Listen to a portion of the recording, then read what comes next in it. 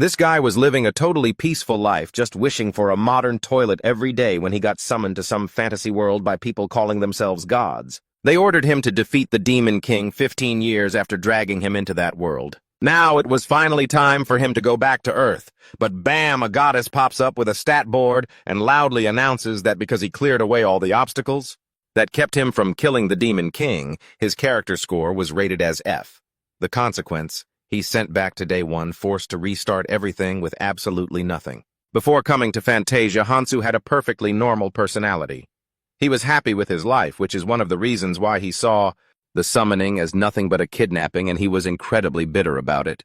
Being sent back to the start with zero equipment, zero connections, the only thing he kept was his memories of those past 15 years. 3,650 days. 87,600 hours. Exactly 15 years. Not a second, more or less. That's long enough for a couple to get married, have kids, and watch them finish elementary school. If he'd been in high school back then, he would have graduated college by now. Meanwhile, he'd had to suffer every single day, desperate to get back to his old world, and on top of that, he was constantly tormented by his shitty teammates. While he was stewing in his anger, a voice spoke up from behind him. "Welcome, Hero Nim! Have you regained your senses yet?" Furious, he shouted at her, "No!" As far as his memory went, this was his first time being brought here, and she was the one who initiated the conversation. Seeing his grumpy attitude, she didn't react, just gently pulled the curtains and continued. "It seems you're still experiencing some side effects after being summoned. I hope you settle in soon. This is Fantasia, a world completely different from the one you were born and raised in." I thought she was going to be the one to explain why he was summoned, but the guy just cut her off and summarized it himself. "All right, let's do this. 1. Demon King Pedonar wakes up. 2. A disaster is threatening humanity. 3. Hero Nim is summoned. And 4. Please save this world. That's about right, isn't it?" She clapped in praise, saying it was a perfect summary. The guy was just like, obviously. After all, he was the one who had experienced it all and made it to the very end. Eventually. Now she officially introduced herself. "I am La Nouveau, a priestess with the power of prophecy, and I am the one who followed the ancient legends. And to summon you here." And La Nouveau also means truth in the ancient language, by the way. Hansu blushed, looking at her. Even after 15 years, she was just as cute as the day he met her. Back when he was a teenager, he had been head over heels for her, but not anymore. "I'm going to teach you some manners," he spat out. He went on a total tirade. "Stop smiling like that. It's pissing me off. And stop trying to act cute. A person living a peaceful life gets kidnapped and forced to do someone else's bidding. Do you think this is a joke? If you're smiling at me to insult me, then you're spitting on the very meaning of your name." After getting chewed out, the girl slumped, bowing her head to apologize, while the guy felt triumphant with his victory. But the fun wasn't over yet. A soldier announced it was time to meet the king, but his arrogant attitude nearly made the guy faint on the spot. He just stood there, cocky as ever, and announced, "How many heroes in this world can defeat the Demon King?" "That's right, only one me. If I weren't here, this world would be doomed.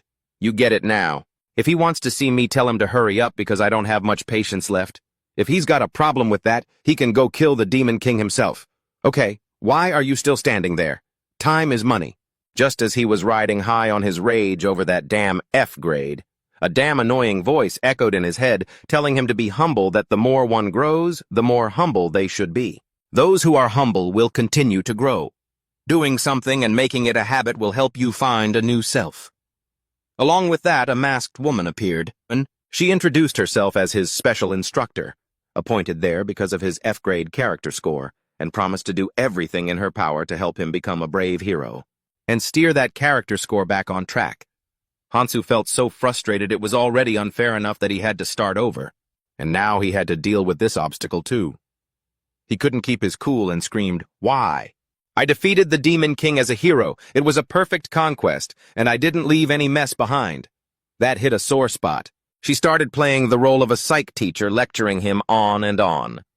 The gist was that someone like Hansu often made mistakes, and really should have failed against the Demon King. But no, you beat him too easily, and that's the problem. These gods believe that failure is the mother of success. You've never failed once, so you have nothing to learn. And a good person should know how to help their teammates, not just slaughter them all like you did. Long story short, she told him to use love to save the kingdom instead of just his fists. Hansu felt his brain twisting, his energy draining. What the hell was this? Snapping the Demon King's neck was easier than dealing with this crap. Had they lost their minds? If failure was bound to happen, he'd just nip it in the bud from the start. This woman is actually still trying to make a comeback after such a failure. That's so surreal. It feels like a student locked up in their house, quarantined and forced to study all day long. Our protagonist realizes that while they don't have ill intentions toward him, anyone capable of easily sending a person who just defeated the Demon King back in time could kill him whenever they want. For now, he has to play along and cooperate until he finds a way to turn the tables on that mindset. Hansu's resentment toward that Lenovo girl also faded away. After all, it was a fated meeting, so he decided to let it slide. Having cleared his head, the young man actively seeks out the king because if this kingdom falls, he won't be able to go home either. So he needs to figure out how to build a connection with the old king and his cronies, something like a boss-employee relationship. But he gets blocked by a tall, dark, and menacing guy before even reaching the door. Then the guy throws some basic attacks at him. Luckily, he's agile enough to dodge them. Digging through his memories, he realizes that guy is Alex, the Royal Knight Captain, and also Hansu's former instructor. He treated the hero like absolute trash, beating him to a pulp on the very first day of training, treating him like a dog and tossing him around like a toy. With 15 years of experience as a hero, but having had all his power stripped away, Hansu is incredibly bitter and determined to leave him a little souvenir. Saying as doing, the young man uses the pen in his hand. He slashes at the guy's gym gear, but it isn't successful. He only manages to rip a piece of his pants. Alex, feeling amused, wants a one-on-one duel. He swears on his honor that if the kid wins, he'll kneel down and apologize properly, but that honor is worth nothing. Even when dying, he wouldn't even say a word, so Hansu holds up 2 fingers and says that if he swears on his own 2 little treasures, he might reconsider, which irritates Alex enough to make him leave immediately. Finally, Hansu makes it inside to have an audience with the king. Seeing the old man in front of him, he just wants to charge up and yell. Why does he always have that smug, idiotic look on his face? He talks about how in his youth he traveled everywhere and was very warlike, but now he just looks like a fool wearing a crown surrounded by all these nobles, all wearing those grumpy, unpleasant faces. He thinks back 15 years ago to their first meeting. Even though he didn't know the proper rituals, he still showed the utmost respect. But now he can't tell if it's because he knows the future or not. He just can't find a reason to bow before this guy, but he bows politely anyway, because the instructor's words are still ringing in his ears. You must be humble. You must become a vast ocean to protect your allies. After the greeting, the king wants to see his status board and asks if being a hero has any special perks. He opens it up with a sigh. When a certain action is repeated many times, it is automatically converted into a skill, and as that action becomes more proficient, the skill level increases. Consequently, its effectiveness and power increase as well. The rank A display is just like last time, nothing different except for tenacity and assassination, which are both rank F. They probably appeared after he attacked that Alex guy just now after all. From levels to skills, everything has been reset, damn it all. Hansu reports that the hero receives a 500% increase in experience points, leaving everyone present shocked, no different than before. But of course, it's surprising. Thanks to the gift of this profession, he can develop 5 times faster than a normal person. The amount of experience he earns in 1 hour would take others 5 continuous hours to catch up to. Then the king looks at him and commands, O chosen hero, our kingdom of Crisis is in danger. The demon king Padona has emerged. Use your power to annihilate him and his minions, and bring peace to us. Our protagonist sighs, thinking to himself, those words again, why me? What do I gain from this? And even without that demon king, this kingdom isn't just suffering from 1 or 2 problems, so stop blaming everything on him and acting all high and mighty. This dim-witted king is about to trigger him, but he has to stay calm. He is the vast ocean. Hansu asks the king what support he will provide so that he can defeat the demon king. The king rolls his eyes and berates him. Why should there be support when he is the one who summoned you to save humanity from this danger? That is the hero's duty. And he has the nerve to open his mouth and make demands. Fed up, his patience breaks. The ocean rises, and he flatly refuses, then rips the king a new one so hard he doesn't even have time to react. He tells the king to find another hero, asks what the kingdom of Crisis has to do with him, and tells him to rethink his attitude toward the hero. He should have been the one kneeling and begging him to save this place. The soldiers see this and immediately point their spears at Hansu's throat, but he's not scared at all. He's actually fired up and threatens them back. The king dies, there's a crown prince. The queen dies, there's a princess. The princess dies, there's the next generation. But if the hero of the prophecy dies, then who will be the one to slit the demon king's throat? The king still doesn't want to lose. He claims he spent a large amount of magic stones and entrusted Lenovo to bring him to this world. So he thinks Hansu must be his property. But the one who holds the upper hand is the winner. Hansu has his own logic. The guy is absolutely fearless, even if his life is at stake. Even if this world collapses, he doesn't care. He boldly declares that he will go to another kingdom that values heroes and treats them properly, and that trying to stop or lock him up is useless, because he won't do anything for this kingdom. And when the truth comes out that they are oppressing and exploiting the hope of humanity, that will be the end of this place. The fools supporting the king won't escape that either. It's way too loud and annoying, and finally the king has to give in and agree to his demands. High-quality food, housing, clothes, equipment, medicine, personal needs, blah blah, and especially money. Money, that is money. What else? Important things must be said 3 times. The instructor, after hearing the story from Hansu, is utterly helpless and continues her lecture to enlighten the young man, telling him that if he is a windmill, he can only carry grain. And you aren't the only hero here, you know. Plenty of people have graduated before returned to Earth safely and are now living perfectly happy lives while helping those around them. So keep your chin up and give it your all. Hansu watched her silhouette fade away, feeling utterly confused, mumbling that it didn't make sense for a grinder like him to be the only hero summoned. Hero training in another world. What the hell is this nonsense? His head felt like it was going to explode. Just as he was deep in thought, Lenovo's assets smacked right into his face, making it impossible for the young man to stay calm. If this were his old self, his little bird might have already popped out to say hello. It would have probably jumped right out by now. But he wasn't in the mood for that kind of stuff anymore. He quietly asked himself if he was really the only hero summoned to this world. When he got a firm answer that he was indeed the only one, his headache only got worse. The teacher had said she was busy with many students and that countless people had been sent to defeat the Demon King, yet he was supposedly the only one summoned to this specific world. Does that mean there are tons of fantasy worlds corresponding to the number of summoned students, just like in one of those offline RPGs? The more he thought, the more his brain turned to mush. He decided to ditch the deep thoughts and asked Lenovo to go shopping at the kingdom's central trade hub to blow off some steam. It was a place where all the best goods flooded in, though the prices were sky-high thanks to heavy taxes. But nothing was more expensive than items labeled with 2 specific words: magic.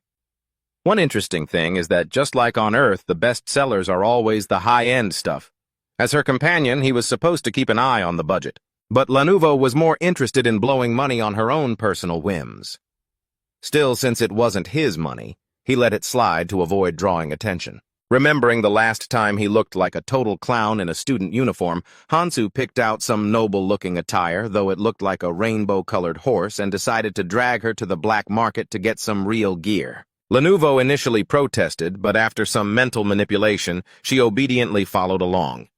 The only problem was he didn't actually know where the black market was, but he knew how to find it. By heading to the tavern he used to frequent, he met Tony, the tavern owner. The guy was a retired assassin who opened the bar, and he had taught Hansu so much back when he was still lost in this world. He was a friend and a mentor, but since Lenovo was with him today, he couldn't get too familiar. The two spoke in code, leaving the girl sitting there completely clueless. Tony started off wiping a glass while asking what he wanted. Got it. Hansu caught on immediately and asked, "Got any good imports coming in today? I'll provide based on the price you pay, and it seems you're in luck. A fresh shipment of 27-year-old Black Dragon Ale just arrived today. If you pair that with some roast lamb, it'll be a real treat." Hansu caught the hidden meaning the next black market bazaar was tonight, and Black Dragon was the venue. He followed up, "How's the quality of the roast lamb today?" "You'll know just by looking at it. Roast lamb, the term for slaves which were banned in the kingdom, but were the main attraction at the black market." With that, he was ready. Hansu dragged Lenovo toward the trading spot. On the way, he revealed that he could see other people's stats. At first she was shocked, but after interacting with the professor, aka Tony, she realized it was just a support ability for rookie heroes who couldn't gauge the power gap. If not for that skill, he would have died like a dog a long time ago, and he was lucky it still worked. She excitedly asked him to check her stats: human level 200 sage class, skilled in dark magic. State excited. Skills, magic, blah blah. Although level 200 wasn't enough to satisfy the lackeys under the Demon King, it was actually rated quite highly. Just her growth potential alone was impressive. Hansu suddenly remembered his last summoning and her future, which gave him the chills, so he kept his mouth shut. Just then a pickpocket brushed by. With the experience passed down from the local street toughs, he easily swiped Lenovo's purse before she could even react. But before he could run more than a few steps, Hansu threw a magic orb at his back, pinning him to the ground. Yet the guy stood up like it was nothing. Ignoring the threats, the guy lunged again. Hansu used his hat to block the guy's vision, twisted his body, and struck a pressure point on the spine, paralyzing his arms and neck instantly. The guy was left crawling on the ground. The guards arrived soon after to handle it. They asked a few quick questions and vanished. Hansu's identity as a hero was kept under wraps, to avoid the hassle. Seeing his nonchalant attitude, Lenovo coldly remarked, "You seem awfully good at killing people, don't you?" "Hit right in the gut," he snapped back. "Don't talk like I'm some serial killer." Though wasn't he? In his previous life he wiped out his own teammates, but to avoid suspicion he tried to explain. He claimed that a normal adult's level is 3 and a farmer with a weapon might be 5, but that bastard back there was a level 8. Checking the skill sheet, he wasn't a hunter or a soldier, but likely a criminal. His mind-blowing explanation made the girl's eyes light up. She couldn't stop praising him, saying he wanted to protect the innocent from such thugs before taking on the Demon King. Such a noble act for a hero who sacrifices himself for the people. Lenovo then told him to check his own stats in this world. Everyone carries their own unique power. Sometimes it grows as they mature, but in other cases they boost their strength by absorbing it from others. Kang's level is now 4 on par with professional athletes on Earth, because that bandit he just took down had decent experience points. The XP he gained wasn't half bad. Trade at the black market usually happens in total secrecy, and the powers backing it aren't exactly easy to mess with. Plus, their security system is incredibly strict. After walking for a long time, the two of them finally reached the trading spot where a big burly guy was waiting to lead them inside. Inside these old underground buildings, there are spatial teleportation circles. Creating them requires extremely expensive materials. Little Lenovo keeps blabbering on, asking questions and talking nonsense, which is starting to get on Kang's nerves. The man then asks them both to wear masks to hide their identities before teleporting them down into the dark underground. Hansu warns the brat not to light anything up if she doesn't want to attract attention. With the experience of being a customer many times before he knows exactly where this place is, somewhere deep beneath a forest near the capital ever since some maniac from a certain cult. They came around here. They summoned a demon, and that's how this place turned into a black market. Before the auction begins, the guide explains the rules to bid. Just tap the little bell, already placed on the table. The transaction happens immediately after the announcement. You can pay with gold or anything else of equivalent value. And lastly, regarding any issues that arise from taking off your mask or intentionally revealing your identity, they won't be held responsible. With 15 years of experience on the battlefield, he knows all about this. If word got out that Lenovo, the famous sage and beauty known all throughout the 6th region of Fantasia, was here, everything would go to hell. So he has to keep the girl's mouth shut before she starts spouting flowery nonsense. The auction officially begins. The first one introduced is a veteran, who survived the demon territory with scars all over his back.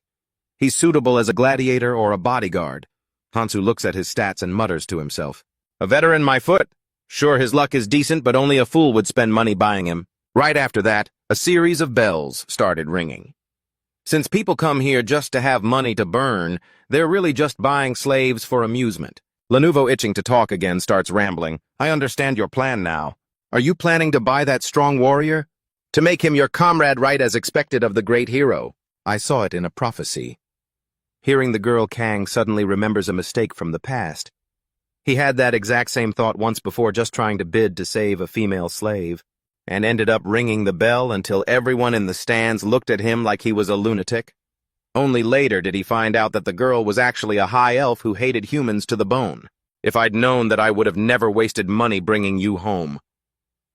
The warrior is bought by someone else. Lenovo sighs in regret, but Hansu calmly says, "What's there to regret? The game has only just begun. If I spend all my money on useless things now, all I'll be able to do later is sit there sucking my thumb while watching everyone else place their bids." Then the next items are brought out one by one. Lenovo doesn't stop yapping like a parrot. Finally, the item Kang has been waiting for is brought up. Hollow eyes, a body thin from malnutrition, but you can't judge a book by its cover. The skill book and status aren't the things to look at. It's his level that's much higher than the rest level 851. Even though the presenter hypes up his background as a renowned mercenary from the Northern Kingdom, it's just that he hasn't eaten in a long time, which is why he looks like that.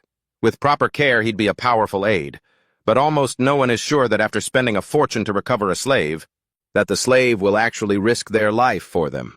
So not a single bell rings, but for him it's different. This is exactly what he needs.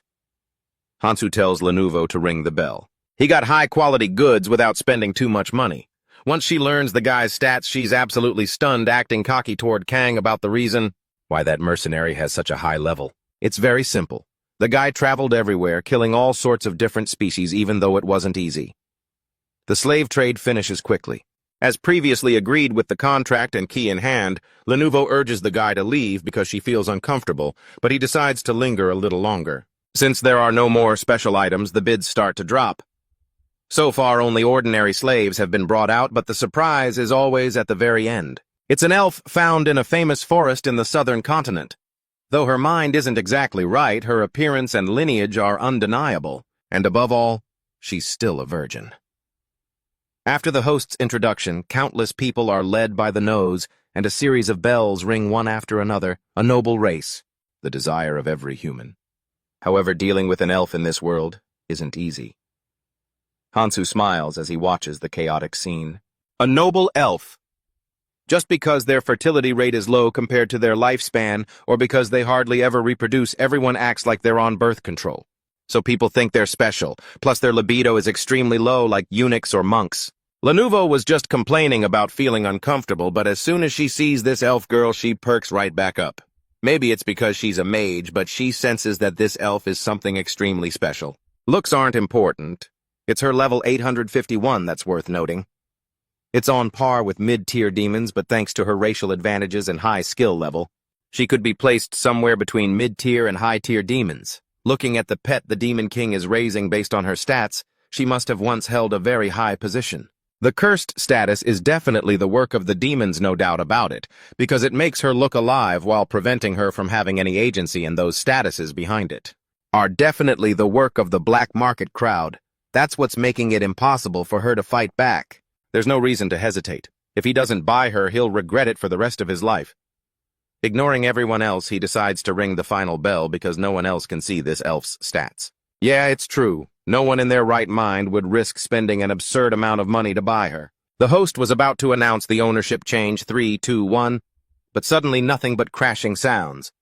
An attack was underway and the tunnel was about to collapse. Minions from the Earth Elementals and the Elf Legion appeared from behind, and both sides dove into combat.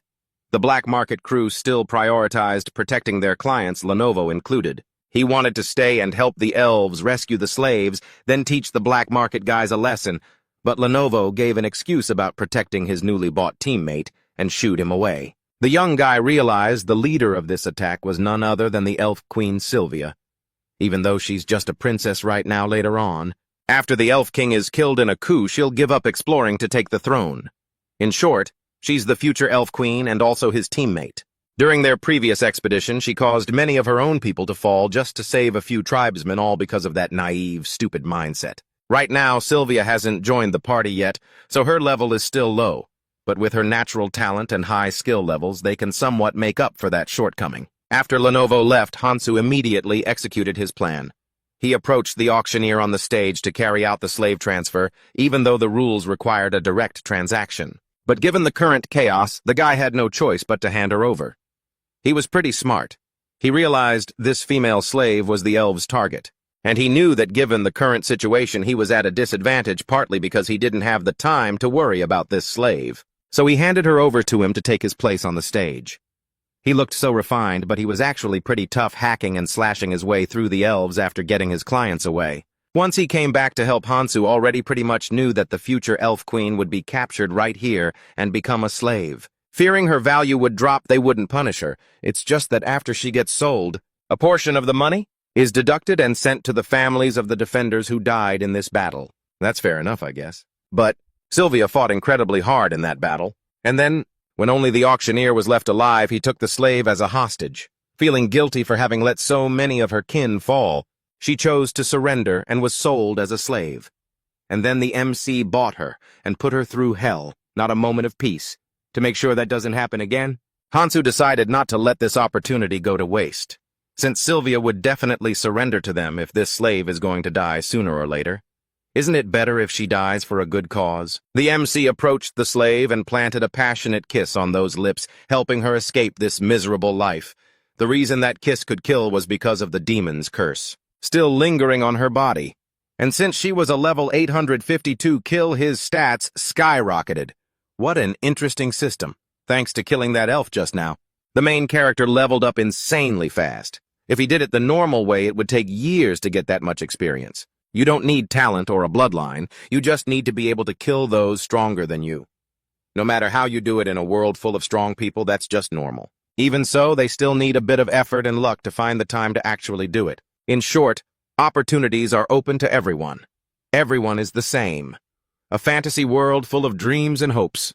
Of course, that's only true if you're the winner. Hansu killing the elf surprised the auctioneer because most people think it's a waste, as it's more convenient to use slaves as minions, to do whatever they want. But no, this guy is a hero. He gets 5 times the experience points like just now. That's equivalent to killing 5 level 851 elves. Plus, there's plenty more experience points waiting around here for him to collect. Cynthia saw her master lying gasping on the ground and was furious. Enraged, she and her teammates charged at the MC. However, the guy is level 165 now, not too far off from her level 189, even if his body hasn't quite caught up to his instincts. But he's got confidence to spare, and her skills don't coordinate well with her teammates, plus her reaction time is slow. Above all, her fighting style gave everything away. Maybe because she doesn't have much experience fighting humans and mostly just shoots arrows from afar, so you can't really blame her. Now in Hansu's eyes, she's just a bunch of experience points. He gave her a knockout blow as if settling the score for being tormented before. He was about to land a few more hits, but the others attacked, so he had to use Cinder as a human shield before sending them all to the afterlife. The elves were then ordered by her to attack. They are creatures easily swayed by emotion because they have such long lives. Their bonds are extremely tight. You could say they see each other like a big family. That is both their strength and their weakness. The sacrifice of their comrades makes them lose their minds, creating openings for the enemy to exploit. Finally, after a long, drawn-out battle, only the MC and Sylvia were left. But now no luck came to her like last time.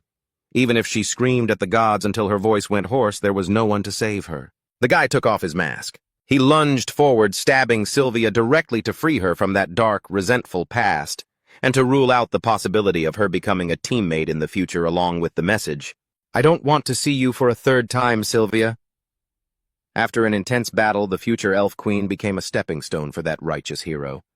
It was the fitting end she deserved, a perfect ending that couldn't be better in the MC's mind.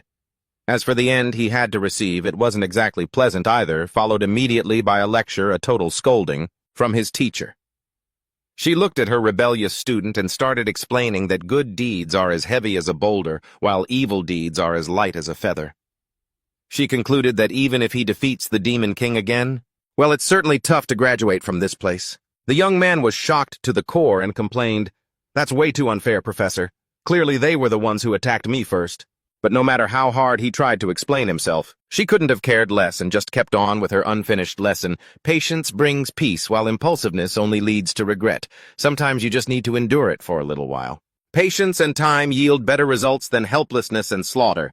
Student Kang Hansu, don't be hasty. Calm your mind and look around you. Tell me, what do you see? The man pretended to think for a moment before blurting out, "Experience points."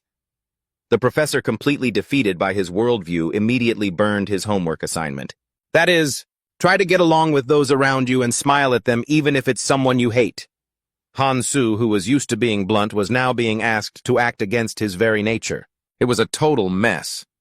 Just as the guy was feeling sorry for his situation, Lenovo entered and announced that she had completed the task he entrusted her with, as the elven corpses could be used for magical ingredients. He didn't want to leave that profit for the black market crowd, so he had her haul them all back here. He planned to run a funeral service and trade with the Elf King to make some dirty money. But unexpectedly, the girl thought he was being kind and showing respect to the deceased. She was so impressed by him. With his foolproof plan, Hansu confidently strutted down the street thinking to himself, "How am I so smart?" The people in this world still think he's stuck at level 4, so the Elf King would never suspect that his daughter died at the hands of a hero who could barely even hold a sword yet. Plus all the black market people at the auction had died, so there were no witnesses left. Hansu had already told Lenovo that the black marketeers and the elven tribe had wiped each other out until no one was left, so of course no one suspected him at all. Just as he was feeling pleased, he ran into old man Alex. He called him back and snidely asked if he had switched careers to the funeral business. But the guy had his ignore mode fully activated, so he treated it like wind blowing past his ears. Seeing this, Alex deliberately added, "It seems there are only 2 more days until the hero's graduation ceremony, right? I'm really looking forward to that day." At that moment, the young man's eyes were blazing with rage, but remembering the professor's words to smile at everyone regardless of the situation, he flipped his personality faster than a pancake. Instantly, a radiant smile appeared, accompanied by the Miss Congeniality, award-winning words of Hansu filled with love. "That's right. I really did switch to the funeral business just so I could build a beautiful grave for you, Lord Alex." To put it briefly, from birth, he had a natural talent for being a tanker, contrary to the popular belief that if you don't have great sword skills, you can't become a master swordsman. That's not entirely true. A great swordsman must be someone who can protect their allies while simultaneously wiping out the enemy for a long time, someone who doesn't need special protection, or someone who can't be left behind by others, and someone who can survive every battle and become stronger in both swordplay and endurance. The reason Alex would be hailed as the future Sword King is because he can not only protect his allies in battle, but also complete difficult missions all by himself. Alex, provoked and unable to do anything, had to suppress his temper and suggest to Jimin that they start training today instead of waiting 2 days. And if he wanted an apology, he should walk around the market with him. But the guy wasn't stupid, so of course he flat out refused and walked away. If he started training early, his level would definitely be exposed, and right now he was still trying to avoid the Elf King's attention, so he needed to act like a level 4 idiot. The guy was still trying to create an alibi for his current level to avoid suspicion. He planned to hide his level, go on an expedition to some ruin deep in the forest, and then return saying he had leveled up there, and it wasn't just his level. He had developed in other ways impressively. Applying the professor's theory was so perfect that he reached a state where the provocations from Alex were just like wind in the trees. Lenovo then asked him what he needed to do next. Hansu immediately thought of the slave he had just bought. Initially, his goal was to turn him into experience points, but because that respectable professor had enlightened him, he decided to use him as a baggage carrier. And to make the upcoming expedition easier, he drew a map and marked the places he needed to go. Naturally, he wouldn't be traveling on foot like last time. Instead, he would apply the fast, comfortable, and plenty of money criteria. What's money for if not for this? And it seemed the baggage carrier had regained his strength quite quickly. The higher the level, the higher the survival rate in this world. The only thing was that being sent to the past also helped him realize that the professors and the masterminds behind this could reset all his stats whenever they wanted. Even if you were a hero with 5 times the experience, all it took was a little bit of effort. They can reset all of your stats whenever they want. Even if you're a hero with a talent for gaining 5 times the experience, all it takes is a little bit of effort from them. Sure, I'd get tons of powerful skills, but those are just fantasies that could vanish at any moment. Magic, sorcery, swordplay, all of that isn't really mine. Only science is the true power to prepare for the journey ahead. Hansu listed out a bunch of essential supplies for Lenovo to stock up on. Just then, a messenger came running to report that the elven delegation from Elfheim had arrived in the kingdom, and the king wants him in the palace for a meeting.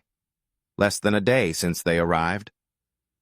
Well, that's normal, considering they lost their precious princess. Hansu heard the news and immediately refused to meet, saying the king could handle it however he wanted as long as he got his cut. But things didn't go as he planned, because the leader of the delegation was the great prince of Elfheim, a terrifying boss-level character, so he definitely had to show up. Per orders that evening, Hansu reluctantly met with the king. Looking at the prince, his heart felt unsettled. High-ranking royal elves, according to legends, they are one of the races with the most power and the longest lifespan in this world. Longevity is the most accurate word to describe them. Plus, their disease resistance increases every time they level up. They don't die unless they're killed, and once a level is gained, it can never go down. As long as the elves don't die, they'll just keep getting stronger. Of course, skills can disappear or downgrade over time, but if used constantly, their grade will keep increasing just like their level. And the living proof is this monster of a prince. The level stat on the board only shows up to 999. If the level is higher, a plus sign is added, so level 1000 becomes 999 plus, and 5000 is the same. At that point, when facing an opponent, you have to rely on luck and intuition to judge their true strength. And based on his 15 years of experience, he was sure this pretty boy elf was extremely dangerous. And it looked like Did he notice someone talking about him? Right after that, he walked straight up to Hansu, flashing a friendly smile, introduced himself as Nasus, and expressed his gratitude for trying to protect his dear little sister and his people. He expected him to be as grumpy and rude as usual. But instead, the guy put on a Miss Peace face, shook hands, and raised a glass to the friendship between humans and elves, to the utter shock of Lenovo and the local nobles. As they say, loose lips sink ships. After 10 drinks, Nasus started spilling the beans about the motherland Elfheim to Hansu, a place currently on the verge of collapse. The current Elf King is just turning a blind eye to everything, and still despises humans. He sighed and confessed that even though he told Sylvia many times never to look down on humans, the brat wouldn't listen. Even though he knew this day would come, seeing it in person still made him miserable. Hansu listened intently, but in reality he understood better than anyone. The satisfaction state Nasus was showing was plain as day. His sister's death actually made him happy, because to the current Elf King, Sylvia was the real treasure. Their personalities and everything else were just like his blindly hating humans. That's why this brilliant eldest son was cast out of the line of succession without a second thought. Nasus, however, then grabbed Hansu's hand, begging for his help and promising to fully support him in defeating the Demon King. He even had his men bring out the sword Endymion, one of the kingdom's 3 treasures, as a starter gift for him to use until he found a holy sword. But a greedy guy like him, there's no concept of returning anything once he's got his hands on it, especially not something he's been craving. Hansu was thrilled, picking up the sword and swinging it around a bit. But that very act made him suspicious regarding his level, because only someone with immense strength could lift it. Yet even though he was only level 4, he handled it with ease. After the elves arrived, Hansu's pockets filled up quickly. He didn't hesitate to ask the king to let him go out on an expedition. Alex tried to yell in protest, but after the king allowed it and postponed the hero's debut by 10 days, he had to shut his mouth in frustration. Per their plan, Hansu Lanuvo and the slave boy moved out to the Magus Tower. It's like the airport of this world, the tower for the mages. Instead of airplanes, they use magic circles to transport people from one place to another. Holding the order from the king, the one with the most power in the land. The trio didn't need to stand in line. With VIP treatment, they were welcomed warmly, and not even a second later arrived at the other side, without running into any trouble like the last expedition, which ended in regret. Last time, Lanuvo unfortunately sacrificed himself to save Hansu from being buried under rocks. But he didn't feel an ounce of pity, just pure joy, because the brat was always causing trouble. But then, the rest of the team dumped all her work onto Hansu, so he quickly realized Lanuvo's value. Back then, Hansu secretly wished that if he could go back, he would save her at any cost. That's why even if she grumbles or complains now, Hansu just pretends to let it slide. She sighed again, saying this adventure didn't feel like an adventure. It felt more like a business trip. Lanuvo nagged Hansu to go to the guild, so that if some merchant happened to be heading where he was, they could travel together in a carriage, protect that weak merchant. Fight off bandits and monsters, build a reputation, level up together. Chat at night, take turns on night watch, blah, blah, blah. Just thinking about it is already exciting. If this were 15 years ago, I'd say yes in a heartbeat. But since it's 15 years later, it's a big no way. Not even if someone were dying and screaming for help right in front of me. Their desperate pleas would just be like wind whistling past my ears. Even so, it wasn't just Lanudo whining. That respectable professor was also there, spouting her usual lecture, as if she were some big shot, acting like I was already on some grand adventure. So why don't you go earn yourself an achievement or something? Everyone starts from 0 anyway. Want an achievement. After 2 days of dragging my feet, I finally reached the village I was looking for, ignored the nagging from the girl with me, and knocked on a house door with the utmost respect. Master Molang, are you in there? I am a man unworthy of being a hero, and I humbly seek your guidance. But to my surprise, the village chief's daughter opened the door, and in her hands was something soft and jiggly that the main character absolutely worshipped, nothing else but a slime. Lanudo and the slave guy were shocked out of their minds. We've dug dozens of these things out of the royal sewers, yet we had to go through all this trouble to travel to this godforsaken place. It's absurd. Malazada was truly furious that the master was being looked down upon. So Hansu decided to prove his point with action in his mind. Slimes were the most perfect creatures he had ever known. The human body is inherently imperfect. It's a prison made of bones, joints, and other parts all bound together by the process of aging. It cannot regenerate on its own once a part of the body is lost. But for a slime, it's different. Their physical form means nothing to them. Even without a brain, their emotions and intelligence are not to be underestimated. Most importantly, they can control their gooey bodies freely. When the main character looks at it, he gains a deeper insight into science, the kind of power that's at the root of the flush toilet, the kind that helps humans set foot on distant stars. Yes, that toilet. You guys are true fans, clearly just salty that you can't be this cool. Back to the toilet on Earth, he was frustrated with the whole fantasy world. Somehow, when he hugged that slime, his muscles suddenly became rock solid. As the young man explained, the human body usually relies on an automated system called the autonomic nervous system, heartbeats, stomach contractions, and so on. Hormone secretion and activities related to muscle building usually happen naturally. The fact that slimes can freely control their bodies is innate, and you can't just teach that to others. However, only Master Moleng could carry that softness around all day, and that knowledge can be passed on to humans. After feeling the flow from the slime, he gained the terrifying power of the world's science. His civilization level and skills skyrocketed. This weird achievement made even the professor shut up, apologize, and disappear. Hansu didn't care, and continued to build his alibi to explain his level 204. There are 4 criteria to evaluate a hero strategy: achievements, reputation, and character. And this second time around, I'm aiming for the shortest path to graduate quickly, so I need to max out my points to have any chance of returning to the world of flush toilets. So instead of just being satisfied with meeting the master and leaving, I did a total 180 and started helping nearby villages with dangerous threats marching forward in the name of justice. Lanudo and the slave's eyes lit up. What an honor it was to fight alongside a righteous hero. But honestly, who has the time to clean up these petty chores? My main goal is a dragon near the Honorable Master's village. During the last expedition, we discovered it, and I wanted to send it off to the afterlife to get a massive amount of experience points to help with leveling up and the conquest. The crystal from its heart could also be used to counter the Demon King. But my useless teammates always wanted to use their words to defeat the Demon King instead, and tried to stop me. But this time is different. I won't let this prize slip through my fingers.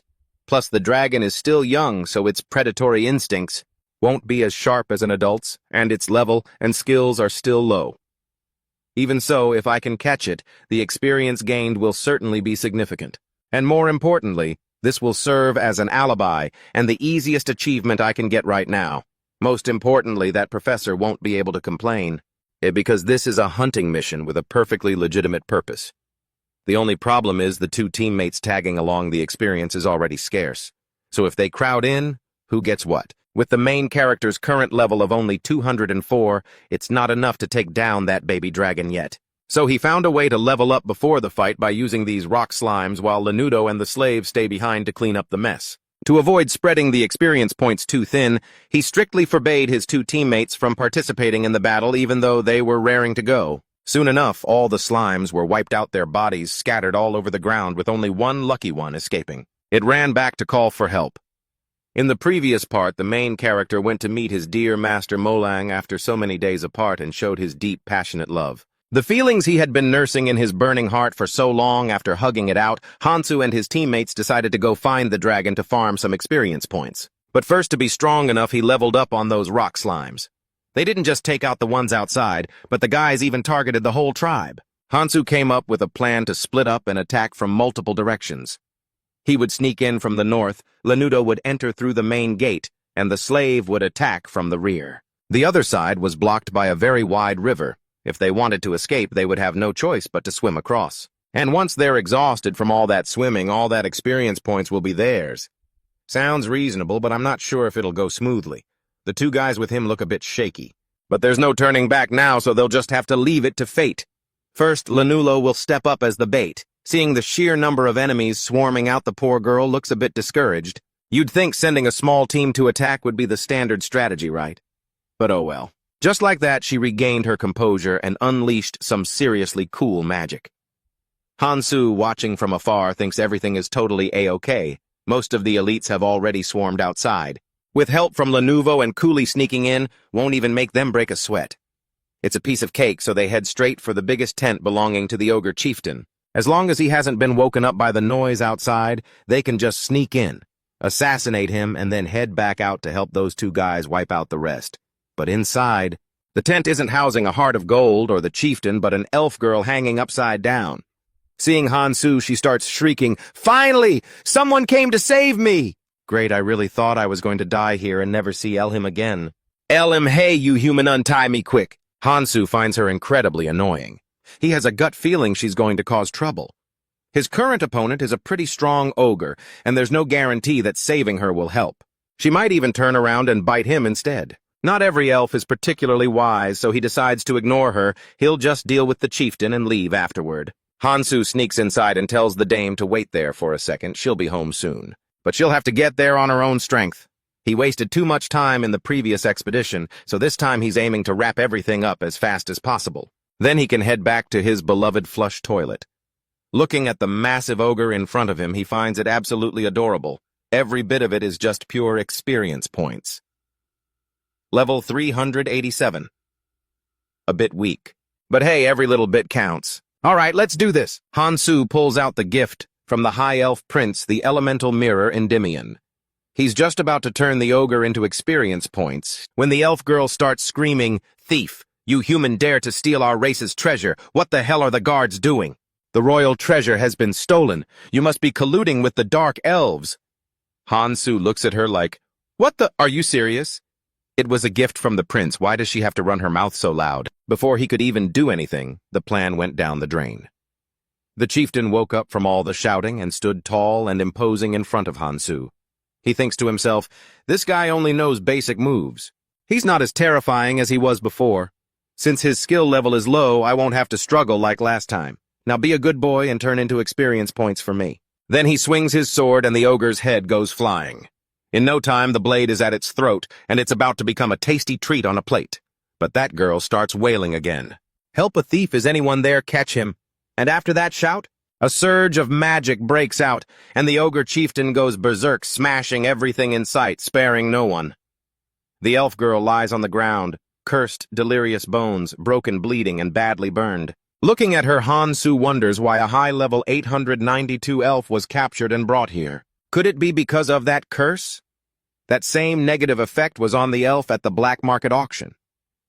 Is there something deeper going on here that he doesn't know about? Even though the truth is unclear, he knows for sure they'll all have the same ending, becoming experience points for him. That effect is impossible to dispel. Leaving it like that would be being tortured to the point where death is better than living. Putting them out of their misery is the best solution. He smiles darkly. Thanks to them, the day he leaves this rotten world is getting closer and closer. Hansu then lunges behind the ogre chieftain and declares, "Peekaboo time to become experience points for me." Level 892. Elf level 387. Ogre chieftain, combined with his passive skill plus 500% experience point gain. His main level shoots up like a rocket. Even though the hit-and-run plan was ruined, it's already in the past. He still managed to rack up a ton of points. Now time to fight all the minions. Hansu continuously charges in, slashing wildly like he's playing Fruit Ninja. The ogres' heads are flying off like balloons everywhere. Compared to their previous encounter, their levels are only 1/10 of what they were. Slashing, stabbing, smashing, burning, nothing even leaves a scratch on him. Part of that is thanks to the overpowered skill he got from his master Molang, which boosted his recovery abilities significantly. The longer he can stay alive, the easier it is to level up his skills. If he dies, nothing else matters. Hansu is fighting so hard he completely forgets about his two teammates. When they finally run out of steam and cry for help, he suddenly remembers. He had told Kuli to attack from behind. There were thousands of enemies, so he told them to just run if they couldn't handle it. There was no need to wait for him, but Kuli insisted on staying. Kuli bows his head and says, "Even though I knew I could be in danger when I thought about you still being surrounded by them, I just couldn't bring myself to run away. Ever since you saved me from that black market, I swore to myself that I would dedicate my entire life to you, Hansu. I never thought I'd actually hear words like that after all this time." It's been a while since I've heard someone say something like that. I don't know what was going through my head back then saving that damn elf. My teammates were exhausted, so I sent them back to Master Morning's village. I told them to rest and recover, and they took that elf's body with them to hand over to Prince Nasus later, while I stayed behind to grind for more loot. Then the professor showed up. She was clearly shocked by that elf's sudden death, and started preaching to me, asking if I realized that as long as you're alive, there's still hope. She said if I'd saved her and traveled to other continents to find a way to break her curse, I would have learned a lesson about perseverance and never giving up. Instead of killing her, you know. After listening to her lecture, I immediately shot back, "You've got it all wrong, Professor." The ones who pushed her to that point were those brainless idiots, and I couldn't have saved her back then anyway. I didn't have the heart to finish her off, but it's not like I just gave up on her either. You think I'd do something like that? That elf was level 892, there's no way I was going to pass up that much experience. The professor was completely frustrated with this student of hers. She's been trying to get through to him, but his brain just doesn't seem to get it. Not even a little bit. She gave him a new quest to try to find a real human connection, and joy will eventually follow. Then she vanished as usual. Finding a new relationship, that sounds like a hassle, so naturally I don't give a damn. Right now, all I need is to skewer a dragon and eat its heart. That's where the real joy is. Who needs relationships? Hansu hopped along, skipping with excitement. "Hey, little dragon, I'm here for you. When I came here last time, it was just a little dragon pup. How the hell did it turn into a legendary massive ancient dragon? It's a giant ancient dragon with 3 pairs of wings, the Dragon Emperor Nubius. If you rank him on the same level as the Demon King Padona, that would make sense. Not long after I was summoned last time, Fantasia suffered one of the 5 great disasters caused by the poison dragon. But while the whole kingdom was drowning in a sea of poison, I was training in a forest far away from there, so I avoided getting killed. Now the plan has changed. There's no time to overthink things like taking a nap and coming back later. There's no heart, no experience points. I just have to run for my life. Seeing that twilight state, I knew it was nearing the end. The dragon from last time must have been the hatchling it left behind after it died. However, before it dies, it enters a state of chaos, and as for what happens after that, well, you all know how it goes. The dragon went berserk and chased Hansu relentlessly. With the hard-learned lessons of the past, he flew away without even daring to look back. But after going a certain distance, he couldn't see it anymore. Just when he thought he'd escaped, it attacked from the air. The sheer power shook the earth. From far away, Master Morning's village could see the rain of fire and bombs. Hansu took a direct hit of poison. He almost met his ancestors right then and there. It was only thanks to the body regeneration skill that the slime guy gave him that he managed to survive. Any other low-level monster would have been dead before they could even gasp. If this keeps up, it's going to wipe out Master Morning's village. Of course, he couldn't let anyone lay a finger on a single hair of hers, so he thought of a way to lure the ancient dragon elsewhere to keep fighting. Just use the provocation skill while making sure it sees that the target isn't dead yet. That's enough to hold its attention. Besides, its poison can't be infinite. If it wants to spit, let it spit to its heart's content. And in that moment, he came up with a brilliant idea: lure the dragon to where those brainless idiots are. It's an experience buffet prepared fully by the Dragon Emperor himself. It doesn't matter how the fight goes. Whoever kills it gets all the loot. The poison is strong, but it's not without its weaknesses. The higher the monster's level, the higher its resistance. So if they get poisoned, they might not die, but they'll definitely be at death's door. That works even better. Might as well use the dragon to farm for levels. And just like that, they went from enemies to teammates without even realizing it. Together, they sped through every path, destroying every village in their wake to keep up the pace. To run for a long time without getting exhausted, Hansu had shut down almost all his other senses to focus entirely on his legs. So his current field of vision was incredibly narrow. Aside from big things, he could barely see anything. The villagers screaming in agony and begging for help everywhere were basically invisible to him. And for someone like him, that didn't matter at all. Eyes on the prize, just keep farming, then I'll figure the rest out. Wherever the Dragon Emperor went, the experience points followed. All these regional bosses were now curled up like mere fodder. I feel so happy. Is this the joy everyone always talks about? Racing along a long journey with a teammate, overcoming every hardship and struggle, defeating every ferocious monster, those tough-as-nails tree demons, mercenaries, wicked knights, and so on and so forth. He blew them all away like mere specks of dust. After only a few days, Hansu's level was already nearly hitting the display cap. If he'd tried to grind for levels the normal way, he would have rotted away long before even laying a finger on the Demon King. In the end, the lad's thrilling adventure had a truly satisfying conclusion. The Chaos Dragon Emperor Nubius had also quickly weakened due to old age after he'd spent so much time chasing him over such a long distance, bowing his head in reverence to offer thanks and a few final words of farewell. Even though it wasn't for long, I was really happy with everything we went through, and I leveled up quite a bit too. I also managed to fulfill what the professor asked, to find a new relationship. Though this relationship is honestly pretty surreal and mind-boggling, which has the teacher quite troubled since many towns were destroyed because of the Dragon Emperor, and nearly half of the central continent was left uninhabitable. Facing her accusations, Hansu feigned ignorance and argued back even though nearly half of the central continent had been destroyed by Nubius's rage, but the other parts of the continent are still fine, so you could say 90% of the population of Fantasia is still safe. You told me not to give up, right? Just look at this map. There's still plenty of hope here. But there was still one thing the lad needed to do. He looked at the dragon lying there, gasping for air with a tender expression. Even if it went back to its nest to rest, now it wouldn't be able to survive until the end of next year. So now just let nature take its course. The winner takes all. Men raised his sword and plunged it straight into its throat, and just seconds later the massive amount of experience points and power from the dragon, Emperor Nubius, all belonged to him, not a single point missing, as the system now displayed level 99 plus skills, Dragon's Mercy 55, Chaos Frenzy, and 3 mysterious square icons. Look at these numbers. Hansu grinned like he'd hit the jackpot. What the hell was Mercy? He asked the professor about those 3 square icons, but it seemed she didn't know what they were either. So driven by curiosity, he decided to take matters into his own hands and search inside the dragon heart he'd just dug out. But the teacher desperately tried to stop him. Then she hurried off to find help, telling him to just stay put. Wait until those with higher authority could investigate it thoroughly, but there was no way he was going to just sit around and wait. Instead, he'd rather satisfy his own curiosity.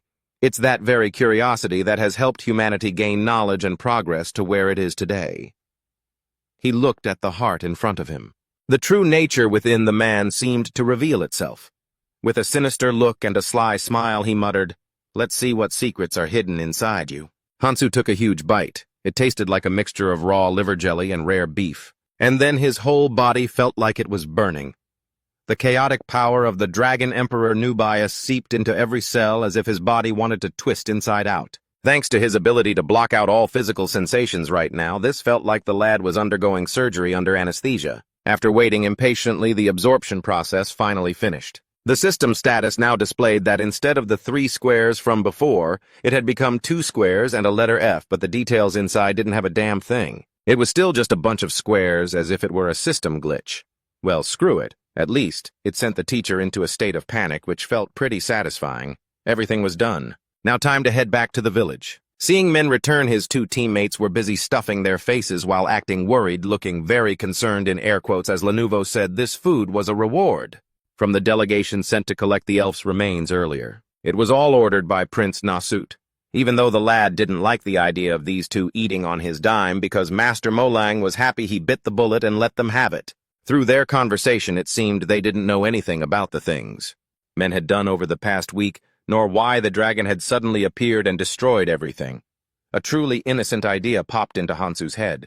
The grinding journey of the hero and the ancient dragon had rolled through half of the central continent, and those places they passed through had no one left alive. Even if there had been witnesses, at most they would have only seen a giant dragon and a tiny black dot, and even if they had seen it, no one would know what the face of the newly summoned hero looked like.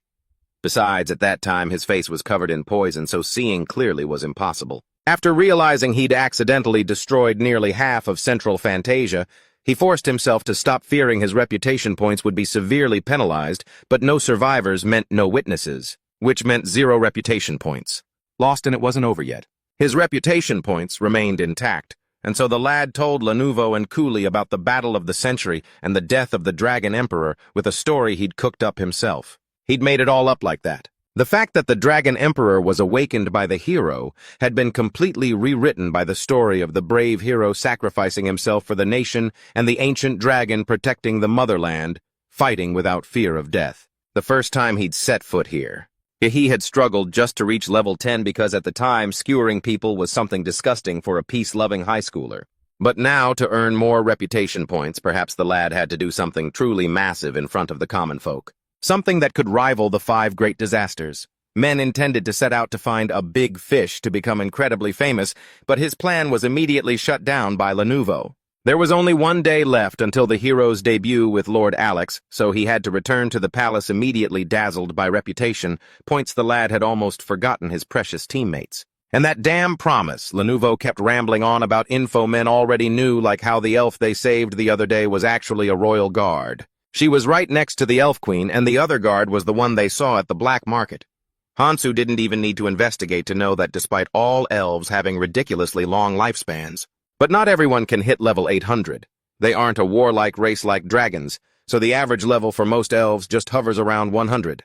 And any elf warrior over level 800 gets drafted into the Royal Guard.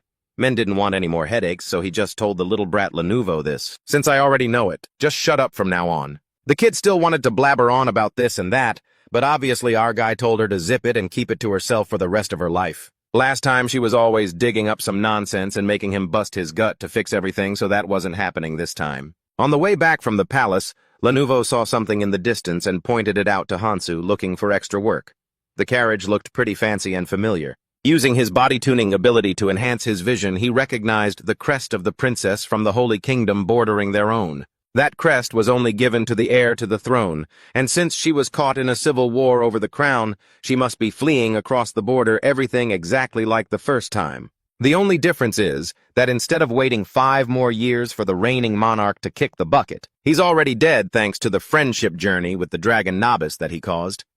His 2 teammates looked at men with puppy dog eyes wanting him to play the hero and save the princess. But our guy quick-wittedly pointed to the sky and screamed, "Look!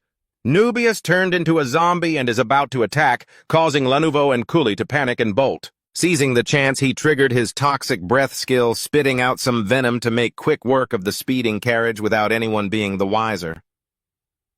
Back in the previous timeline, the Emperor had been wary of his brother, so he made him a lord and pushed him far away from the capital, not realizing his brother had been secretly building his own force, and once the Emperor passed away, he rose up to overthrow his niece and take the throne. After being rescued by the hero party and escaping the manhunt, the princess had the hero's support. Together with her reliable teammates, they used force to take back the throne. One of the party members once said that with her intelligence and integrity, she would lead the Holy Kingdom to a bright future. Man, he should have realized it sooner, right from the moment she ordered the execution of all the coup soldiers without a shred of mercy. The truth is, after reclaiming the throne, she brought in some bloody policies and used that sharp brain of hers to wipe out all the opposition. However, she was so brutal that people called her the Bloody Queen, and eventually she had to live in constant fear until she was hunted down and assassinated shortly after. But with today's turn of events, our guy won't need to do any of that pointless work for her anymore. Consider it a favor to the people of the Holy Kingdom so they don't have to suffer through the same misery as before. So the coup forces took power and everything returned to peace. Talk about having some extraordinary tolerance. Finally, after 2 days of travel, the group returned to the palace, a day late, sure. But after getting chewed out by the Emperor for a bit, it was over. The hero's debut match had arrived. Even though it was late, the crowd was just as packed. There were even healers there for the guys, Alex's violent spectacle. Those healers had one job, keep healing the victims, so Alex could keep torturing them to his heart's content. After some trash talk, the 2 of them dove into the fight. Mostly it was the other guy attacking, just like last time. Alex really wanted to kick men's ass. His moves were a bit different than before, focusing on the surrounding area to keep him from escaping. He thought he was the one winning, but nope. Men is different now because he dared to touch the little quail. Men showed him a lesson, hitting back every single time before sending the Sword King to his final resting place. Men even offered some heartfelt advice to Alex. The most important thing in a fight is eliminating every potential threat for the future. As soon as the Sword King croaked, the teacher showed up to lecture him about how tolerance is a virtue a hero must have and blah blah. But obviously none of that was getting through to our guy. The captain of the Royal Knights was dead, and the soldiers were panicking. So he flashed the radiant smile he'd spent 15 years practicing, waiting for the day he'd be a hero, but it didn't seem to work as well as he thought. Guess he had to try something else. That bastard Alex was the head of the Royal Knights, the guy in charge of the military. So with him dead, it left a huge vacuum in the kingdom, and since Men was the one who skewered him, he had to take over everything the guy left behind. If you can't do it nicely, use force. Our guy raised his hand with a world-weary attitude and ordered the Royal Knights to assemble. If they wanted to die, they didn't have to show up, but the knights were scared senseless. June stepped in to whip them into shape. Looks like after a few threats from the hero, they were behaving a lot better. Men split them into two groups, one for La Nouveau to lead and the other to follow him. The first group's destination was the Queen's residence. Open the purple cabinet in the third room and there's a secret passage inside. Keep following the path, lead them in, and wipe out the cultists and gather all the evidence there. The rest followed him into the castle to clear it out and make sure the corrupt ministers couldn't harm the kingdom anymore. The teacher was shocked to see Hansu do a complete 180. It's just that he felt bad for skewering Alex, so he did it. He's never done anything for free before. Then 5 days later, Men launched a massive search and sweep for anyone involved to fix all the problems in the kingdom that he'd struggled so hard to resolve last time. He realized one thing: the system in this world isn't perfect. It's a literal leveling system. Increasing your level slows down aging and boosts the body's endurance, and the benefits it brings only really show once you hit level 5. The problem here is that there are very few ways to level up, and the easiest way for humans is just killing each other. Everyone wants to live a long life and have a healthy body free of sickness, so it's easy to see why knights and warriors are so desperate to level up. They just need to do their jobs well, that's all. Thanks to the endless conflict between humans and demons, wars are constant, providing them with opportunities to gain experience. But for those who lack the ability or simply don't want to join the bloody battles, the alternative is kidnapping and murdering innocent civilians, sacrificing others to get ahead. Initially, the protagonist planned to tie them to rocks and throw them into the sea, but that would be bad for the environment. So he came up with a way to both protect the environment and build influence among the people, creating a substitute for Alex to maintain peace for the kingdom. A substitute who would eventually surpass that guy. The person Hansu decided to leave all that experience to was Cooley.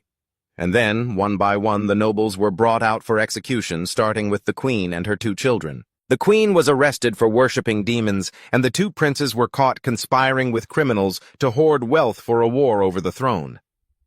At first, Cooley seemed weak and pleaded for their lives, but after the guy gave him a lecture on the atrocities they had committed, he stopped whining. Once they were convicted of selling their souls to the demons, no one dared to complain or question the executions anymore. If even the royals were being dragged out for judgment, what noble would dare to stand up and argue? The people were all waiting for Cooley the executioner to do his job. The more evil deeds someone had done, the more experience points they yielded. The result: a man at level 286. From a slave just 15 days ago, he had become the kingdom's champion of justice, led by the great hero himself, who already had 15 years of experience. And he didn't stop there. He was even more ambitious than that. His goal was to put Cooley on the throne instead of letting that fool take power with the remaining princess as his queen. The emperor had become useless because Hansu had decided to execute the queen and her son instead of locking them away. It seemed he intended to cover everything up by spinning a story that demons had infiltrated the palace and dealt with them. He planned to hide her in the secret tunnels, and he intended to use the same method to save the princes, but in reality, during the first loop, those 2 princes had caused the protagonist the most trouble. So for the sake of cleansing the kingdom, there was no reason for him to keep that trash around. Now it was the final step in the plan to put the man who upheld justice, the one who cleansed the kingdom, in power. And then a grand wedding took place, even though the princess might still face whispers and suspicions about being a demon worshipper. Even though she hadn't done anything wrong other than wearing underwear with a bear print, which they tried to blame her for, everything would be fine. After the hero's purge spread across Fantasia, the wedding between Cooley and the princess was held in a joyous atmosphere at the palace. An elderly man with snowy white hair stood solemnly, hands clasped, blessing the newlyweds and whispering prayers for their happiness and success. In their lives, he pointed toward a sparkling chest of gold on the side and said, "This is a humble gift from the Empire. I hope it proves useful on your path to conquer the Demon King. Please accept this token of our sincerity." Kang Hansu sat to one side, chin in hand, flashing a slightly embarrassed smile as he said, "You really didn't need to go through all the trouble of bringing gifts. Today is all about Cooley and the princess." But looking around at the mountain of gifts piled up by the gods, he shook his head. "Well, fine. Maybe I'll stop by your empire sometime to return the favor properly." Hearing this, the white-haired old man broke into a cold sweat and hurriedly knelt on the ground. "No, please don't trouble yourself. Our country has no difficulties whatsoever. There is no need for the hero to intervene. Our people are living in peace and happiness. This is an enchanted armor forged by our most talented hands and souls. Please accept it, and may it be a sturdy shield to help you defeat the Demon King." Upon hearing that Kang Hansu was still single, the princess of our holy nation expressed interest. "However, please do not misunderstand. We have absolutely no intention of binding you with marriage. With the emperor having just passed away, our holy nation wouldn't dare disturb you. And to be honest, our land is still very safe. Our nobles frequently deal with pirates, so we don't need your assistance. Please don't bother visiting our small, shabby country." Kang Hansu lay back comfortably on the pile of gold, laughing heartily. "Although this wasn't my original goal, who would ever say no to more money?" Lenovo watched him, seeing that her hero seemed to be thoroughly enjoying the situation. She sighed, but smiled, seeing him happier. She whispered, "Well, it's better than seeing you depressed." Hansu replied lazily, "Are you sad about something?" Lenovo shook her head. "It's just, you're a legendary hero. How can they just keep bribing you with wealth so shamelessly?" Hansu laughed and waved it off. "Just leave them be. Consider it their way of showing respect through material things." Lenovo shrugged helplessly. Hansu continued, "Actually, among all these gifts, none of them are truly useful to me. The enchanted armor, the enchanted sword, the X-rank stamina, they're all just for show. The Endymion sword is powerful, but it's just going to gather dust. And these experience-boosting potions, they're satisfying, but unfortunately they only work for levels below 300. He opened a chest and sighed. "Now how am I supposed to deal with all this stuff?" Kuli stood to the side, his face pale, hands trembling. As a level 325 human with the judge profession, his stats were Judgment A, Integrity B, Survival C, Swordsmanship C, and Courage D. In a state of extreme anxiety, he stammered, "Kang Hansu, is it really okay for me to keep these items?" Hansu leaned back on the pile of gold, smiling, "Of course." Hansu continued waving his hand, "All this equipment and wealth. You can use them or sell them, it's up to you." The servant bows repeatedly, thanking Lord Kang Hansu. Hansu raises one finger to the sky, his voice stern, "But remember this, well, I'll only say it once. Everything else can be used or sold, except for these 2 blue vials. Do not under any circumstances sell them. Drink them instead.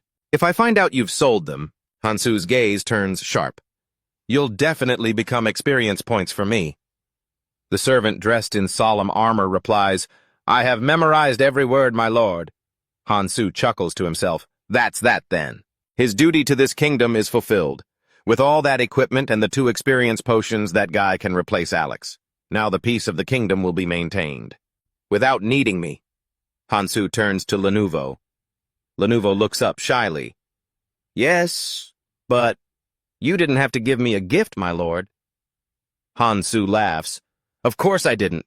Are you crazy?" Lenovo stands still, momentarily disappointed. Hansu starts walking, gesturing for her to follow. "Let's go. I'm going to show you what a true hero of justice looks like. Your job is to recount everything you see." Lenovo, surprised, asks, "What are you planning to do?" Kang Hansu smiles and replies, "That's a good question." But it ruins the surprise, saying that Hansu raises his sword, his eyes gleaming. "Doing quests to earn achievements." Lenovo looks confused. "Achievements?" Hansu smiles mysteriously. "Just follow me and you'll understand." Now is the time to truly focus on graduating.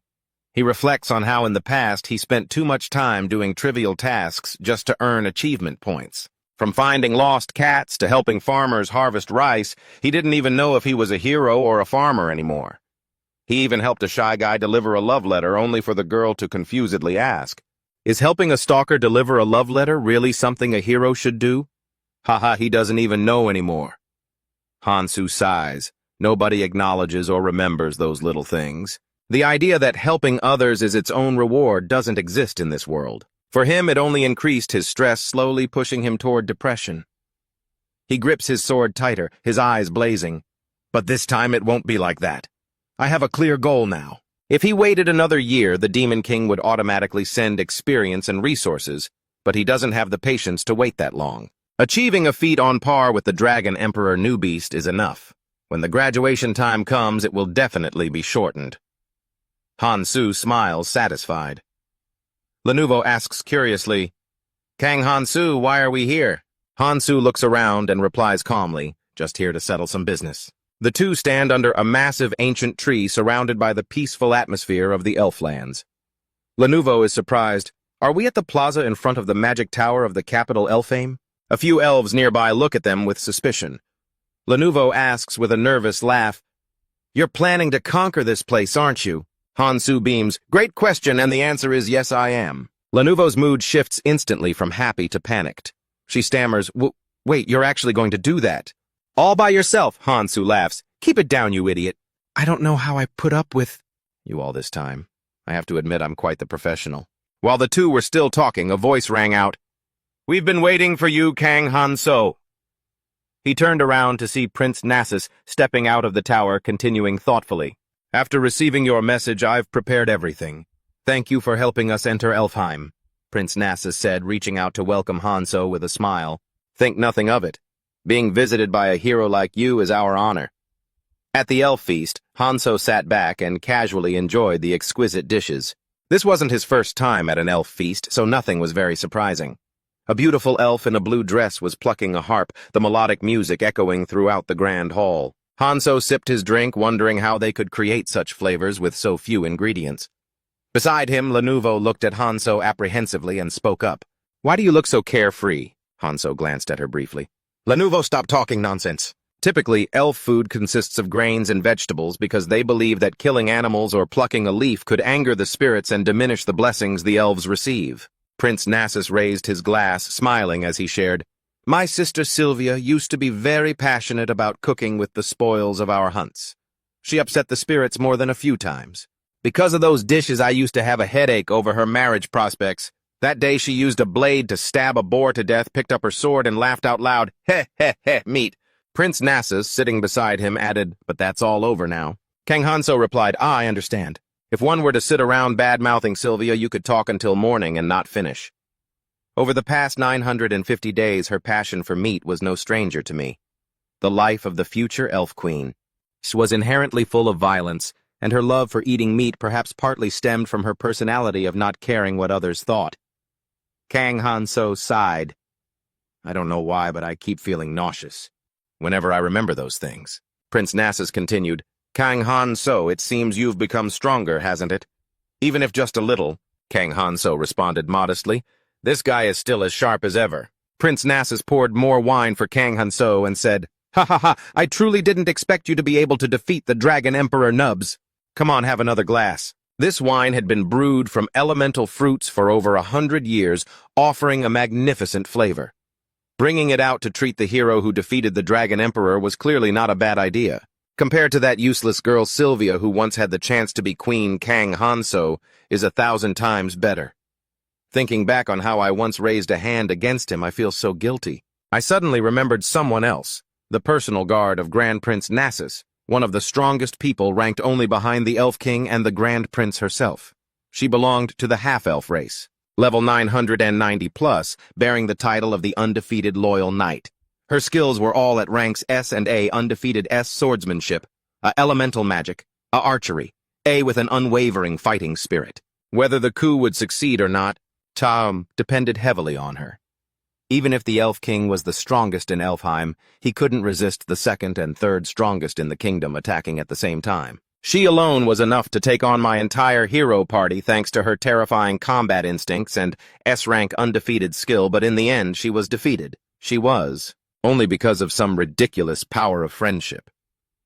Kang Han-so just raised his glass to drink, his mind swirling with thoughts of her name. What was it again? Oh well, just remember Elpha, and that's enough. Prince Nasus interrupted his train of thought. This is Ares, my most trusted guard. She looks quiet, but sure, she understands human strength very well. Ah, so that's her name, Han-so thought. Perhaps because her mother was human, her swordsmanship was perfect thanks to the combination of both races. Thinking about this, he suddenly realized the reason she joined the coup. The hatred between the Elf King, that elf princess, and humans was just that great, wasn't it? It seems Grand Prince Nasus knows exactly what he's doing right now. Suddenly, a door was flung wide open and a loud shout rang out. "Nasus, what the hell are you doing? How could you let these animals set foot in the sacred halls of Elfheim? Have you lost your mind?" That voice belonged to the only person allowed to speak to the Grand Prince like that. Nasus's father, the supreme ruler of Elfheim, the Elf King, Kang Hanso thought to himself. The old geezer, now I understand where that little Sylvia inherited that personality from. Prince Nasus replied with composure, "Please calm down, father. I am entertaining a hero." The Elf King, though angry, couldn't contain his frustration. "A hero! But he is still a human. Last time, even though I heard news he had been killed in a coup. I still haven't had a chance to meet him directly like this." He pointed at Hanso as if to confirm the identity of the uninvited guest. Hanso thought to himself, "Let's see if he has anything I need to be cautious of." Suddenly, a notification appeared in his mind. The system immediately provided information. Race High Elf level 999, plus Occupation Puppet King reputation. Tyrant, Elemental Magic S, Archery. C, Swordsmanship, C, Character D. Politics, a status angry. "This is the skill set of an Elf King," Hanso muttered to himself. "If you don't count the race and occupation, he looks like someone who just hit level 999 plus. A sense of anxiety lurked in his heart when facing the strength and the anger of the Elf King.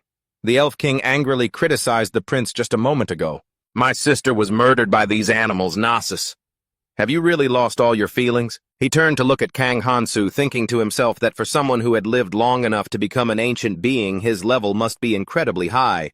"Have you forgotten what the spirits told us?" The Elf King continued, his voice full of rage. "What kind of humiliation and fear did my sister suffer before they killed her, and yet you still side with this vermin?" Kang Hansu sighed, realizing that not only his skills, but also his judgment had dulled from sitting on the throne for too long. Prince Nasus couldn't hold back anymore. He stood up and slammed the table. "Your Majesty!" Sylvia's death had nothing to do with humanity. It was her own arrogance and contempt for everything that drove her to the end, the Elf King shouted, furious. "Enough, Nasus!" The prince continued. At least the fear and humiliation she faced before dying finally made her realize that this world isn't all rainbows and, as she thought, honestly, as someone who shared the same blood as Sylvia, I was very happy when I realized she had finally matured, even if it was a bit late. The Elf King flew into a rage, flames erupting all around him. You are not my son. Just bringing those animals into Elfheim is enough to exile you from my kingdom." Suddenly a blade flashed out, piercing the Elf King's chest. The fire dragon appeared, causing everyone to scream. "Your Majesty!" Kang Hansu nonchalantly said. "Oops, my hand slipped, my bad." In the first coup, Nasus himself had ended the life of his own father, the Elf King, and he became the new ruler of Elfheim. Picking up the crown, Prince Nasus declared, "You don't need to worry about the future of the elven race anymore. Rest in peace, father." Nasus placed the crown on his head, asserting his new power. Aris spoke up from behind, "Lord Nasus," but the prince turned and glared at her. Realizing her mistake, she knelt and said, "All hail the Elf King. I hope that under your rule, Elfheim will prosper forever." Nasus reached out to help Aris up, saying, "Stand up, Aris. The new era of the new Elf King had begun. Let us witness a new future for Elfheim together." But this revolution did not last long. After 100 days, the heroes' party rose up to help Sylvia take the throne. A sense of emptiness filled the air, as if the hero and the successor to the Elf King were both being tormented by hatred. "Free me from this hatred." A large stone with a face spoke to Kang Hansu. "Nasus, I told you, you fool, to be careful with that bastard, didn't I?" An old bald man wearing a red crown looked toward the gods below and said, "You should have realized it when he started acting nice to the humans." Those with ties to the old Elf King harshly criticized the coup. Even within the elven race, political instability was unavoidable. Would I eventually share the same fate in the future? Even those with power among humanity could not escape this unease, and as a result, Nasus and his party were turned against by all of Fantasia, forced to confront the heroes' party, who had the backing of almost every kingdom on the continent. Kang Hansu thought to himself, "I returned for the sake of Elfheim." The Elf King had passed away. It was the hero himself who had murdered the leader of Elfheim. The old man with the red crown said to the gods below, "It has begun. The monster, no. The monster. The hero's true intentions have been revealed." An old man with a beard below asked, The Elf King had an incredibly high level and he still killed him. Is it true that he defeated the Dragon Emperor Nebius? The Elf King was only the beginning, the bald man replied. He will eliminate all the kings of Fantasia, or at least turn them all into puppets to do his bidding. Then this entire continent will belong to him. The bald man with the red crown lamented, the hero we summoned to defeat the Demon King. It will bring this world to its end. Suddenly a soldier in armor appeared, shouting, Your Majesty! I have just received a report from the hero at the Magus Tower Plaza. An image of Kang Han-su was projected on the tower. The soldier recounted, according to the hero, the Elf King attacked him first. With the excuse that he was a human, the Elf King's death was merely an accident from a justified act of self-defense. I feel very sorry about what happened. Furthermore, attacking a guest who came with peaceful intentions. If it were you, everyone would surely feel angry, right? Indeed, hearing that everyone sighed, this is bad. The bald old man with the red crown said, This is it. The chance for us to escape annihilation has arrived. We need an explanation for that attack. Was the Elf King acting like that because he was a minion of the Demon King? The long-eared minion of the Demon King is dead. Let us destroy the rest and bring peace to Fantasia. The soldiers of the bald man in the red crown. They shouted in unison, Destroy the elves, destroy Elfheim! Kang Han-su laid back leisurely, thinking to himself that it wasn't too bad. Those who followed the old king hadn't shown any reaction yet, and the fact that no one blamed the hero's actions meant they seemed to have accepted the excuse he gave. So my score remains intact, I suppose. The masked girl with long hair standing behind Kang Han-su sighed. So you waited for the Elf King to fall into the prince's trap and then finished him off. Although no one says anything to your face deep down, they may not feel the same. Moreover, wasn't that self-defense a bit excessive? Remember that everything has its limits. A bowstring will surely snap if pulled beyond its capacity. Kang Han-su replied, Looks like the professor arrived early. She told me she came here because of your unusual case. Under normal circumstances, things should have played out like this. In Scenario 02, Nasus dies in an accident caused by the hero's party. In Scenario 194, Ares becomes the hero's lover, and Nasus fails to recruit allies. That whole coup business was nonsense. It was all meant to stop the Grand Prince's uprising, but you, Kang Han-su, were the first to directly kill him. You killed the former Elf King, and things happened so fast we couldn't predict them, so I came here to find out what exactly went wrong. Kang Han-su laughed. Aha, I finally know how to get your attention. If only there was something that could record these unique once-in-a-lifetime moments. It would be great to have that for my graduation, wouldn't it? The girl replied angrily. Absolutely not. I'll be back after I handle some urgent documents. At the latest, I'll be here tomorrow. Until then, please try to treat your teammates well. I'm begging you. Kang Han-su thought about Lenovo and coolly, then happily replied, Small matter. Don't worry, I only have 2 teammates anyway. The girl shouted angrily, Even the old ones, too. Kang Han-su muttered, Damn, what is wrong with her? I made Cooley strong enough to replace even that guy, Alex, a perfect teammate in every way. What do my old teammates have to do with me? I don't get why she has to make such a big deal out of it. Hearing Kang Han-su say that RSB turned her head, she retorted, It's understandable that humanity would act that way. The hope of all mankind was attacked just because he was human who could accept that. Seeing her holding a box, Kang Han-su asked, Oh, Aris, what are you holding? Aris replied, It's a gift from the new Elf King Nasus for you.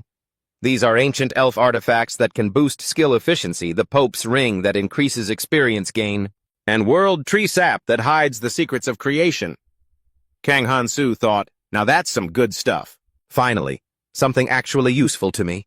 I admit Nasus has met the criteria to become my number 2 sponsor after the Demon King. Aris sighed. Whew. In this elf kingdom, I truly have no one to talk to. Please forgive my insolence. Because I carry human blood, my mind is always trapped between the elves and humanity, so I never had enough confidence to get close to other elves. Seeing humanity's potential, Lord Nasus encouraged me and helped me overcome those barriers. But he was only the second most powerful person in the elf kingdom, and the leader. The former elf king absolutely hated humans and was always ready to wage war against them. I was always terrified that when the war broke out, I wouldn't know whose side to take. She continued, When I saw the Endymion blade fly out of your hand and pierce the Elf King's heart, even though it was a dark and disrespectful thought, it appeared just like that, relieving all the tension I'd been carrying. Aris confided in Kang Han-su, not knowing that Prince Nasus was listening behind the wall. For how long have you been venting? Finally, I've been set free. Perhaps this human invasion is my punishment for having those thoughts. Kang Hansu picked his ear and asked, invasion?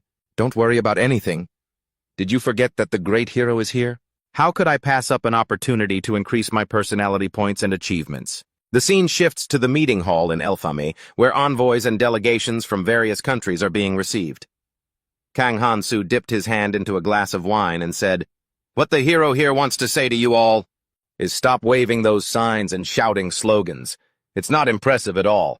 It doesn't mean anything. Are you all planning to gather here to cause trouble?" The people sitting across from Kang Hansu replied, "We just wanted to come here to demand justice because Kang Hansu was treated poorly by the elves." Kang Hansu leaned on his chin and replied, "We've already taken care of that. So there's no need for you to overreact. And besides, not every elf hates humans like that former elf king did. There are many elves who love peace, like the new elf king here, for example." Right then, the new elf king Nasus appeared, stood next to Kang Hansu, and added, "How could we overlook such rare talent?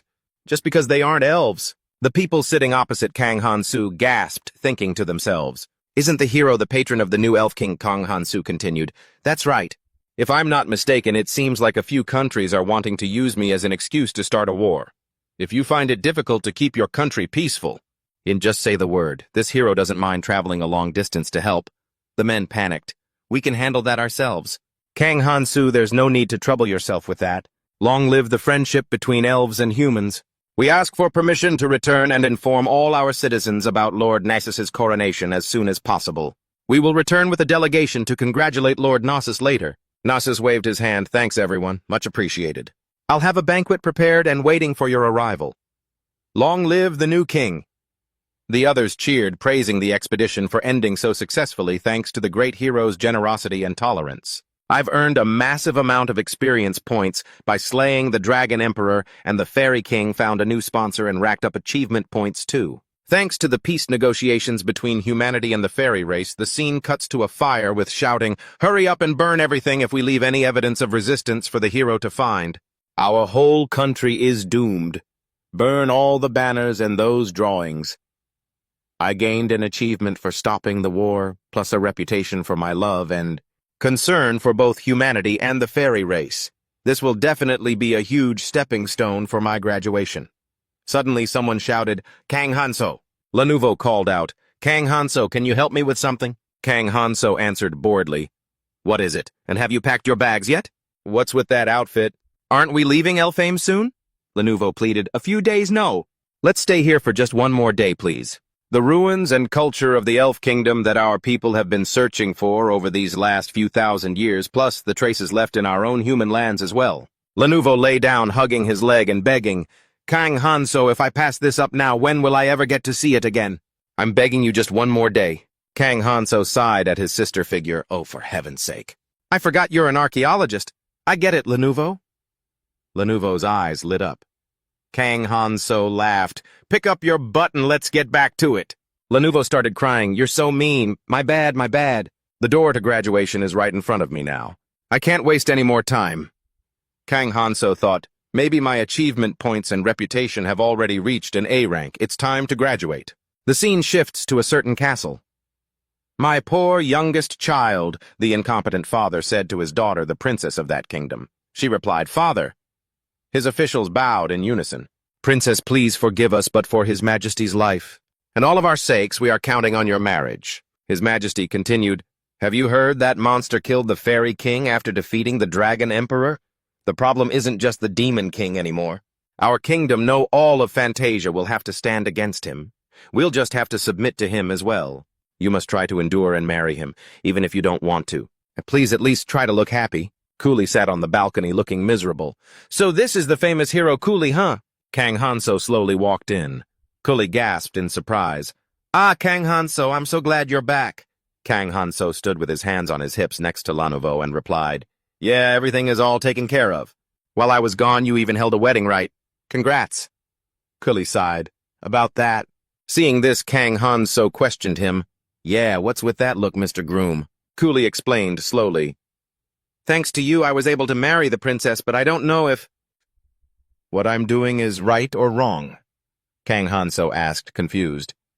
According to Cooley, it seemed something happened during the wedding ceremony with the princess. The wedding was underway when suddenly a young man in a white cloak burst in. "I object to this marriage. Princess, don't give in to their threats. I've come here to fulfill our promise together." Seeing this, the princess burst into tears. As Cooley looked at the young man who crashed the wedding, he hung his head and continued, "The moment I saw her expression, I realized he was the one she loved." The humiliation Cooley suffered afterward was immense. Seeing Cooley so sorrowful and desperate after what happened with his wife reminded me of what the professor said back then. "Please treat your teammates well, I'm begging you." Kang Hanso patted Cooley fine. "I didn't want to leave any loose ends anyway." The wedding crasher was hiding behind a large rock looking toward the palace. "Wait for me, princess. I will save you no matter what." He didn't know Kang Hanso was standing behind him with a murderous glare. "This is punishment for daring to ruin a family's happiness." Kang Hanso struck him, knocking him flat onto the ground. Kang Hanso asked, "Who are you?" The guy turned and looked at Kang Hanso. "How is this possible?" After seeing Kang Hanso's face, he said fearfully, "Kang Hanso." Kang Hanso put his hands on his waist and laughed. "Oh ho, I remember you now. You're the guy who ran off with the princess the first time around, aren't you?" He said, trembling. "The first time, you monster, what kind of nonsense are you talking about? He's just an ape who couldn't control his own base urges and went off to steal another man's wife." As he said this, Kang Hanso blew out a cloud of purple smoke, adding, "It's time to end this."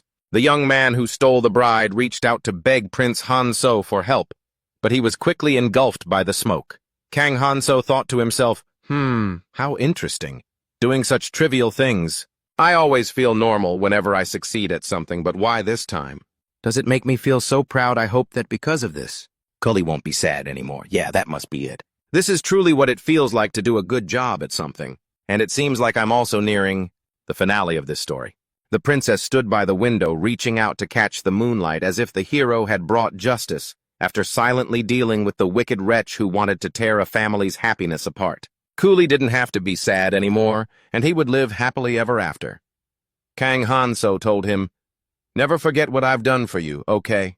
The future of this kingdom depends on you." Lanuvo waved her hand, saying, "See you later." Cooley waved back, "Safe travels." Kang Hanso ran fast, raising his hand to the sky. "Time to go home." Lanuvo scrambled to run after him. "Wait for me, Kang Hanso Meladios, I'm coming back." Kang Hanso asked Lanuvo. "Yes," she replied. "I have an extremely important mission I want to entrust to you." Kang Hanso continued. Lanuvo broke into a cold sweat. "Yes, go ahead, tell me." "From now on, you are not allowed to walk in front of me. Just stick to the back. Understand?" Lanuvo let out a sigh of relief. "Yes, sir." Kang Hanso continued.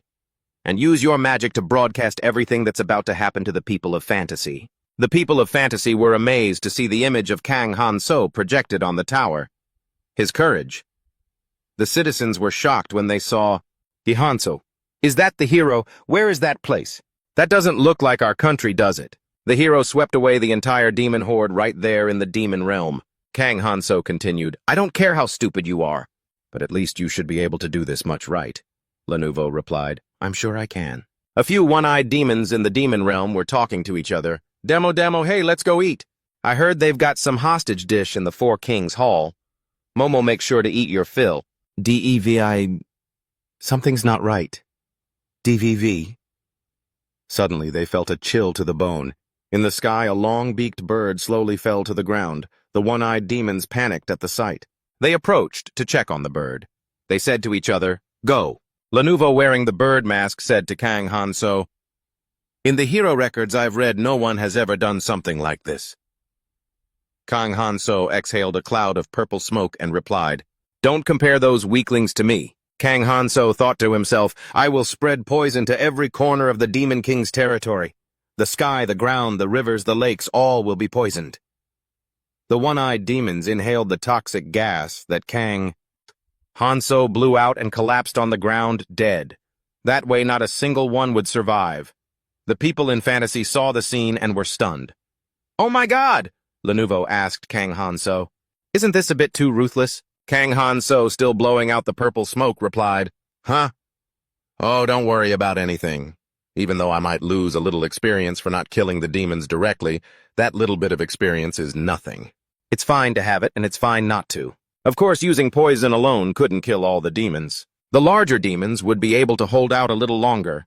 A big demon was inhaling Kang Hanso's purple toxic gas and panicked, "Ugh, what are you doing? Is this world coming to an end? Not quite that far yet."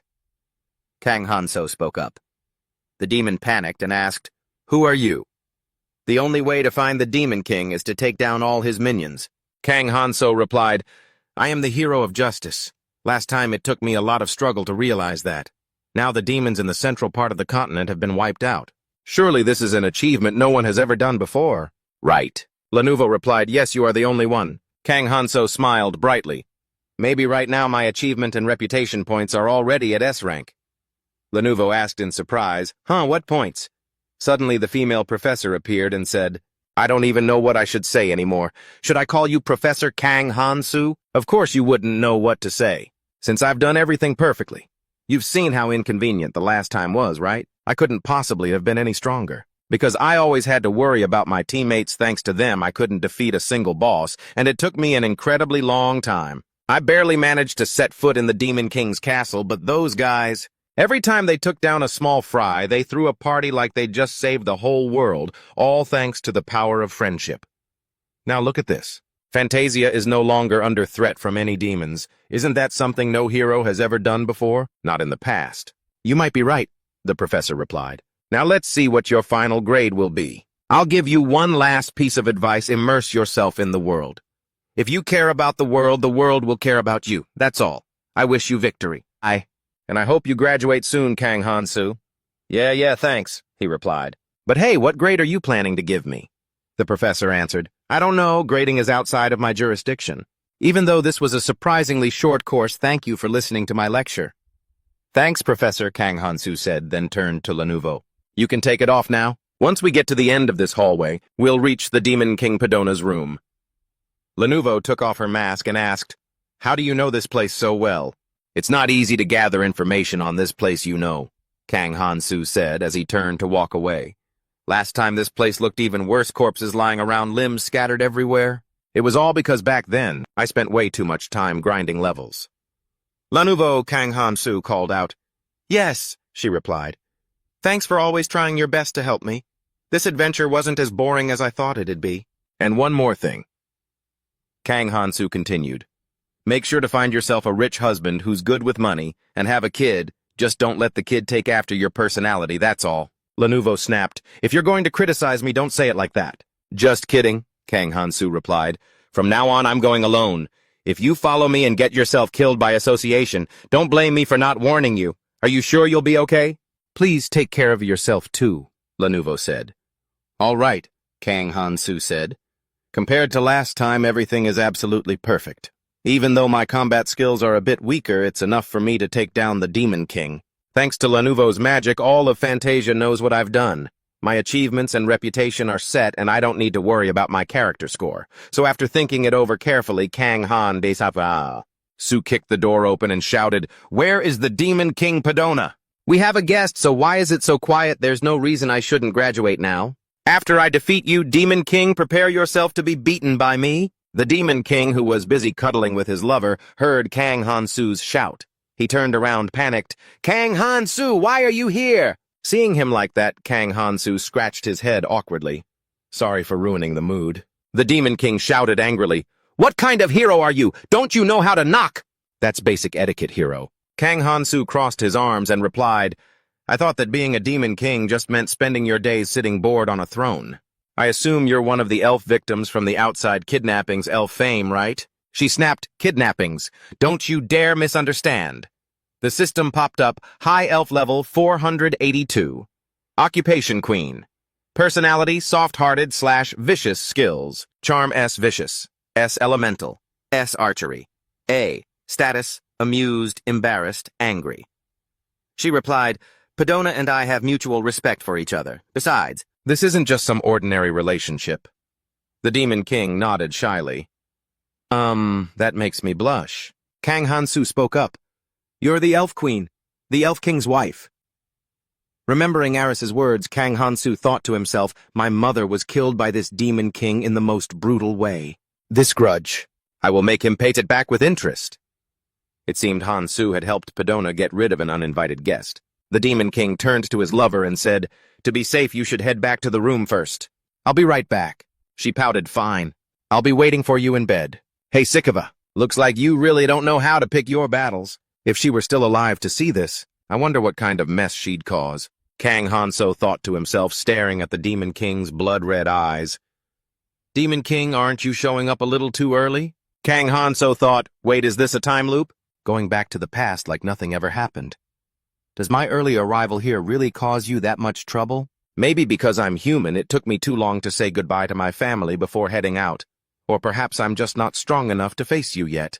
Doesn't everything become clear once we start fighting? The Demon King growled in anger. "The thing you're holding isn't even a sword. What gives you the right to be so confident?" The Demon King laughed loudly, his voice echoing, "Ha ha ha, you fool, is that it? You're no different from the idiots before you. Just a bunch of brats calling themselves heroes of justice, always spouting noble words only to be crushed by me before they could even gasp. I am the Demon King Pedinar, the origin of darkness, the one who stands above the 5 great calamities. No one has ever dared to boast in front of me and lived to tell the tale, and yet here you are, someone who was only summoned a month ago. No sword, nothing. I'm starting to think you don't even have a brain to think with." Kang Hanso replied calmly, "Not a month. Actually, it's been 22 days. And as for why I'm here..." "Isn't that a pretty stupid question? You already know the answer, don't you?" The Demon King was furious, but Kang Hanso continued. "People say you need a sword to destroy you, but for me, this is more than enough." Hanso calmly checked all the information about the Demon King, knowing his strength was undeniable. The system displayed the info: Demon King race, Demon Lord, level 999 plus, class Demon King, signature skills, SSS rank, immunity to status effects, SS rank swordsmanship, SS rank immortality, SS rank indestructible body, status, calculating, contradicting, vigilant. However, his class has a major flaw. No matter how high his level is, whenever he faces a hero, he receives a penalty. It affects both his level and his skills. I don't know the exact penalty, but it's definitely related to why they have to summon people from other worlds to face the Demon King. The Demon King shouted, "You arrogant fool, is that twig you're holding your only weapon? Maybe I don't even need to use it. The origin of evil. If I don't, my pride won't be worth anything." Kang Hanso chuckled, "Heh heh heh. My sword isn't just any ordinary blade." The Demon King saw Kang Hanso's sword, and a sense of fear rose in his heart. This had never happened before. He had never witnessed energy this terrifying. "Dragon, does your sword have any connection to that species?" Kang Hanso raised his sword to the sky. "This is the elemental mirror Endymion, a treasure of the Elven Kingdom. It seems all the demons and monsters I've used it to slaughter have left it tainted. Purifying it to the state it's in today wasn't easy." Kang Hanso whispered, "Come now, my lovely Endymion, are you ready?" The Demon King retorted in a rage, "Am I supposed to be afraid of you? Let's show them the bond between us." Kang Hanso swung his sword at the Demon King. The Demon King let out a mournful cry and collapsed to the ground. Seeing him like that, Kang Hanso breathed a sigh of relief. He's even weaker right now than the first time around. I finally understand the penalty he has to pay for his Demon King class. The system notification appeared: Demon King class sub-hero. This means the Demon King's level gets dragged down to the hero's level. In other words, the stronger the hero is, the weaker the Demon King's penalty becomes. So that's why he always sends a ton of experience, so the hero can level up. Kang Hanso was furious. He treated me like a dog to be controlled going on some pathetic adventure. The system asked, "Hero, did you enjoy your adventure?" Hanso replied, "Yes, this adventure was extremely useful. I will definitely keep my diligent nature after I return to Earth."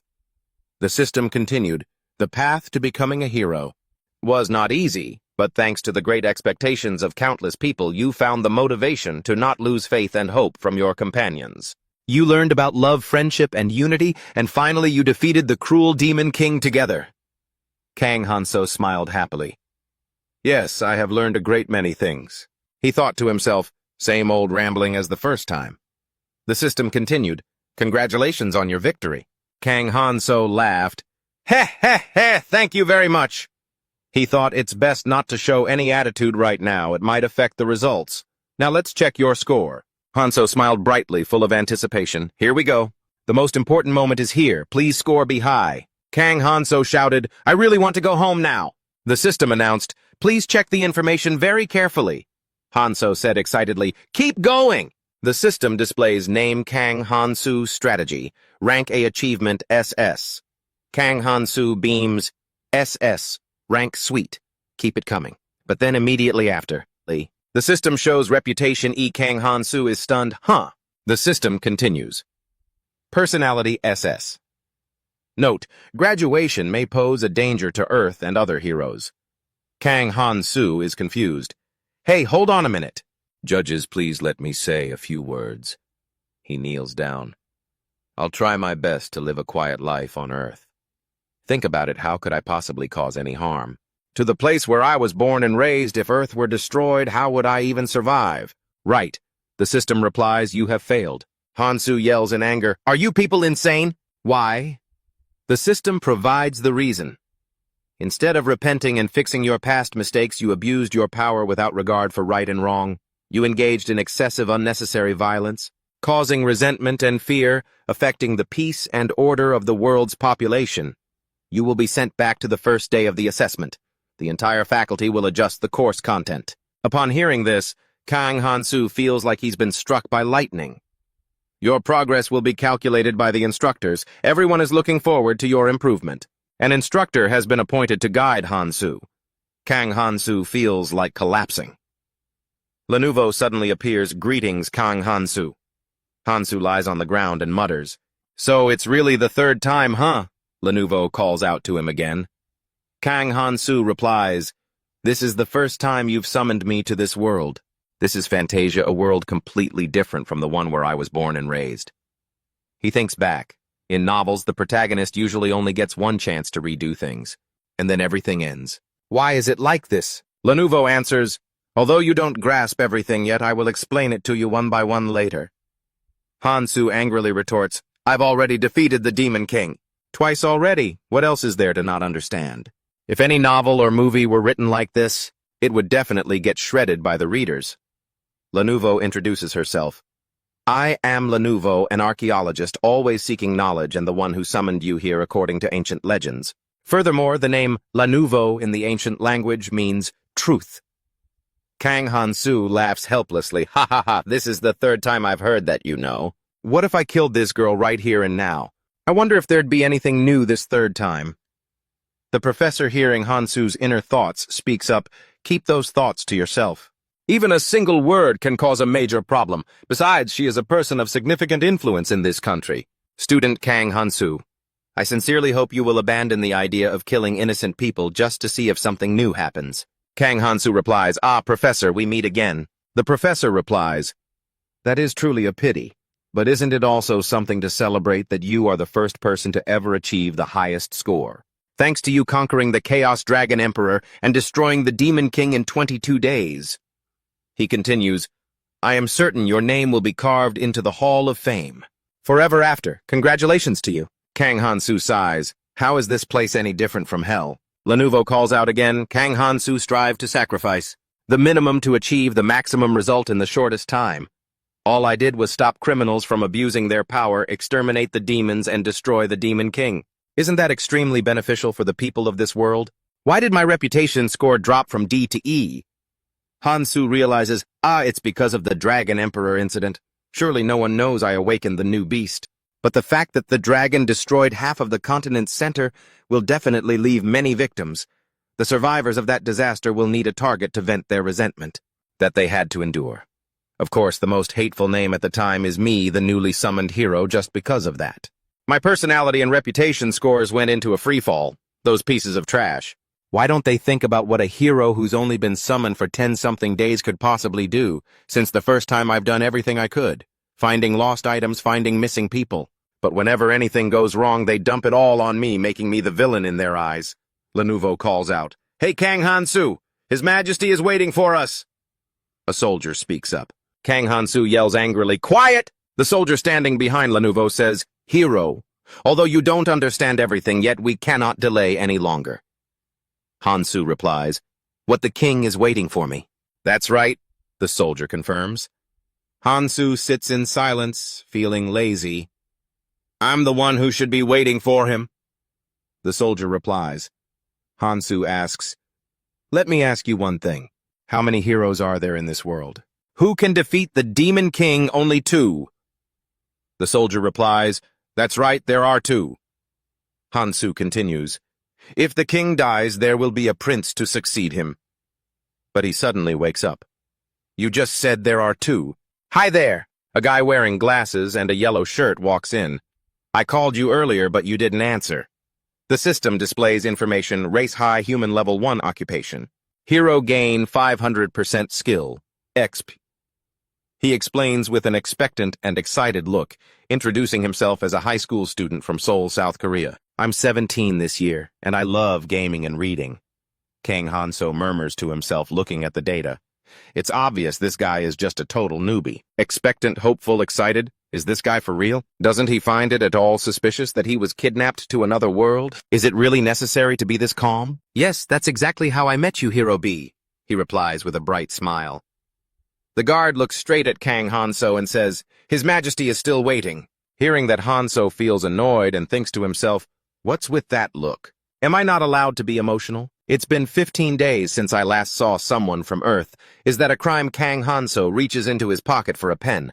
Just having this would be enough to... But then he stops. "Oh wait, I can't. The situation is different now. If it were just me, hero planning would be easy. But now with Hero B in the mix, saving the world is going to take a lot more thought." Whatever. We're both heroes anyway, Hanso thinks. How unfortunate for this kingdom. "We beseech you, noble heroes, please show mercy and save us." The king, dressed in red robes, kneels and begs from his throne. Hanso speaks up. "Listen to what the person who kidnapped us here is saying." "Hero B, what do you think?" Hero B, sitting next to him, replies angrily, "What do I think? What do you mean, what do I think? We're still young, just high school students, and you guys have the nerve to kidnap us. This is a heinous crime. You're no better than those villains who kidnap minors who should be in school using the excuse of defeating the Demon King to shove us onto a battlefield. You guys are absolute savages." All of that was just in Kang Hanso's imagination. He tells himself that even with two people, as long as they can cooperate well, then things should be fine. Hero B turns to the guard and says, "Yes, Sir Knight, we can't keep His Majesty waiting. I will definitely save this kingdom from the Demon King's clutches. That was my dream after all." Kang Hanso is shocked to hear what Hero B says. "What the?" Hero B continues. "Right, my Korean name is probably hard to pronounce, so you don't need to call me that anymore." Hanso's jaw drops in shock. Lenovo chuckles. Now, calm down, Kang Hanso." "Mr. Kang, do you know any good names?" Hero B has decided to call himself Sai. He hears this and says, "I'm claiming that name from now on, all right." Hanso is incredibly surprised and wonders, this guy's adaptability is truly remarkable. Hero Sai thinks that's the name of a protagonist in a mobile game. The guy who eventually becomes a great hero and marries the Saintess. I bet he chose that name because he wants a future just like that. Hanso asks, "Hey, Hero B, do you miss your parents? What about your friends? Everyone back on Earth must be really worried about you." Hero B replies, "Not really. Is something wrong with that?" Hanso feels helpless. "Are you kidding? You have no friends, no filial piety? In other words, you have no attachments to your past life anymore." Seeing Hanso worried, Hero C says, "Mr. Kang, don't worry about anything. I'll protect you." In Hanso's head, those words echo, "Mr. Kang, don't worry about anything. I'll protect you." The professor appears and asks, "So how is your new teammate? Is he not good?" Hanso is surprised and replies, "Right now, my mind is stuck between complete shock and disbelief." The professor continues, "He is a hero chosen very carefully after much consideration. And he's someone perfectly suited to work with you. Plus, you've already seen how good his adaptability is, haven't you?" Hanso is dejected. "After a year, I finally met someone from Earth, but it all went up in smoke after just 10 minutes of talking. He doesn't even have a shred of culture shock after setting foot here." The professor smiles and replies, "Student Kang, you don't need to worry, because he is already under the supervision of all the faculty. Arranging a companion like this for you was all part of the calculation. We believe that this time you will definitely be able to graduate." Lenovo says happily. Let me show you the way. Just follow this hallway and we'll meet His Majesty. Hero C replies happily. Oh yes. The professor continues to tell Kang Han-so, learn from his passion and personality, then transform into a true hero and... Let's graduate. Kang Han-so looks at Hero Sai and thinks to himself, this carefully selected candidate has already sold his soul to Lenovo. Thinking back, I was like that too at first. It's really disgusting. This time, Alex didn't make a move when they first met. Hero Sai starts praising Alex. Wow, you look so cool. Alex replies, you're too kind. Kang Han-so and Sai enter the main hall to meet His Majesty. The king sitting on the throne greets them. Welcome to my kingdom, heroes. Kang Han-so bows. Thank you for His Majesty's hospitality. I pray that you will always be in perfect health to rule this land, Your Majesty. The hero. Sai also bowed low to greet the king. The servants and soldiers gazed at Kang Han-so, praising his physique, his voice. Everything was flawless. They were sure he must have been born and raised in a noble family. Then they turned their attention to the other hero, remarking that he was nothing more than a pathetic peasant hiding away in some remote backwater. Han-so heard them and thought to himself, this is the third time already. If I can't even handle this, I might as well quit being a hero. The king spoke up, heroes, can you see your status windows? The hero Sai opened his status window and replied, yes, Your Majesty, I can see it very clearly. Race high human, occupation hero with a 5 times experience multiplier. Skill interpretation rank A. My status is excellent. Beside him, Kang Han-so lazily replied, seems fine, I guess.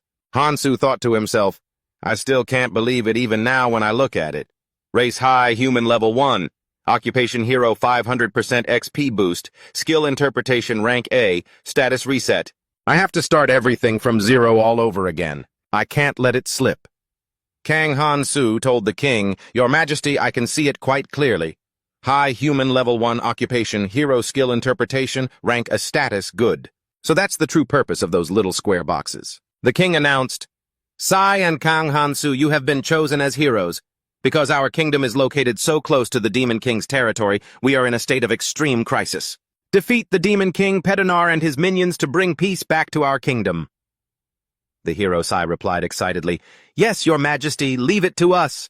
Kang Han-so, let's do our best together. Kang Han-so replied slowly, understood, Your Majesty. Leave that part to me. You can just rest forever. Seeing Kang Han-so's status window, the professor was shocked. Student Kang Han-so, how is this possible? Why are all your skills still there even after everything was reset? Kang Han-so noticed the professor's reaction and thought, could it be? Even the professor doesn't know. So that's the true utility of the square-shaped skills. He replied, Professor, please remember that I am a student who achieved an SS rank, something no one else has ever done. Besides, since this is my 3rd time, it's not strange at all that these skills remained. How could someone as special as me be on the same level as that newbie over there? The hero. Sai blushed while looking at the scenery. Kang Han-so continued speaking to the professor. If I had the same starting point as that guy, that would be the strange thing. You know that, don't you? The professor helplessly replied, No, I have no idea how this could have happened. Kang Han-so raised his hands to the sky. All right, let's do this. He thought, good, it's still there. The knowledge Master Mulong passed down is still here. Even though my level is completely gone, as long as I have the skills, then grinding back up is nothing to worry about. You bastards, the management instructors of Fantasia, don't even dream of resetting everything of mine again. The hero Sai saw Kang Han-so's expression and asked, Kong, is something so funny? Kang Han-so replied, I was just thinking random thoughts about what this world is like. The hero Sai comforted him. Don't worry too much. If there's any danger, I'll definitely help you out. Kang Han-so thought to himself, even though it's kind of funny, I have to stay calm, because the professor said he is the ticket I need to graduate and leave this place. He replied to Sai, from now on, feel free to just call me Han-so. There's no need to be so formal. Since we are civilized people with the same goal of returning to our beloved Earth, we might as well consider ourselves teammates, right? The hero Sai replied happily, Right, teammates. Then from now on, I won't hesitate to call you Han-so. The two of them happily shook hands, cooperating in a friendly atmosphere. But then Han-so suddenly added, However, I actually have no intention of returning to Earth. Kang Han-so angrily squeezed his hand tight. Ugh! Sai let out a cry. My hand, Han-so asked angrily. So you don't want to kill the Demon King? Sai replied. That's not it. Even so, I will still defeat the Demon King. Getting a satisfactory answer, Kang Hansu let go. Sai had to admit, even though you're only level 1 and only have an interpretation rank, a skill like mine, you're really strong.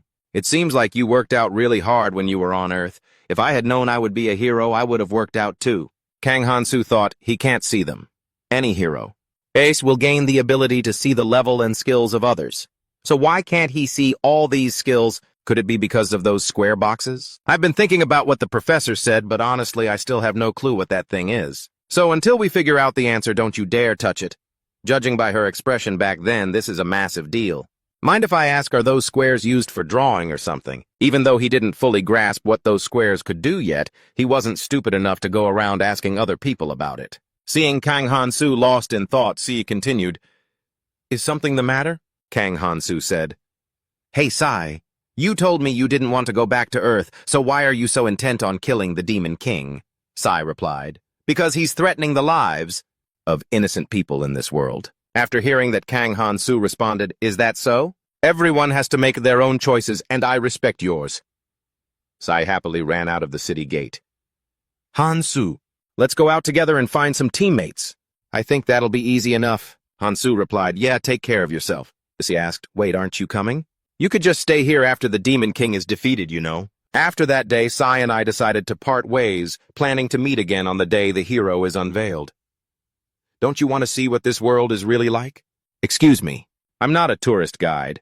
I've spent 15 years living in this hellhole. I've seen more than enough. Lenovo spotted Kang Hansu. Kang Hansu, where are you going? Kang Hansu was surprised. Lenovo! Lenovo replied, Yes, it's me, Lenovo. Kang Hansu thought to himself. Could you maybe stop acting all cute? That's the first time I've ever seen you pull a face like that. Lenovo asked, Why are you here? Aren't you supposed to be sticking to Sai? She looked surprised. Why would I do that? I'm an archaeologist. I chase ancient legends and study the myths of the heroes who were summoned in the past. That's my job. And Sai, he's the perfect example of what I've been researching. Everything about him is basically identical to the descriptions of the heroes of old. Kang Hansu realized that he was the one who was different.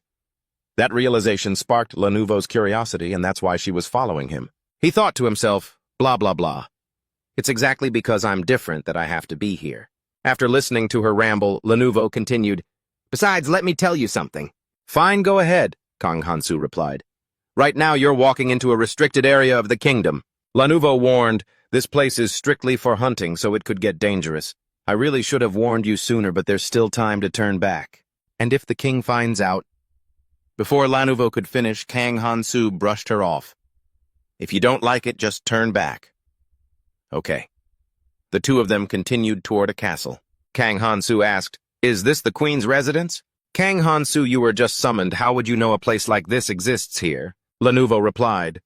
Suddenly a dog charged out from the residence at them. Lenovo screamed in terror, Kang Hansu! Kang Hansu reassured her, Don't worry about it, just stay close to me. Lenovo broke into a cold sweat. Easy for you to say. She remembered that she was the one who decided to follow him all the way here on her own. Guess we're in the same boat now, Kang Hansu said. Lenovo replied, Yeah. Kang Hansu pushed open the doors to the residence. A maid was standing inside waiting. Kang Hansu said, Looks like I made it just in time. The maid glared at them.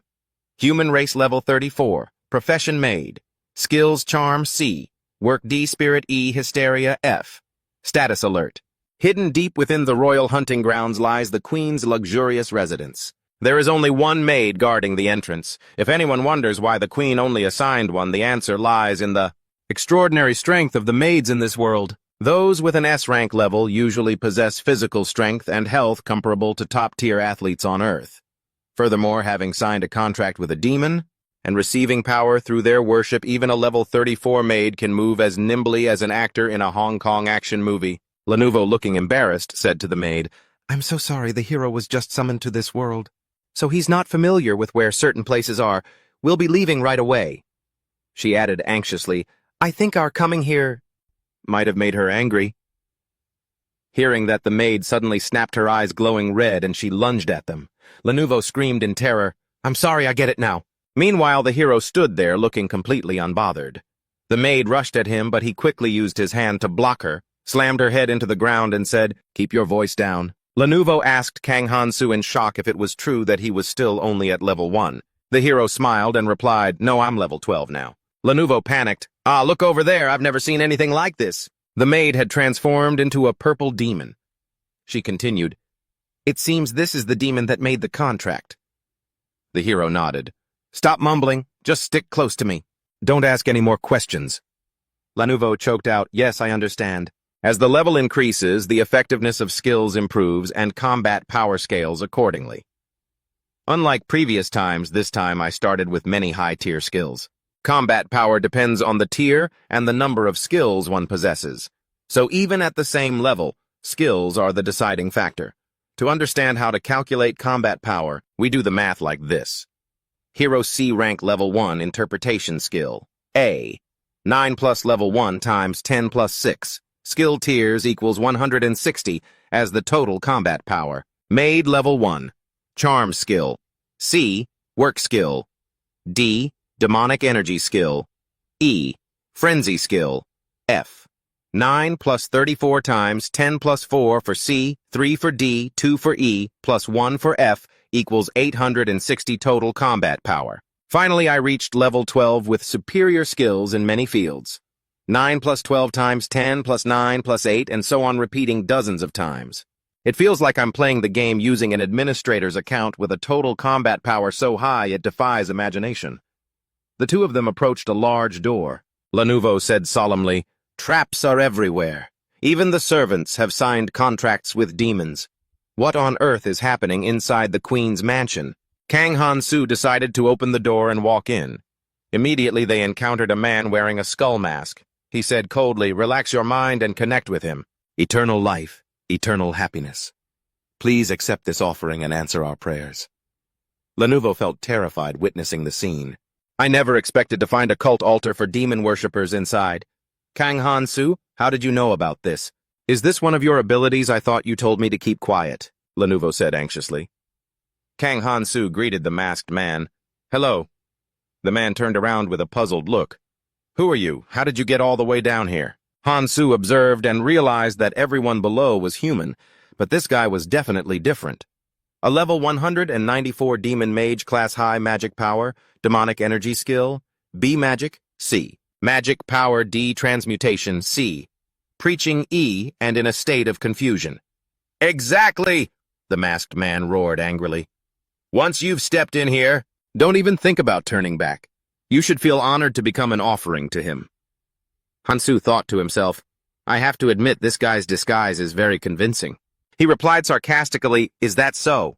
Are you trying to make me laugh?" The B-rank demon knelt and bowed before Kang Han-soo. Everyone around was extremely surprised as he begged, "Please forgive this lowly servant." In demon society, the hierarchy is very strictly defined, so everyone must obey the orders of those with higher ranks. Just now, Kang Han-soo used an SS rank demonic energy skill, and it seems it worked beyond expectations. Han-soo spoke up, "Hey B-rank, sorry for the interruption, but from now on I am taking over this place." "Why wouldn't I be happy?" He bowed his head repeatedly, his mouth not stopping. "Happy sir, long live the demon." Lenovo hid fearfully behind Kang Han-soo. Following his instructions, she called out softly, "You just need to watch. Don't say anything." Kang Han-soo replied with a confident smile. Han-soo stepped forward, his voice booming, "Listen up, you insects. Soon we will take over this kingdom. Let darkness rule everything. This will be the first step in making this kingdom mine." In the first adventure, Kang Han-soo slashed down hard, and his voice rang out, "This is the punishment you deserve." A wicked soul crawled out from the mouth of the one killed. It's that thing again. So he was also a demon worshipper. Lenovo worried, could the entire kingdom already be in the hands of demons? "Something is wrong," Kang Han-soo said irritably. "What the hell is this? I haven't even made my move yet, and this whole kingdom has already become their playground." The truth about the kingdom back then was truly unbelievable. Crime is everywhere, that's normal to me, but murder robbery, smuggling, kidnapping. Which crimes are major, which are minor? They were all happening everywhere across the kingdom. The deeper you dig, the more the secrets are revealed. The demon worshippers had pushed the kingdom into such a tragic state. It was also thanks to the ignorant rule of the dim-witted king that the kingdom ended up in such a miserable condition. The king lazily propped his chin up and said, "Demon worshippers, just clean them up. You're the hero, aren't you?" Even though Kang Han-soo didn't like his attitude, he eventually had to get off his butt and do the work. The den of the demon worshippers was overflowing with eerie demonic energy. Kang Han-soo kicked the door open and shouted, "The hero is here! Everyone stay still. Anyone who wants their head cracked open can ignore my words regardless of whether you move or not." They were all cult followers and he was going to kill everyone inside. Seeing the hero appear, they panicked. The leader wearing the demon mask roared in anger. "Insolent fool! If you've run here, I'll make you regret it. The gates of hell have opened. Kneel before me. Your soul will also be burned to ash. And your life will end right here." Kang Han-soo roared, "Shut your mouth, you bastard! Do you know how much trouble I've had to go through because of you?" The leader screamed, but before he could finish his sentence, he was stomped under Kang Han-soo's feet, being crushed relentlessly. "You devil, you must die. I was kidnapped and made to do slave labor for the whole kingdom. It's all your fault." "It's all you," Kang Han-soo roared, suppressing all his resentment. "Die, you trashy insect." After slaughtering the B rank, he continued to destroy the entire queen's mansion. "Die, D," he said with those actions. The cult of devil worshippers has been completely dealt with. With their leader gone, the entire organization beneath them fell apart and crumbled. After some thought, Kang realized that if this entire kingdom was controlled by these zealots who only listened to their leader, he just had to kick the guy at the top out and take his place. Just like that, the loyal followers knelt in unison, thanking him for accepting their lowly selves. Kang Han-soo wore a wicked smile, having barely had to lift a finger. "This whole kingdom will be in my hands," he declared. La-nu, seeing the look on his face, couldn't help but shudder. "Hero, the atmosphere around you is getting pretty creepy." A hand shot up. "Don't worry about a thing. Leave it all to me. Everyone please believe in me because Hero Sig will resolve everything." Kang Han-soo looked at Sig with utter disgust. The feeling that the future was growing more and more clouded hit him hard. After observing for a while, Kang Han-soo felt sick at Sig's obsession with helping others for free. It was as if he wanted to boost his reputation just like he did the first time around. If that was truly the only way then for this third run? With everything he now had in his hands, Kang Han-soo smirked. "I'll resolve everything thoroughly. That way that idiot know. His Majesty can finally rest in peace." When the Emperor asked, "High Priest, what brings you to see me?" the High Priest knelt down. "Your Majesty, I came to speak with you regarding the hero Kang Han-soo." The Emperor frowned in confusion. "Hero Kang? What about him?" "From the very beginning, I found him quite peculiar. His rituals were perfect, yet I still felt something was off." The High Priest asserted, "He is certainly not part of the cult, Your Majesty. Just recently, Hero Kang Han-soo discovered a group of cultists deceiving and harming innocent people. He punished them exactly as they deserved, and all the wealth and treasures those cultists had hoarded have also been distributed to the people by him. Only a few days after being summoned, Hero Kang Han-soo has already been praised to the heavens by the populace. But Hero Sig has yet to accomplish anything, wasting his time doing useless things. In my opinion, only Hero Kang Han-soo possesses the qualities to save this kingdom and the fantasy world," the Empress whispered softly into the Emperor's ear. "Surely you must be surprised by what he has shown, right?" the Emperor asked, caught off guard. "So you think so too, Empress?" "Yes, but there is one thing: if he keeps so generously helping the people financially like this, wouldn't there come a time when he ends up with nothing? Think about it. Perhaps you should support Hero Kang with expenses that would be better." The Emperor resisted. "Why should I?" But a sudden tremor interrupted his words. An eerie light flashed in the Empress's eyes as she continued to whisper, "I hope you will consider this carefully and help Hero." Kang Han-soo, if the Demon King is defeated, the status of the king who summoned the hero will rise high in the eyes of the people. Hypnotized by the Empress's words, the Emperor nodded and replied, "You're right. I'll hand it over. This is the key to the royal treasury. Give it to Hero Kang, and whenever he needs it, he can take money from there to use." The Empress took it without a second's delay. "Thank you, Your Majesty." A pile of shiny gold coins clinked together, ringing out with a happy sound. Aigu, seriously. It's not like I wanted to receive this pile of gold. Kang Han-su lay on his side, propped up on his seat full of gold. But since His Majesty has said so, I can't refuse. Unlike the last time, this time, the king didn't seem annoyed at all while handing over the money. This way it wouldn't count as me forcing the old man, and my morality points would be preserved. Kang Han-su flicked a gold coin with amusement. Besides, this was money the king voluntarily donated. I can consider it as not demanding anything while still helping everyone for free. After being boosted by the devil's energy, the Empress had become a servant under him. The two others looked at Kang Han-su with reverent eyes. The master and the high priest, too, these were all useful people in his plan. The high priest spoke up. "My lord, as long as you wish it, we can provide you with anything. For the sake of the growth of our faith, I can do anything." Kang Han-su commanded, "High priest, first of all, tell me where the church's revenue comes from." The high priest replied, "Yes," and explained, "Below is an easy-to-understand summary for you, my lord. Most of the money we earn comes from drug trafficking, money laundering, kidnapping, theft, smuggling, usury fraud, and much more." Kang Han-su sighed. "That's 99% dirty money, then. If I touch that, my morality points will plummet like a rock. If the professor and those other guys find out, then no matter what, I won't be able to graduate and won't be able to leave this godforsaken place. Just you wait." Kang Han-su shouted, "Hero Kang Han-su! Hero Kang Han-su!" Soldiers ran up in a hurry. "You're here, Kang Han-su, don't panic. Is something the matter?" The soldier replied breathlessly, "Please listen to me. Hero Sig has run away." A soldier came rushing in with the news. Kang Han-su frowned and asked, "Huh, can you explain that more clearly?" He quickly headed with the soldiers toward the crowd where a commotion could be heard. Voices of people trying to reason echoed, "Hero Sig, please calm down." "Denying it is useless. I saw everything," Sig announced heroically. "It is clear that this pig tried to pull this girl away by force." The soldiers were confused. One of them spoke up. "But didn't that girl say that everything happened of her own free will?" Sig insisted no. "He definitely used something to force her to say that. You're plotting something evil against that innocent girl. Am I wrong, you pig?" The soldiers tried to mediate as the hero Sai shouted, "Watch your tongue!"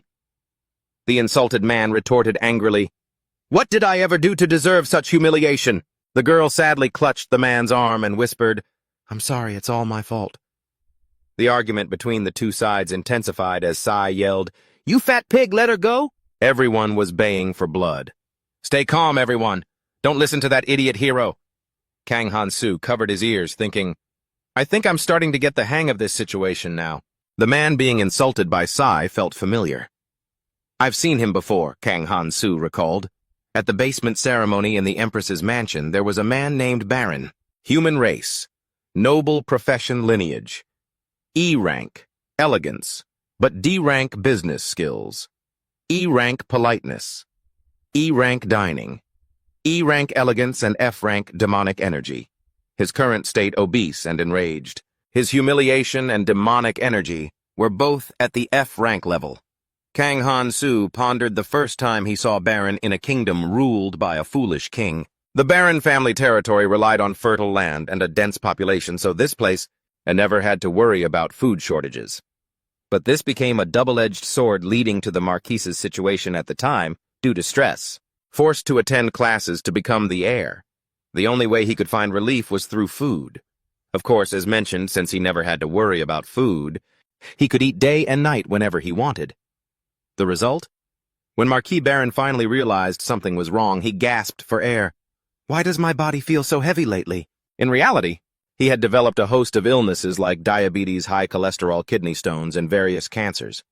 High-level healing magic isn't something everyone knows about, and now he only had one choice left. Choosing another path, the leader of a demonic sect appeared before him and urged, "Worship me, and you will receive a body with eternal health and power, Marquis." Baron, with his foolish and pathetic soul, submitted. "Yes," he replied. The leader continued, "Follow me, worship me forever. Do you dare?" Baron affirmed, "Yes, I swear. Eternal power, eternal authority. My God, I will be loyal to you forever." To restore his health, Baron became a worshipper of the devil. And then, due to the influence of the demonic energy in his body, he began a life of cruelty. even though he was eventually defeated by a hero that didn't stop him from committing evil acts. Kang Han-soo folded his arms and realized, "Sai, what are you doing here?" "Please file a report, Han-soo. You see, I just caught this fat pig forcing that innocent girl to come with him." Baron seethed. "How dare you call me that?" Sai, acting aggressive, said, "There's no way I can just stand by and watch that pig do that." The girl tried to explain. No, it's not like that." Kang Han-soo suddenly realized, they're all acquaintances. In 2 years, Baron will marry this girl, the victim. She used to be one of the victims he seduced into becoming a follower, but in the end, the two fell in love. "At the moment, I don't really need to worry about that," Kang Han-soo said, then turned to Sai. "So do you have any proof?" Sai was stunned. "You're a hero too, aren't you? Can't you see his skill is demonic energy?" Kang Han-soo scratched his cheek. "Is he trying to say that on purpose? Are you trying to annoy me because I have SS rank demonic energy, Sai? Even if he has demonic energy, you can't be sure he's a devil worshipper. Eating a devil's heart can also grant demonic energy. There are many ways to get it. It's not just because they worship the devil. Even so, demonic energy isn't a good thing. If someone has demonic energy and isn't being manipulated, they will automatically transform into low-level devils, revealing the ugliest parts of their soul. But Han-soo, that pig, is definitely a devil worshipper." Sai was still adamant. Kang Han-soo felt annoyed inside. "You only know how to talk like a child. If you're so sure about it, then why don't you just jump in and take care of him yourself?" The surrounding crowd couldn't hold back their anger, slamming the marquis and calling it ridiculous to frame him as a devil worshipper, even calling him a pig. "He's a regular at our shop, you know. Is this really the legendary hero? Ha, all bark and no bite." Someone in the crowd mocked him. "Hey, can you show us those dragons you supposedly caught?" Poor Marquis. Seeing the crowd's harsh criticism, the girl standing nearby stepped in firmly. "Please, hero, this is all just a big misunderstanding. My family owes him a debt of gratitude. My father tripped and spilled food all over the marquee, but instead of getting angry, he took my father to the infirmary for treatment. And he covered every penny of the medical bills afterward. I'm the one who chased after him all this way. I never imagined I'd be the cause of him ending up in a situation like this." The girl sobbed into her hands. A soldier patted her shoulder. "Siegfried, do you have anything to say for yourself? If not, then we're leaving." Siegfried was confused. Me. He was dragged away by the soldiers. They added that the apology to the Marquis would be handled later and warned him not to cause any more trouble. Kang Han-soo remarked to himself that the Marquis really did have an excellent reputation. He comforted the girl. There, it's all right now." The girl was still crying into her hands, but Kang Han-soo realized that it was only a matter of time before she was consumed by the devil's energy. Kang Han-soo didn't really care about that. Whatever happens, happens. I really don't want to drag this out until I have to stab that guy a second time. Meanwhile, as Shin was being dragged away, he kept screaming, "I'm not wrong. He really is a devil worshipper." Kang Han-soo watched him go, wondering if that brat is really the key to my graduation. At the church, someone bowed and said, "Master, here is the report on what Hiroshi has been up to this past week. It seems he's been traveling all over the kingdom looking for quests to complete." Kang Han-soo commented, "That guy sure gets motivated quickly. Even though it was a bit forced, he helped out everywhere, like finding a lost cat for a child. See, found it on a roof." He exclaimed happily, "There you are." Kang Han-soo looked at the scene with contempt. Looks peaceful, doesn't it? That's only because this kingdom is currently so quiet. There's absolutely no trouble. It's all thanks to the minions under my command that every problem in the kingdom has been solved so neatly. The people's friendly neighborhood hero has arrived. Kang Han-soo thought smugly about his devil-worshipping squad. Besides, they still had one more thing to do. Everyone whispered to each other, "Did you hear the hero Kang Han-soo is just amazing? Why do you care how amazing he is? Just knowing that is enough." He thought to himself, "Okay, that's how I'll build my reputation in the eyes of the people little by little." Another story was spreading as well. "I heard the princes are involved with the loan sharks. Does the king know? Could it be that he isn't doing anything about it?" Kang Han-soo calculated just like this. "Everything will go smoothly, and my virtue points won't be affected." The queen spoke up. "Just as you predicted, Master, a group of elves did indeed attack the black market yesterday. Master, your ability to predict the future is truly remarkable." Kang Han-soo asked, "So what happened?" The queen replied, "Almost all of them were killed, but in the end, the female elf leading the group was captured. If we take over that auction area, and we can generate much more revenue later." Kang Han-soo thought. So the future elf queen Sylvia has been removed from the game. Her future is probably going to be very miserable. But I don't care. As long as it doesn't involve me, the professor won't have anything to say. Anything else, Alex, the future Sword King? Kang Han-soo remembered that idiot. Sigh, and that useless guy, he had already killed them twice. But this time, to avoid any mistakes, he found a way to use Alex properly. The professor said happily, finally has student Kang started to see the good in those around him. Kang Han-soo replied, of course, Professor. Haven't you heard that even dog feces can be used in medical applications? A booming voice echoed, ha ha, heroes, welcome to the Royal Training Grounds. Today is the hero debut, but it's not like the last one. Because this time, aside from me, there is someone else here. After I took power, my group of followers implemented several organizational reforms and finally things in the kingdom have stabilized. Currently, Alex had returned to the capital from the front lines. Alex said with great excitement, you rookie heroes must have been waiting for this day for a long time, right? Me too. Delaying the debut until today made me a bit disappointed too. Heroes, welcome to the Royal Training Grounds. With skin without a single scratch, Alex clearly hadn't been taught a lesson properly yet, but don't worry because I, the strongest swordsman in the kingdom, it will help you become incredibly powerful heroes, and it won't take long at all. Kang Han-soo gave him the nickname, the passionate useless guy. C replied with determination. Yes, I will try my best, Sir Alex. Kang Han-soo looked at the passionate useless guy and replied dryly, me too. Alex continued. And today our debut will be attended by the Queen. The Queen spoke. It is my honor to observe these great heroes in training, he exclaimed in astonishment. Wow! The Queen rested her chin on her hand for a moment and said, summoning 2 heroes is truly an invaluable gift to the kingdom. However, I am still curious about one thing. Between the 2 heroes summoned to defeat the Demon King, who will be the stronger one? Sir exclaimed in confusion. Huh? Kang Han-soo replied. If the Queen wishes to know, I am more than happy to oblige. Sir was startled. Wait, the Queen is suggesting this, Alex. Could the training wait until later? Because I really want to see a sparring match between the 2 heroes. Alex replied, of course, Your Majesty. Come on, heroes, give it your all.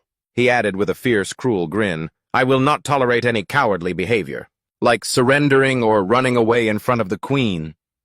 Sir hesitated.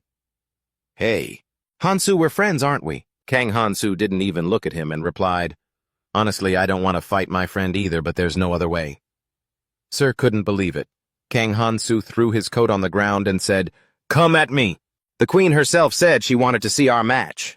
Besides, isn't it your ideal to always proactively meet the requests of those around you? Isn't that what you've always wanted? Or are all those hero evaluation criteria just total nonsense? Kang Han-soo thought listening to everyone's requests and carrying them out, that is the duty of a hero. Solving problems, fulfilling every request without asking for anything in return. Doesn't this mean I'm currently fulfilling a request from the beautiful Queen for free? Sir clenched his fists. Han-soo, I'm coming at you. Kang Han-soo parted his lips slightly. This is going to hurt a bit. Sir lunged forward, gritting his teeth, putting all his strength into his fist. Kang Han-soo appeared before him like a demon delivering a brutal knee strike straight into Sir's stomach. Kang Han-soo wore an evil grin. Sir, what are you doing? No need to hold back, just give it everything you've got. But in his head, he thought, it's hard to hide the pain on your face while trying to act like you're okay. Right? Sir was in so much pain he was foaming at the mouth. Gah! Gah! The soldiers watching couldn't help but be breathless.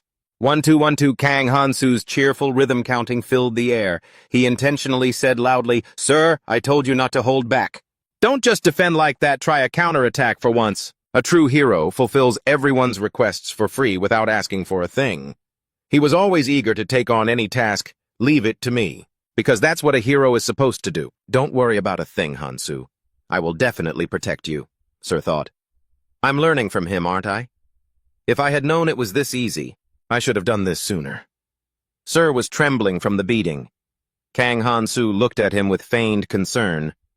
When are you going to stop holding back and actually fight for real? Really? To be more precise, I'm the one holding back here. If I went all out, he'd definitely be dead from the very first strike. But if I did that, my reputation and character points would all be gone. Hero.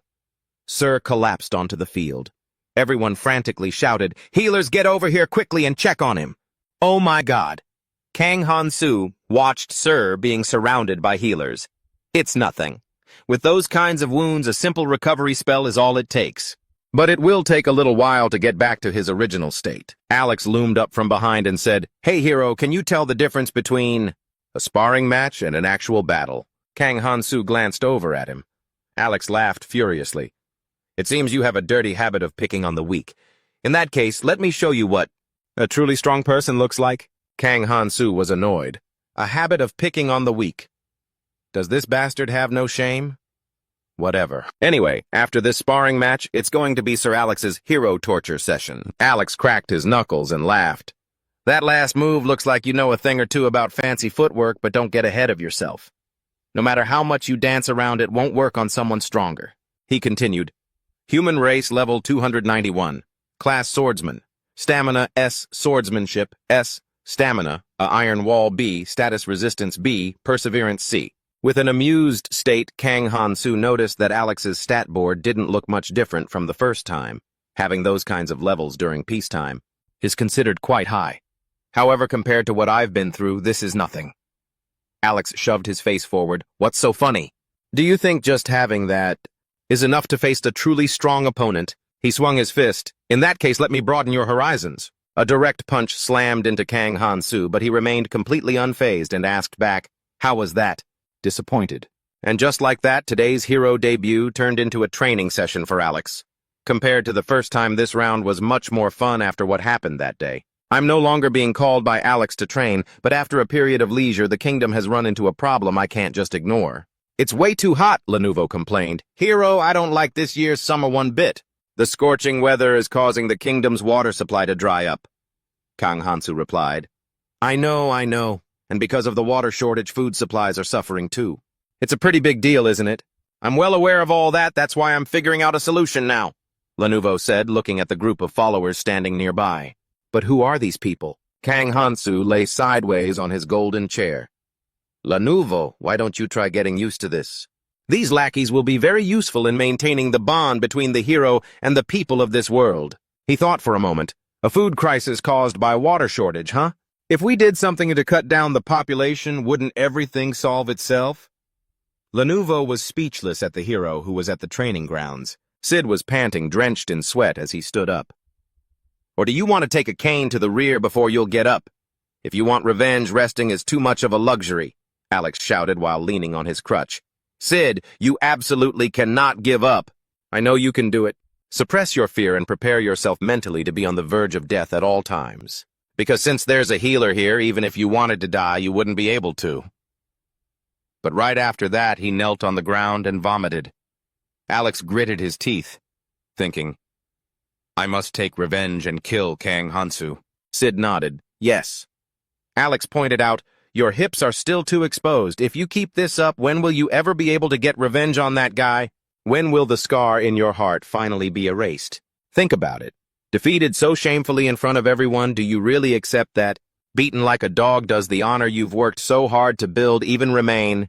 Hero Sid is supposed to be the one to defeat the Demon King, but will anyone believe in a hero who doesn't even have his dignity left? The two lunged into a new training round with Sid getting beaten up again. Still exposed on the hips? Sid screamed. Alex, I'll kill you! Alex shouted back. Remember this? If you lose your cool in a battle, the only path is death. The sound of Sid's groans echoed, ah. The chaotic sounds drifted into Kang Han-soo's ears. Have you given up on your revenge? He thought, sitting on the windowsill, using his super hearing ability to listen to everything from a great distance from dawn until sunset. It seemed Alex hadn't forgotten that incident. After the hero debut, Alex's personality had completely changed. One man with a crutch, one man bruised and battered. Even though Sid tried to escape the training sessions countless times, Alex still tried to find and drag him back to continue training. Even when insulted many times by Sid, he didn't use that as an excuse to abuse him. He even listened to every complaint and offered useful advice.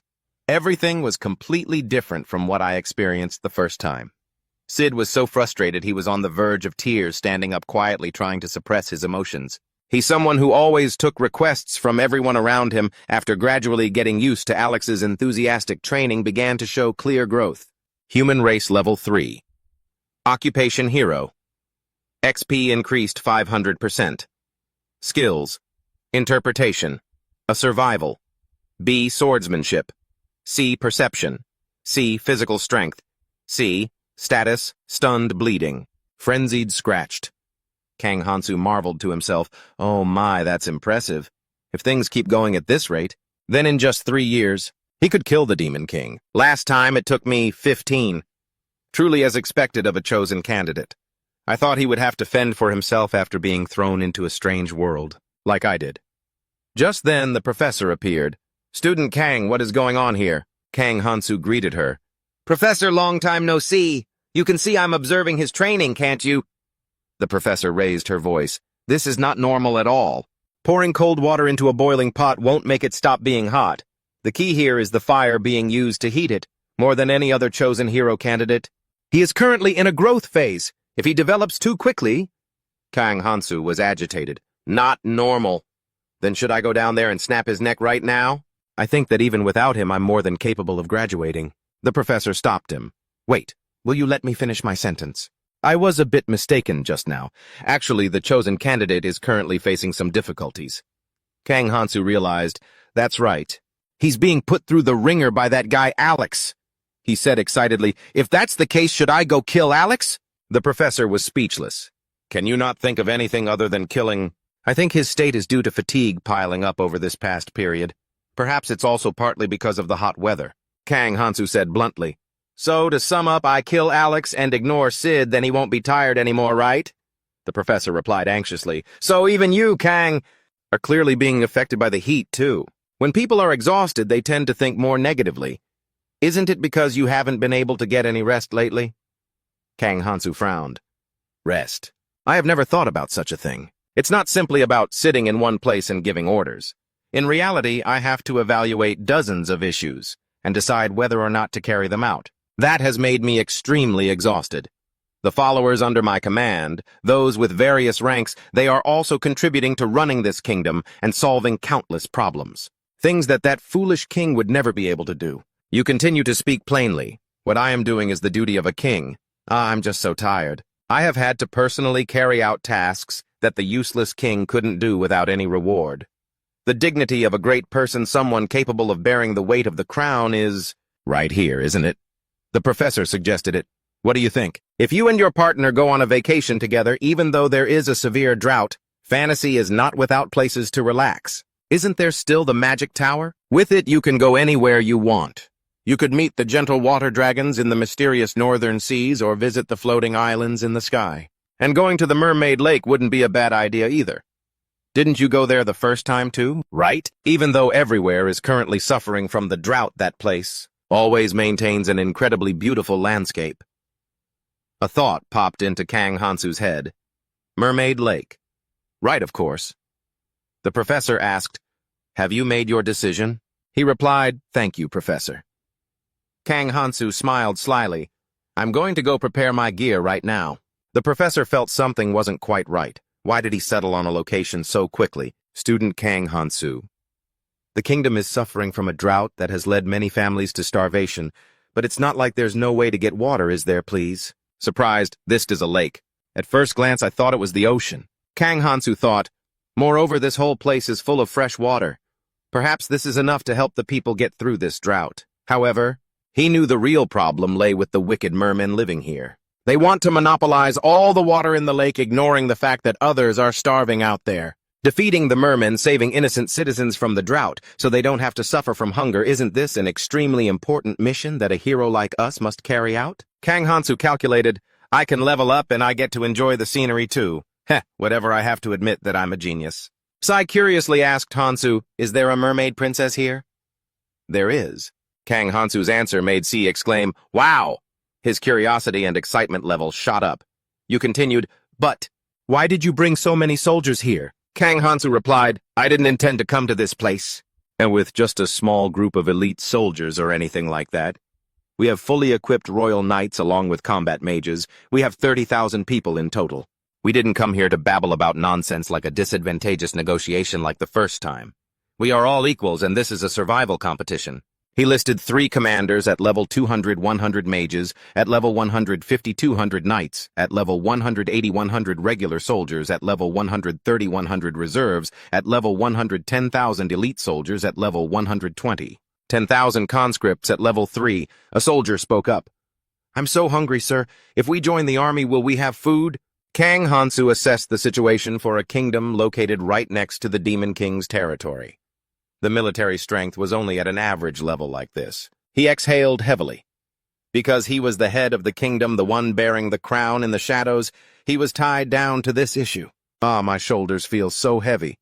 Now he had to find a way to win, preserve his graduation chances, and help the people get through this drought all at once. Not to mention he still had to train the soldiers to defend against the Demon King attacking the kingdom of that foolish dumpling-faced king. Every time he caused trouble, he made excuses that it was the Demon King who caused the kingdom to fall into this state. Even though this might be unfair to the Demon King for the piece of fantasy, no one protested it. Part of it was because the neighboring kingdoms also didn't want territorial conflicts with the kingdom of that foolish king, because in the end, this place was the shield that the Demon King would attack first. Kang Hansu rubbed his chin deep in thought. And also because of the lack of conflict, these soldiers were completely weak and had no combat experience whatsoever. C was surprised. "You know so much." Kang Hansu smiled wickedly, concluding, "If we fight the mermen, won't I not only solve the problem of water shortages, but also train these soldiers to gain combat experience?" The horseman spoke up. "Hero, we must start immediately." Kang Hansu looked at him and replied, "Lord Count." The Count suggested, "Currently the soldiers are in a weakened state due to a lack of drinking water and food, so we must proceed as quickly as possible." He, a commander with seasoned experience on the battlefield with the general class, clearly understood the current situation. The number of soldiers would increase leadership ability. Their martial arts and leadership skills, however, weren't enough to face the challenges ahead. Kang Hansu has made up his mind. "So we'll start by building a dam to stop the river water from flowing into the lake. It's the only way. That's the only way to force the merfolk out of their hiding spots." He thought of the Count, a man with combat experience, and one of the few not bound by demonic energy. "Once those fish people, if we can strip them of their underwater advantage, then no matter how exhausted our troops are, we aren't necessarily going to lose," Kang Hansu thought confidently. There were 3 rivers flowing into the lake, and all of them were within the kingdom's territory.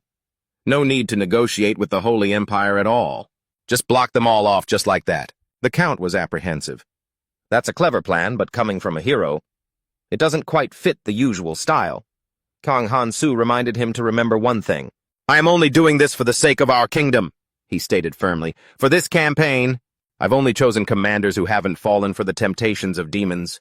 The Queen, the High Priest, and that B-rank demon will remain in the kingdom to bring the remaining elements into the church." Thinking about how the Count would react when he learns his entire family has become followers of the devil Kang Hansu, couldn't help but find it amusing. "Now let's get down to the negotiations." "Wow," Lenovo said, excited. "Negotiations. Lenovo the Devout. You really are a hero after all. You've always wanted to solve everything peacefully, right?" Kang Hansu glanced at her. "What is this? Why are you acting like a war is about to break out?" Lenovo answered, agitated. "It's just, I thought you were planning to wage war against the merfolk." Kang Hansu smiled mysteriously. Looks like you still don't quite understand me. A peace-loving person like me? Why would I ever think of doing something like that?" Lenovo called out, "Hero!" Inside, Kang Hansu thought silently, "Because I'll find their weakness and crush them so thoroughly that they won't be able to resist. And after that, I'll just demand they follow orders. Done. That way I've solved the problem easily and peacefully." A soldier asked cautiously, "Commander, what do you think about this?" The Count asked back, "About what?" The soldier continued, "Isn't interfering with the merfolk taboo, even though we had to cooperate with the hero after the Demon King awakened?" The Count cut him off. "So we will attack the merfolk if the hero says so. Besides, you're not the only one dissatisfied with the hero's actions. But since His Majesty has placed all his faith in him, there's no other choice." Meanwhile, the civilians drafted into military service whispered among themselves. "I only joined the army because the harvest was ruined. Even then, we barely get anything to eat. Most of it is just marching. I heard they're about to build a water dam or something. If his plan succeeds, then a lot of people will be saved." The Count pointed into the distance. "Look over there. The soldier was startled. That's the Holy Empire's army. They came to watch us. If we fail, they will definitely take action. Whether you trust the hero or not doesn't matter anymore because this has turned into a game of survival. A game not just between humans and merfolk, but between humans and humans. The shouts echoed. Hurry up, you lazy bastards, even if you get into an accident or get injured. We have healers right here, so give it everything you've got. Within 1 week, we must seal off this river. Lenovo asked worriedly. You're really not going to fight the merfolk, right? Kang Han-su replied. That depends on how they answer. Lenovo tried to persuade him. But the previous hero had a very close relationship with the merfolk. The love between that hero and the mermaid girl. Isn't that story romantic? Kang Han-su replied blandly. I suppose so. He didn't tell her. Yeah, it's romantic, all right. But that's only if you don't know the truth behind it, Lenovo. 100 years ago, there was a hero who set foot in this place. Entranced by the singing, he followed the sound and discovered a mermaid sitting on a rock by the lake. She was the queen of the merfolk, and the ruler of this place. The next day they became lovers, but in the end the queen couldn't leave the lake to return to him quickly. The hero set out to defeat the Demon King, but ended up losing to him. In the end he never returned, and ever since then, every year on the anniversary of that hero's death, people can still hear a mournful song rising up from this very place. And this town was named Pika Town. Lenovo asked in surprise, Hero, shouldn't you be the one telling stories about the past?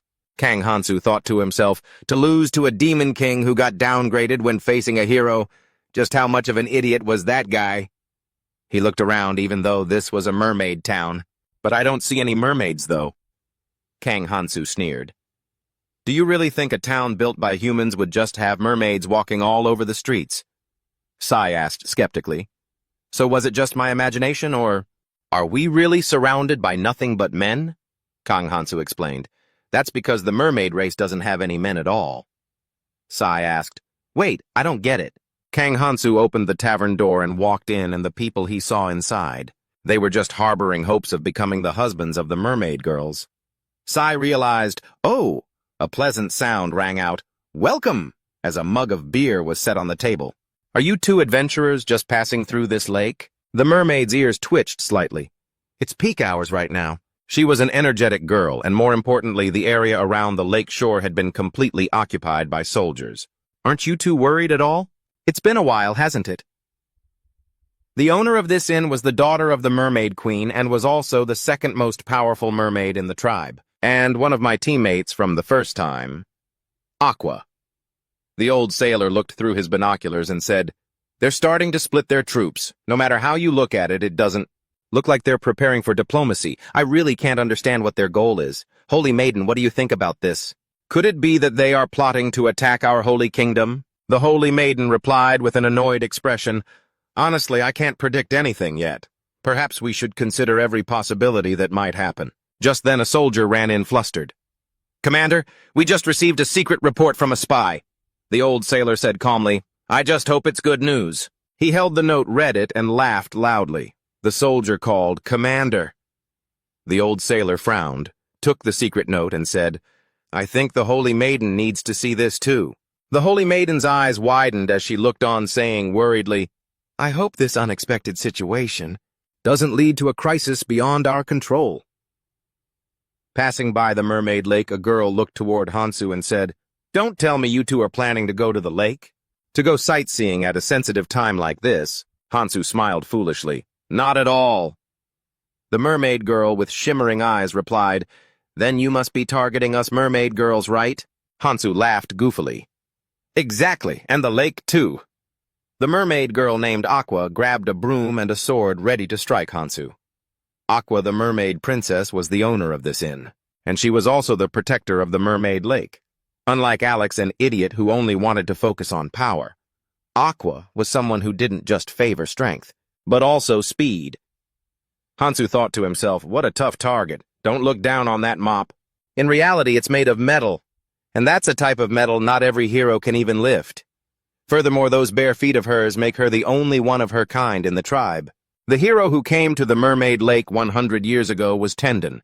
He couldn't defeat the Demon King, but before he died, he managed to leave two things behind in this fantasia. Lenovo said anxiously, Can you two please calm down? Can't we solve this peacefully? The beautiful love story that archaeologists and bards love so much, and then this walking piece of sashimi. The mermaid girl said with a fierce expression, "The more I look at you, the more uncomfortable I feel. My father, the previous hero, was a virtuous man, and I never would have expected that a thug of a hero like you actually exists in this world." The mermaid girl spoke with an angry voice. Hansu chuckled. "So you know I'm a hero too." "Of course," the girl replied. "Do you think we've lived this long relying only on news about our own tribe?" Hansu's expression became tense as he said, "Then you must also know about the problem. My kingdom is currently facing right. While your selfish race is hoarding the water supply, my people are on the brink between life and death due to the drought. What I am striving to do right now is to save those people. Isn't that enough of a reason for me to be a better hero?" The mermaid girl squinted sarcastically. "Some idiot who let himself lose at the hands of the Demon King, right? Isn't that right?" Just then, Hansu accidentally splashed a blue substance onto the girl. She smelled it and shouted in anger, "You are definitely going to die in pieces with rage." The mermaid girl grabbed her mop and struck Hansu repeatedly, screaming, "Die, you fish monster!" Hansu was annoyed, feeling helpless as he faced her wrath. Looking at the poison falling onto the floor, Hansu thought to himself, "What kind of mermaid princess is this? No matter how you look at it, she just looks like a girl with a slightly weird shape. What's the matter? Who would have thought that such a dainty little mouth could spit out poison?" System message: mermaid race. Level 318. Hero class. Experience points increased by 200%. Skills: Spear Mastery, Heat, Resistance, Acceleration, All-Rounder. C status: Furious, but since she has the hero's blood in her veins, it's only natural that she's stronger than me, Hansu thought. Even so, her moves and skills, I've already memorized them all since the first time. "Turns out you're not the only one who can mix poison into your saliva," Hansu said with a smirk, then suddenly kissed the mermaid girl. The force of the kiss knocked her to the ground. "She's dead." Lenovo screamed in fear. "No, she's just dying," Hansu replied coldly. "There's no way I'd kill the precious daughter of the Mermaid Queen. As long as her heart is still beating peace, negotiations will be much easier. But more importantly, to defeat the Demon King without any trouble, my level, the lower it is, the better." System message: Demon race level 999 plus. Demon King class. Hero level reduced. Skills: demonic, aura, 555. Status: immunity, 500. Sword mastery. Screams echoed out. "Aqua, this is bad. We just got word that the hero is planning to attack the Mermaid Kingdom. If you don't prepare now..." Aqua stood dazed, her mind only spinning with images of Hansu. Meanwhile, Hansu carried the mermaid girl on his back and ran into Shin, who said with a surprised look, "It's the Saint! The Saint in the flesh! What on earth is going on here?" The Saint asked with a worried expression, patting Hansu on the shoulder. Hansu pretended, "Oh no, the hero just escaped through the back door." "Wait a minute, I'm not blind. I know who the hero is." Legend says that the first time he saw the sword, he was mesmerized. Let me introduce myself. I'm a high school student who was kidnapped to another world to become a hero and save it. Instead of holding a phone and a keyboard here, I can only hold a sword to survive in this harsh world. If you're not the strong one, then congratulations, you don't even have the right to choose how you die. Once a normal citizen in the modern world, now I have to struggle to survive in this savage world. It's not too late yet. There's still a chance to save it. There's still a glimmer of hope for the weak people out there. I will definitely be able to revive them. Of course, no one wants to die when fighting. If you're lightly injured, you can treat yourself, but what if it's serious or fatal? The Saint, literally, is a lucky charm in the eyes of warriors and a descending angel. Looking at the mermaid lake, Hansu looked annoyed while the brown-clad boy laughed gleefully. Lenovo seemed sad. The Saint healed the mermaid girl with a worried look. "This is truly absurd. How can I stay calm when I have to witness a righteous hero laying hands on the mermaid princess like that?" "Nobody expected this," Lenovo said with a fearful face. "I told you it wasn't me." Hansu smirked foolishly, just because of the tiny bit of poison she swallowed. Almost all of her internal organs were corroded. Honestly, leveling up in this situation doesn't make me feel comfortable at all. The mermaid girl woke up and yelled. The Saint rejoiced. "All right." The mermaid girl glared at Hansu and growled, You... The saint advised the mermaid girl. Aqua, don't try to do anything. You were just revived, so you're still weak. Besides, your level dropped too, you know. The mermaid girl asked weakly. Dropped by how much? The saint thought to herself. Revival is powerful, but I wonder if it works on someone who's been sliced into tiny pieces. Then she replied, 10 levels. The mermaid girl cursed. That damn hero. Of course, healing someone who is dying or reviving the dead cannot be done carelessly. The saint checked Aqua's forehead and said gently, Aqua, what you need to do now is rest. Leave everything else for later. Aqua said weakly, Okay. In this world, killing can help a character raise their level, but for healers without combat abilities, leveling up becomes a challenge. System message. Human race level 128. Saint class. Skills faith. 550. Healing 500. Charisma 500. Virtue 500. Preaching. A. Status. Suspicious, uncomfortable. It's quite simple. Healers absorb experience points through healing wounds. In other words, they have to sacrifice their own experience points to heal others. The more serious the wound, the more experience points are lost. However, these points can be replenished through hunting. Our saint has reached the level she always hoped for. But what about the beginners at level 1? They have to rely on conventional healing methods, but if they insist on asking for the saint's help, they will have to suffer a loss in experience points. A voice called out, Saint. She replied softly, Yes. Shin, a young hero, felt shy, his face flushing red when he heard his name called. In his mind, an image of the saint appeared, making his heart beat fast. Beside that, a monster laughed loudly and said smugly, In this world, only the power of love can defeat me. Shin imagined himself hugging the saint and saving her from the monster, but the reality was harsh. He helplessly blurted out, He's too strong. In your voices, love has become the ultimate power. Facing your kind of power, I am but a fading shadow. The Demon King muttered, his eyes wide with astonishment. I cannot believe I could be defeated by you two lovers. It makes me so jealous. I curse you both to live happily together for eternity. Farewell to you all, Sai said with a cold look. Saintess, our adventure has come to an end. But the Saintess replied gently, Not quite, because the journey of our own lives is still continuing. Hero Sai, or should I say my husband? Sai laughed heartily, but Lenuvo, a friend of his, asked in confusion, Is it just me, or is Hero Sai acting a bit strange? Meanwhile, Hansu angrily blurted out, He's busy daydreaming about the Saintess. Sid was lost in his own whimsical thoughts, wondering, Which ring should I choose in this magical world? He hoped to find a beautiful diamond. Hansu thought to himself in frustration, This is the hero candidate the professor talked about. Do I really have to act like that idiot? Just to escape from this damn world. Hansu sighed, his heart heavy, wondering what sins he had committed in his past life to deserve this. The Saintess asked with a serious expression, Kang Hansu, can you explain why? Then you attacked Aqua. Hansu replied with a headache, For the sake of peace. The Saintess asked naively, So are you saying Aqua did something that threatened the peace? Hansu said irritably, No, it's to make her a hostage for peace. I'll use her to negotiate with the Mermaid Queen. Sai's eyes widened in shock and anger. Hansu, you're a hero. You can't do something like that. Using an innocent princess to threaten the Mermaid Queen. No matter how you look at it, there's nothing noble about that. Only the Demon King would do such things.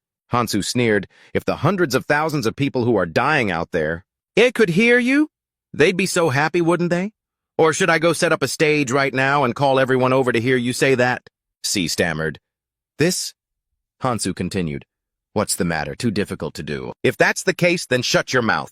Stop sticking your nose in and talking like a complete moron. The Saintess said, looking troubled. Even though I know your kingdom is in danger, I just can't go along with this, because this affects the lives of so many other merfolk. Hansu replied coldly, It's not like they'll die if the lake loses a little bit of water, and shrinks just a tiny bit. Think of it as your house being renovated in some way, don't you think? Do you want those merfolk to sit in a spacious house and idly watch their neighbors starve to death? The Saintess countered with glistening eyes, but the issue that needs to be solved here is that negotiation. Hansu said coldly, Then why don't you go help me prepare for it? Block every river leading to the lake and prepare another hostage that carries enough weight to influence the negotiation. The Saintess exclaimed helplessly, Is there really no other way? Hansu replied with a determined gaze. If you can find some kind of miracle that can make it rain, then who knows? Suddenly a weak voice echoed, there is one. Aqua stepped out, looking frail. The saintess called out, Aqua. Aqua looked at them with tired eyes and said, I know a way to try a miracle to make it rain. A long time ago there was no lake here at all.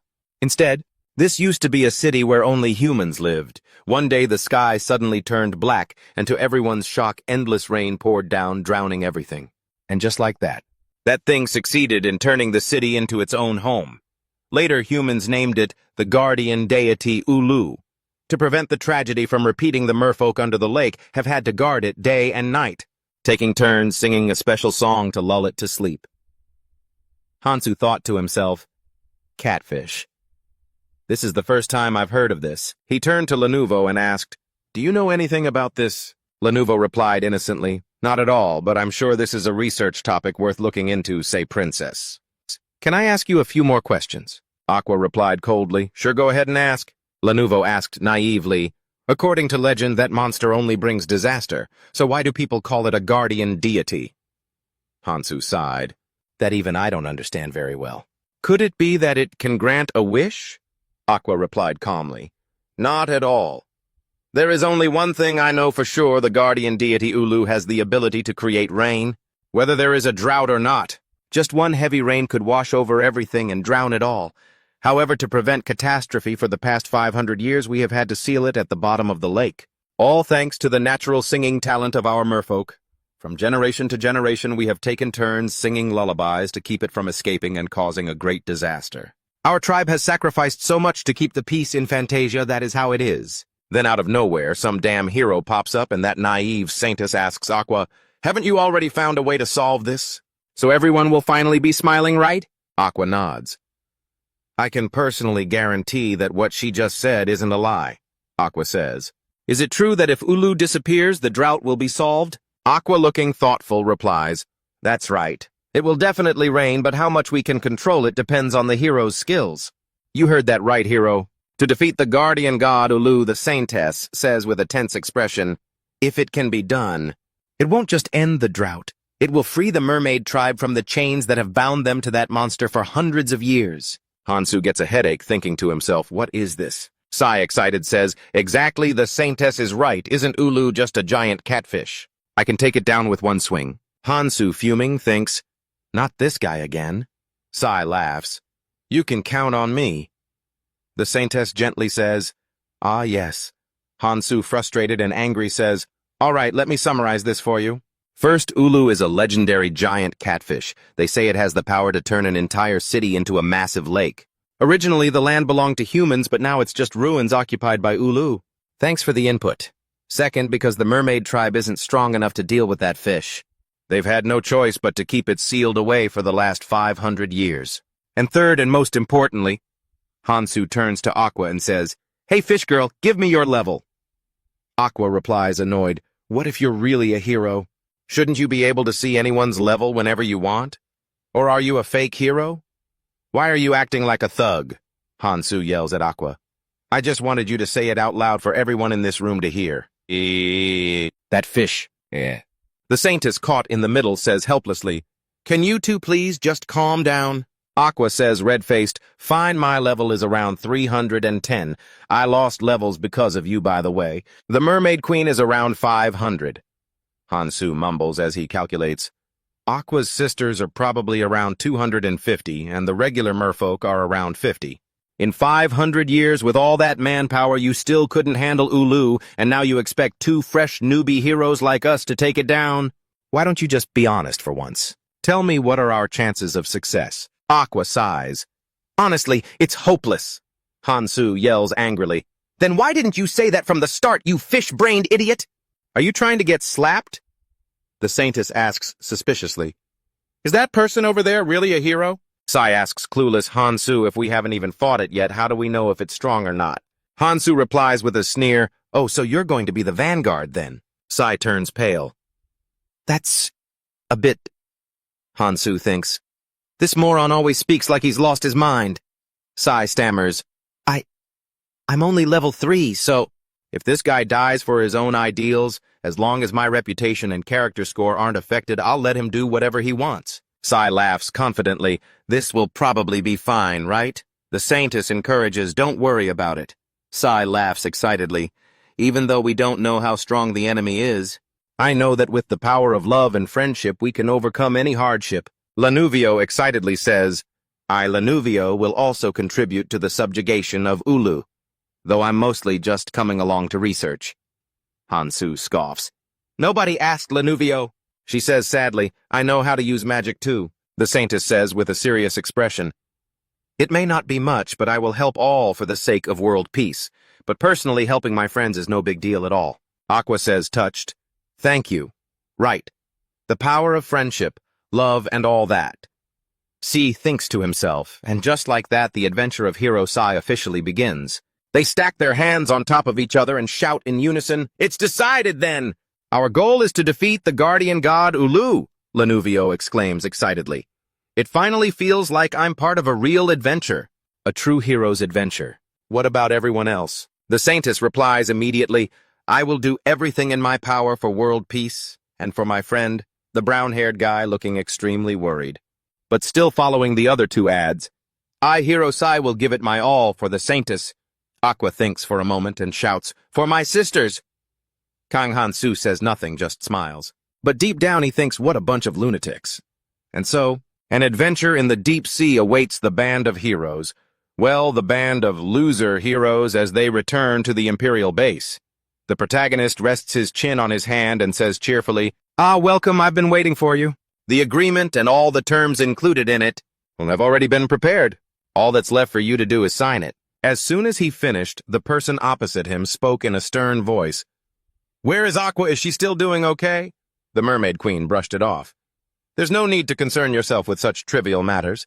Just trust your hero here and everything will be fine.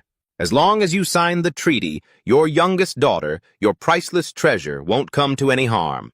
Seeing the lemon sauce fish dish on the table, the Mermaid Queen broke into a cold sweat. She immediately grabbed the treaty and hurriedly signed it. Kang Han-su rested his chin on his hand and wore a smug grin, thinking to himself, since they're now part of the kingdom, I have a responsibility toward them. This is a fair and friendly treaty between the merfolk of Lake Bika and the human kingdom. But that doesn't mean I'll let myself get distracted by that nonsense friendship or whatever love those guys Lanuvo and Sid are talking about. After thinking this, he said to the Mermaid Queen, first, as members of the kingdom, the merfolk of Lake Bika must also follow the kingdom's laws. Second, to celebrate this newly established friendship and trust, the Mermaid Kingdom will send 3 princesses to the specially designed water tank within the royal garden as special guests.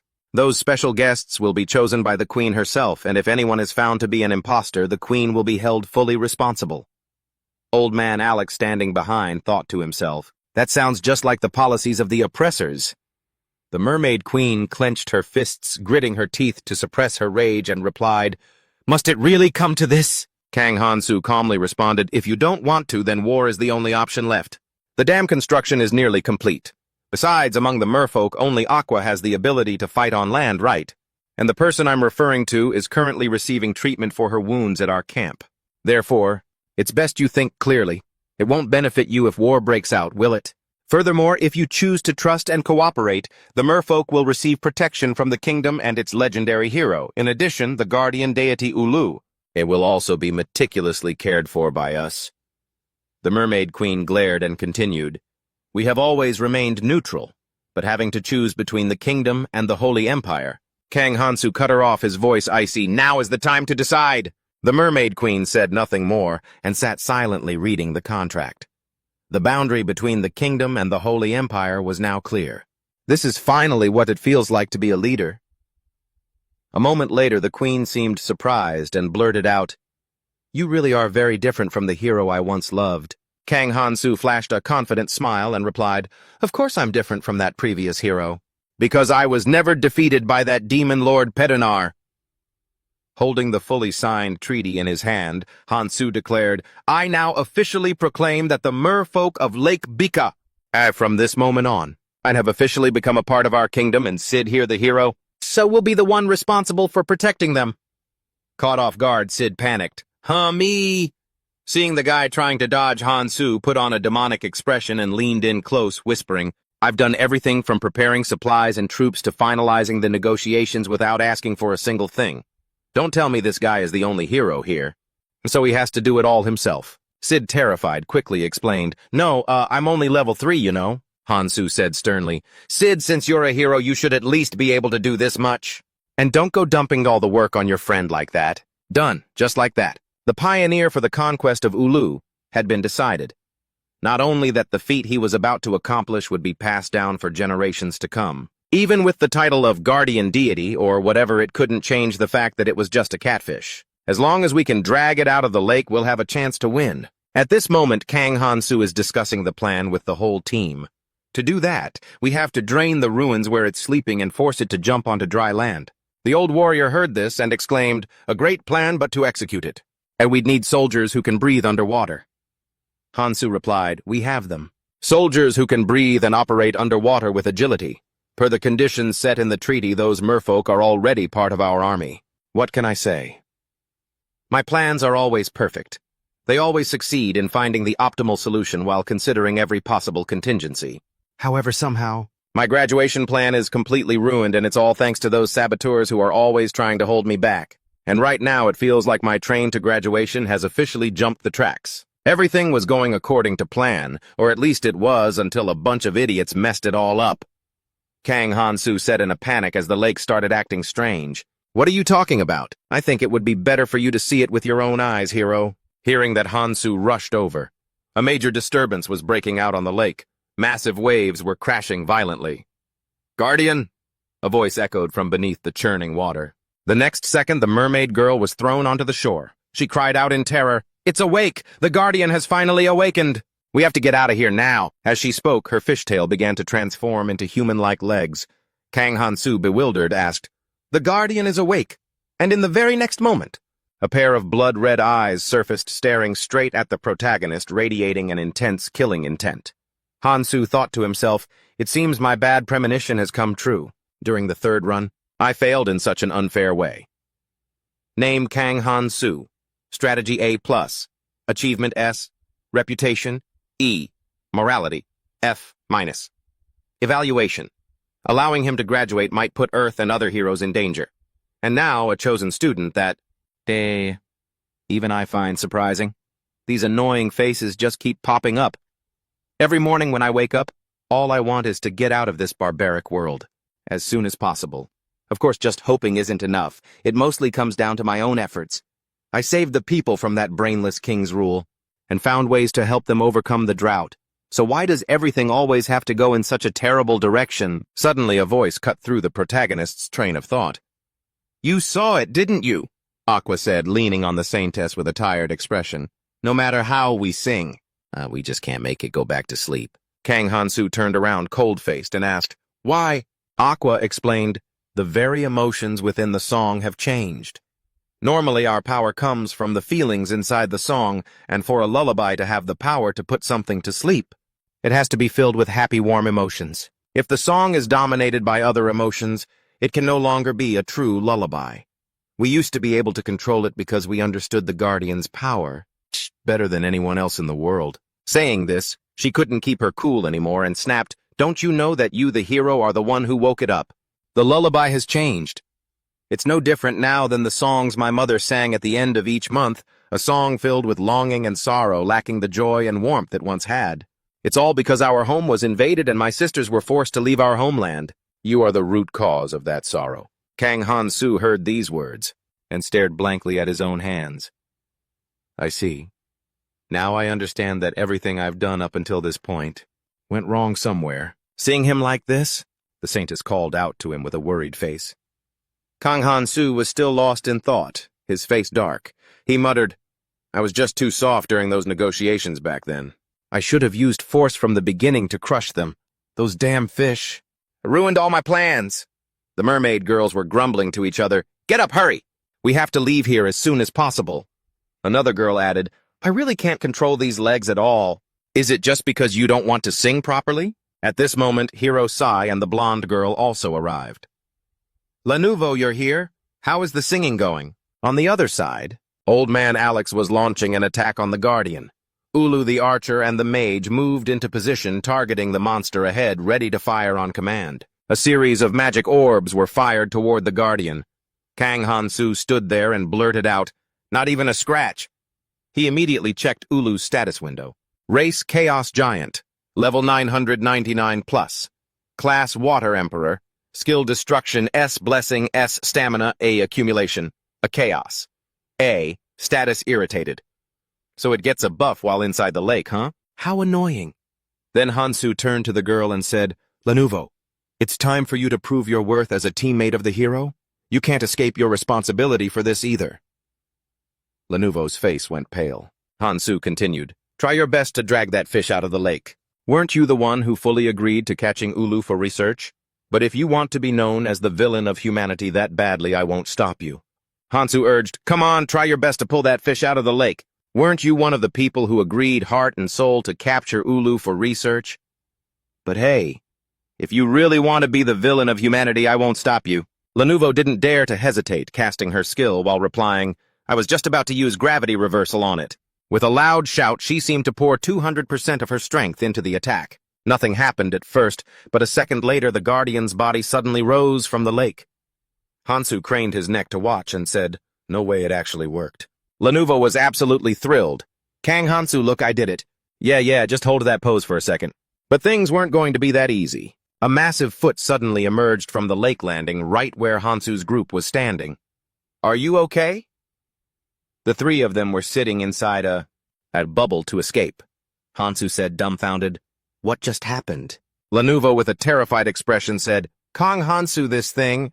Kang Hansu followed her gaze. Before them was something so enormous that he had to tilt his head back 180 degrees just to see it. He thought to himself in horror, "I knew that little Aqua was still hiding something from me." This Guardian had legs. It wasn't just a regular fish. It was a giant with a fish head. In a dramatic scene, a mountain-sized figure cast its shadow over the lakeside village. The giant catfish Ulu crawled onto the shore, sending the surrounding villagers running for their lives. The Guardian, with its colossal stature, made everyone retreat wherever it walked. Its massive feet callously crushed everything in their path. Its growling sound grew louder with every pulse. Inside a bubble, Lanuvo exclaimed in shock, "Kang Hansu, look." Hansu followed her gaze and realized that Aqua and the Saintess were still safe down there. The Saintess waved to signal them while Kang Hansu replied coldly, "Why are you panicking? With their skill level, they'll definitely survive this attack." Before he could even finish, Hansu angrily dived down. "Aqua, you told me it was just a catfish." Aqua glared back. "Don't call me that. I never said it was just a giant fish." "Then what was that picture you showed me earlier?" Hansu asked in a challenging tone. Aqua shrugged. "It was just a children's storybook. Is it wrong to simplify its appearance? Kids are very impressionable. If they saw Ulu's true form, they'd be terrified. What now? I'm the one with the problem." Hansu was furious. "Just stop talking. Every time you open your mouth, I can smell the fishiness on you." As the two were arguing, they suddenly felt that something was wrong. The catfish had reached them. "Kang Hansu, what do we do now?" Lanuvo asked anxiously. "We stick to the original plan," Hansu replied firmly. The plan was for the legendary hero Sai to be the vanguard against the giant monster threatening them. Upon hearing his name, Sai turned pale with panic. But I'm only level 3. Captain Alex's booming voice rang out, "Archers, focus fire on its calves, ready fire!" Thousands of arrows instantly flew toward the Guardian, but it didn't do a thing to it. Alex's face went pale with shock. "What is going on?" The sky was suddenly swallowed by darkness. Alex jumped onto his horse, panicking. "Everyone retreat! Try to save your lives!" With Master Malang's secret technique, he had enhanced his vision to ensure he wouldn't miss any target. Even from a great distance, the arrows were stuck on the giant monster's legs, but that was just the beginning of an inevitable battle. Lanuvo saw the situation getting tense and wondered, "You can see that from this far away. Did you just learn some kind of magic? That's not scientific at all." Aqua behind them replied, "Its weak point isn't there. With the arrows just now, there's no way they'll pierce skin as thick as a steel wall." Hansu countered, "You can't say that." He looked back at her, smiled slightly, and continued, "The skin hit by those arrows isn't healing at all. Ever since it left the lake, it doesn't receive the lake's blessing anymore. In short, The weakness we know of right now is that it's out of the water. We'll figure out the rest later. The pink-haired girl, Lanuvo, said anxiously, "It looked pretty angry just now. Should we chase it?" The saintess timidly added, "Look, it was furious when it was woken up, but I don't understand why it's so calm now. This is strange, isn't it?" Suddenly, Sai, with a bright expression acting like he understood, said, "Saintess, I've figured out what's going on.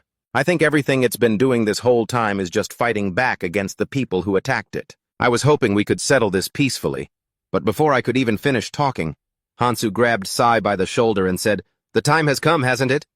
Sai's surprise. The best time to strike is when your enemy drops their guard right after this legendary battle.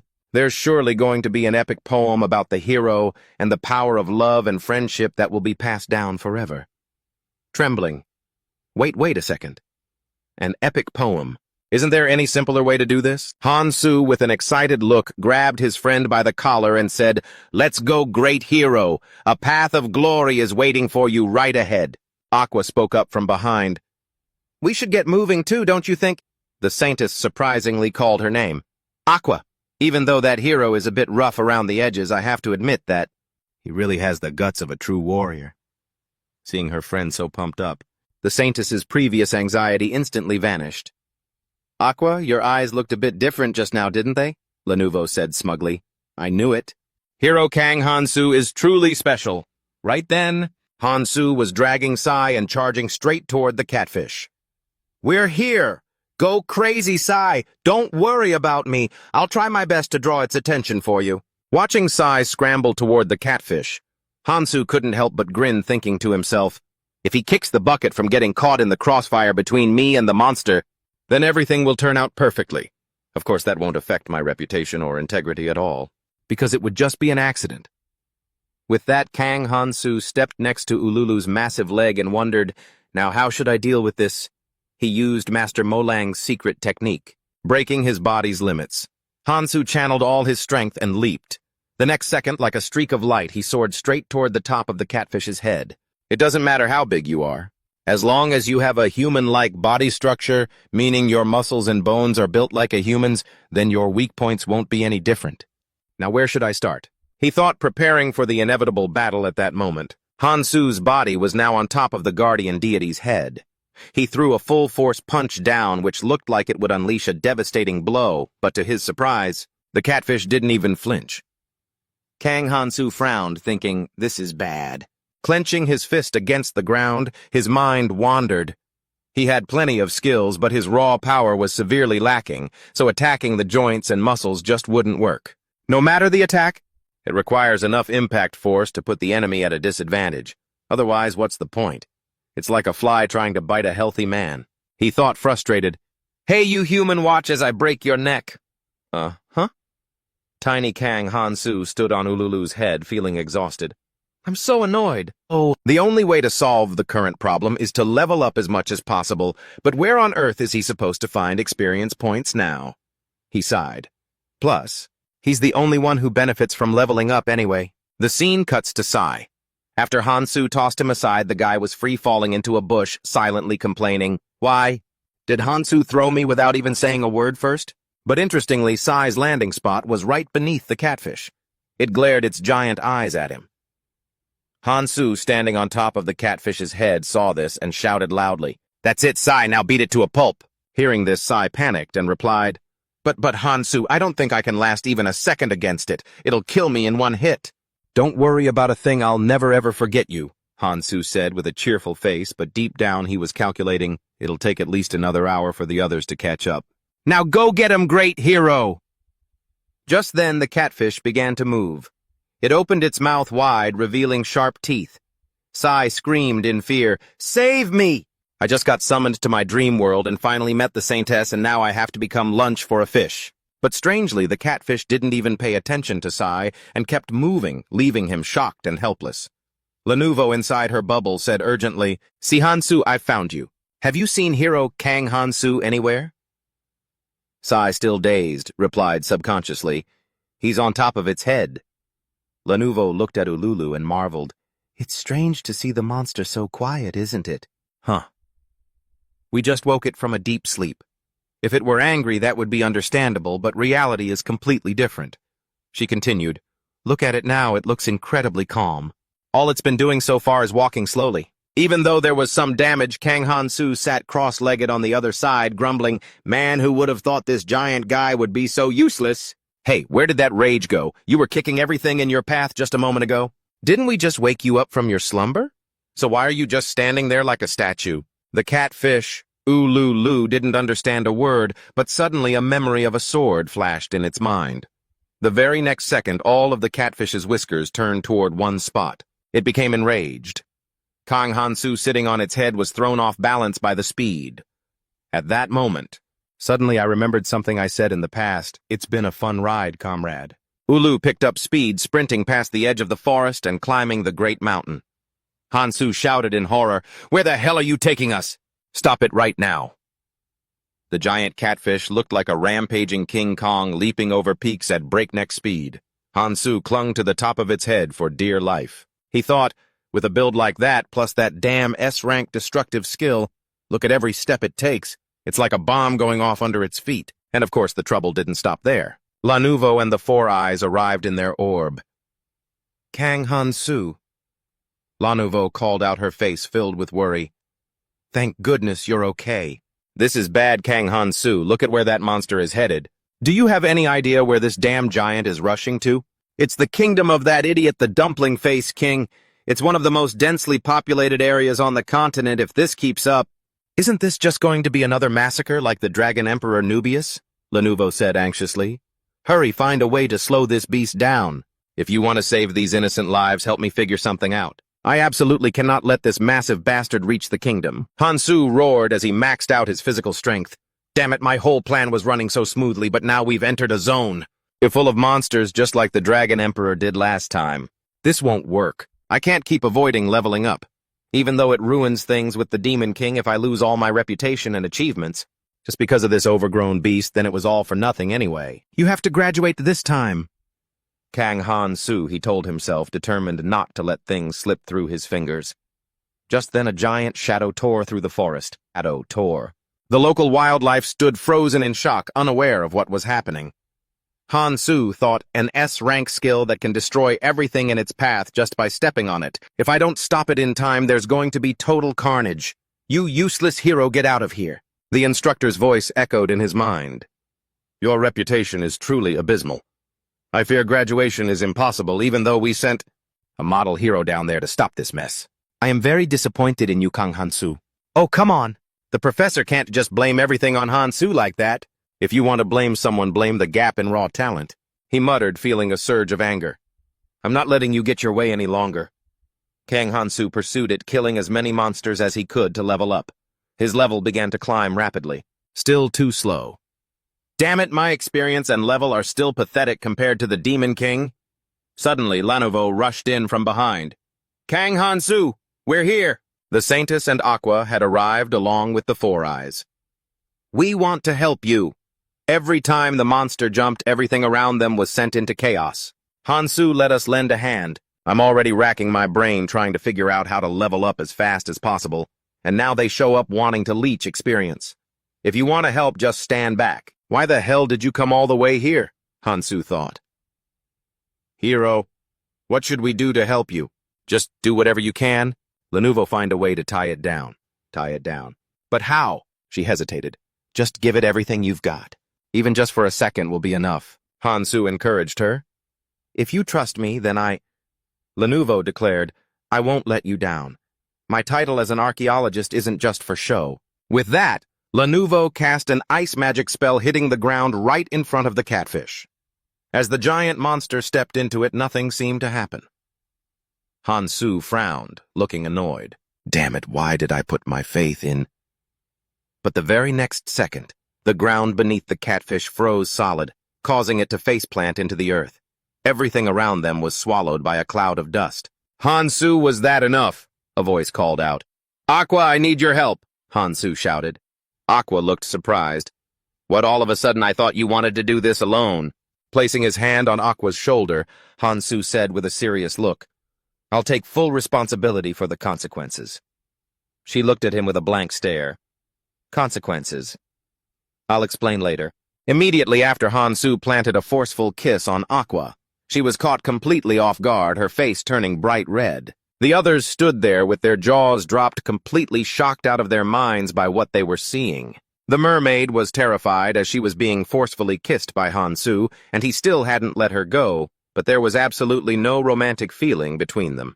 The S-rank poison resistance skill had been activated, and if Aqua got hit by the poison, she'd be done for right then and there. The Saintess was in total shock, calling out her name before turning to Kang Hansu in astonishment, saying, "Kang Hansu, what is the meaning of this? Why would you do that to Aqua Saintess? Just resurrect her, will you? What's the problem? How can you say something like that?" Even though she was exhausted, Aqua still tried her best to come all the way here to support you, the Saintess retorted, and the atmosphere suddenly turned dark. Hansu calmly replied, "I know exactly how many levels she lost, and I will definitely bring them back, so stop nagging." The main character stood firmly ready to strike. Looking at the pitch-black flow of mana in front of him, he thought to himself, "I don't have enough time to run around farming for levels until Ulu gets back up. However, if I open an experience box, I'll have 318 levels ready to go. Then, time wouldn't be an issue anymore." Hansu's status window suddenly popped up. After absorbing the experience from killing Aqua, Hansu had reached level 85. Staring at his own level, Hansu started to ponder. Jumping from 21 to 85 in one go, if you just look at it, it seems like he's only about 4 times stronger than before. But with the number of high-tier skills he currently possessed, that was a completely different story. After being knocked flat on its face, the guardian deity also started to wake up. Its mouth kept shouting, "Ulu, Ulu." The moment it lifted its head, Hansu, who was right above it, dove down at lightning speed with a confident look on his face. Hansu unleashed his first strike. This impact was no longer like a mosquito bite. It caused the entire creature's skull to cave in, and the sound of bones snapping echoed out. "There it is. This is exactly the sound I wanted to hear," Hansu thought, feeling satisfied. As expected, leveling up thanks to Aqua was the right move. The creature kept opening its mouth, wailing, "Ulu, Ulu." Before it could understand what was happening, Hansu, standing on its head, clenched his fist and threw another punch with all the strength of Master Molang's secret arts activated. Every single one of his skills was being put to use. Hansu cracked a smug smile, thinking, "This is my revenge for what you did to Aqua." The top of Ulu's head where he landed the hit was completely crushed, and the shockwave from the blow rippled throughout the surroundings. The Saintess was still trying her best to resurrect Aqua. She called out worriedly, "Aqua! Aqua! Answer me!" As Aqua spoke, she placed a hand on her stomach, trying to revive her friend. A moment later, the mermaid suddenly spat out the poison. Fortunately, Aqua was resurrected. As soon as she came back to life, her face twisted in anger and she screamed, "Heavens!" The Saintess looked confused and asked, "Ah, you're awake. What just happened? Where is that guy?" Aqua asked. "I don't know. I was too busy saving you, so I didn't pay attention to him," the Saintess replied. Sue, who was standing nearby, looked stunned and blurted out, "Hey! I think Hansu has successfully stopped Ulu." Ulu's massive body now seemed to have no strength left in it at all. It struggled to lift one hand, reaching toward some place it wanted to go. Hansu stood on top of Ulu wearing a victor's smile and said, "What a shame.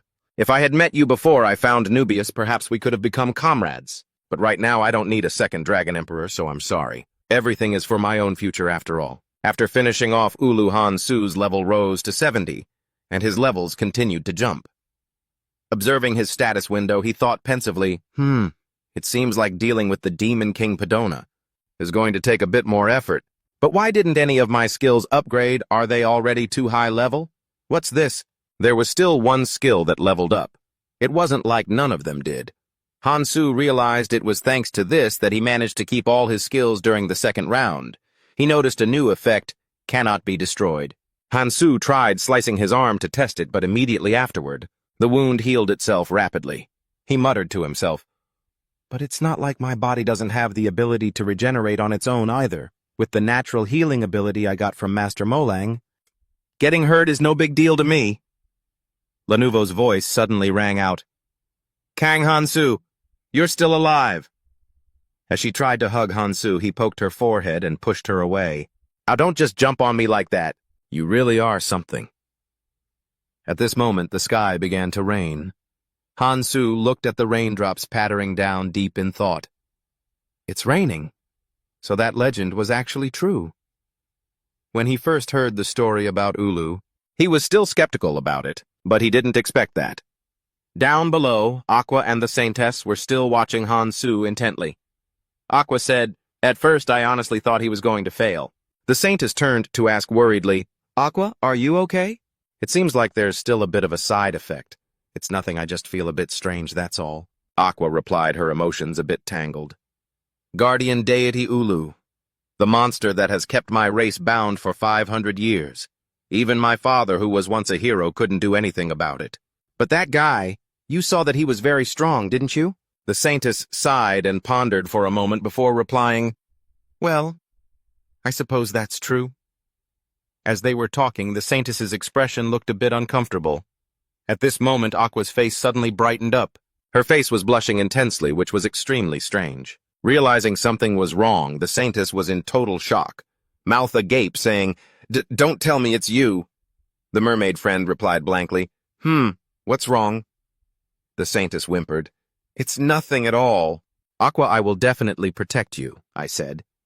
Aqua was surprised. "Why did you suddenly say that? But thanks, I guess." Just as the legends foretold, the rain poured down as if a dam had burst. And so Hansu didn't even need to worry about bringing water from the Mermaid Lake to the kingdom anymore, as the drought issue was resolved quite nicely. At the underground base, a joyous atmosphere filled the air. Every nation across the 6 continents was hailing the hero. A minion reported, "Yes, master," while Kang Hansu lay on a pile of gold, smiling contentedly. He thought to himself, "Man, this time I might actually be able to graduate." The minions asked, puzzled, "But still, when exactly is this rain supposed to stop?" After a period of torrential downpour, the first rays of sunlight finally broke through the sky. With the heavy rain lasting for 10 consecutive days, flash floods were inevitable. "Hero, where are you? Come on out already." "Didn't the rain stop? I'm right here." Hansu sighed. "The reputation points I was so excited about have finally turned into a stain that's hard to wash away. What am I supposed to do now?" The calls from before continued to echo. Aqua looked around anxiously and said, "Is he still like that?" The Saintess behind her replied sadly, "Yeah, every time I come to check the situation just keeps getting worse." "Hey," Aqua asked suddenly, "why is the human palace leaking so much? Is it poor construction? Or is the civilization just too backward? Aqua, could you please be a bit more careful with your words? They could affect the diplomatic relations between us," the Saintess reminded her. 10 days ago, right after Ululu was defeated, Hansu and Lanuvo stood in the rain shouting with joy. "My reputation points Earth here. I come, Kang Hansu, you're amazing." C stood to one side, feeling the exact opposite. He clenched his fists, showing his determination. "I can't just keep on like this. It's time for the hero side to shine." After that, Hansu and Lanuvo went over to the 2 girls to regroup. Seeing them, Aqua spoke up. "Hey, you brute of a hero." Hearing that, Hansu smirked provocatively, replying, "What? Who are you calling a brute, you fish? Forget it. I'm in a good mood, so I won't hold it against you." Aqua stepped forward, her bare feet touching the ground, and said, "Killed twice by you. Do you really think I've forgotten about that?" Hansu replied nonchalantly, "Well, I forgot. And the amount of experience I lost after respawning. Ridiculous." "Don't think I'll just let that slide," Aqua retorted.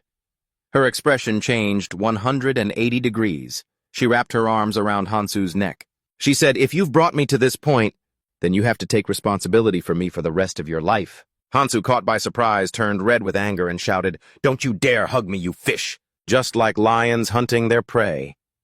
Hansu suddenly remembered the reason Aqua had appeared in that lakeside town.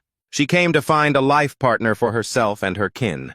Of course, as the daughter of a hero and a member of the mermaid royal family, her standards weren't low at all. She was only interested in those with a level of at least 600 or higher.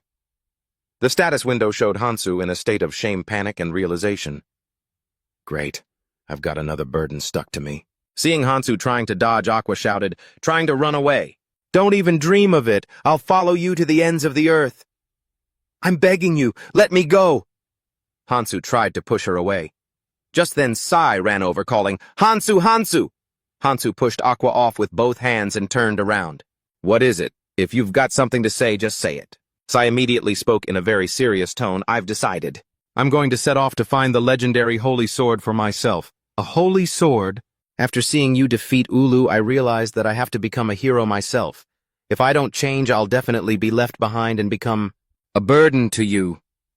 To find the holy sword, Sai would surely transform into a true hero and stand side by side with the Saintess on the journey to find it. The Saintess, upon hearing this, her face darkened and she tried to call out for help. Aqua, save me!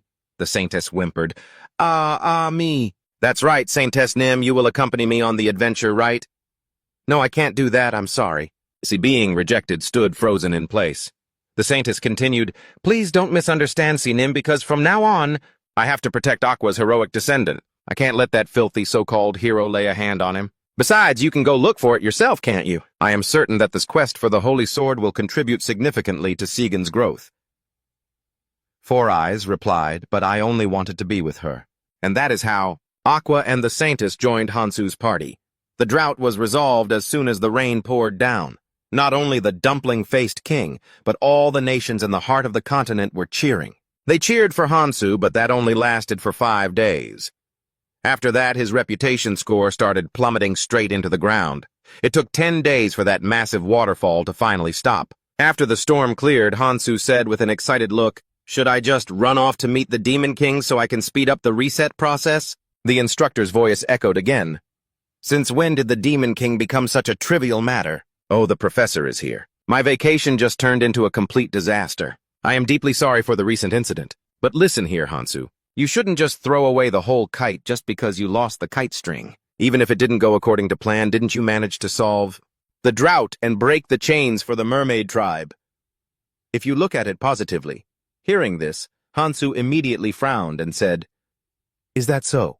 But I was tricked and used by those wicked mermaids. That family even woke up a mutant catfish queen just to stomp on my reputation. Should I go gather them all now and turn them into sashimi? The instructor, hearing this, replied in a fit of rage, Could you please stop thinking like that?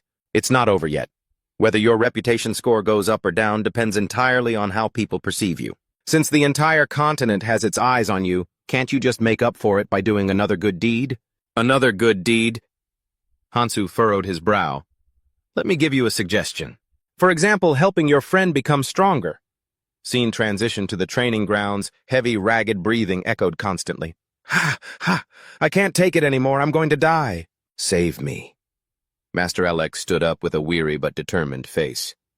The journey to find the Holy Sword won't be this easy. Furthermore, the kingdom has supported Hero Sai a great deal, but all you do is trail behind the Saintess without any purpose. That has made the nobility and even His Majesty feel very disappointed, and perhaps they won't support you anymore. But I still have faith in you, Hero Sai. You must be the only one to retrieve the Holy Sword and not that guy. Ah, whatever.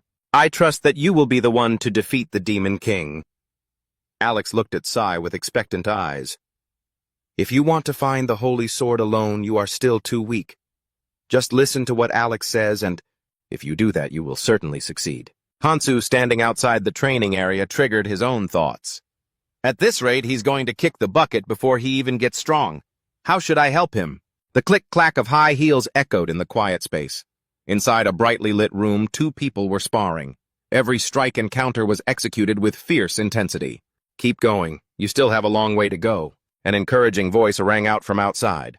3 figures stood watching every move. One was a burly man in gleaming armor. After pinning Hero Sai to the ground, he said, Your passion is still not enough. Get up if you keep going like this. How will you ever catch up to that guy? Suddenly a loud call rang out. Captain Alex, the burly guy, looked back in confusion at the sound. At that very moment, the Queen appeared, making the atmosphere much more formal. She said, I may be overstepping my bounds by asking this. But Alex, kneeling respectfully below, quickly replied, Please do not say that, because every word you speak is a command to your servant, my Queen. The sewer system beneath the royal palace is the source of the recent rumors within the kingdom.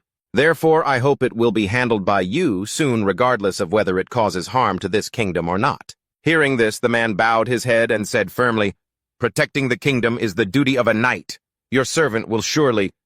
Alex's words were cut off. As an arm was raised, everyone present looked back in surprise.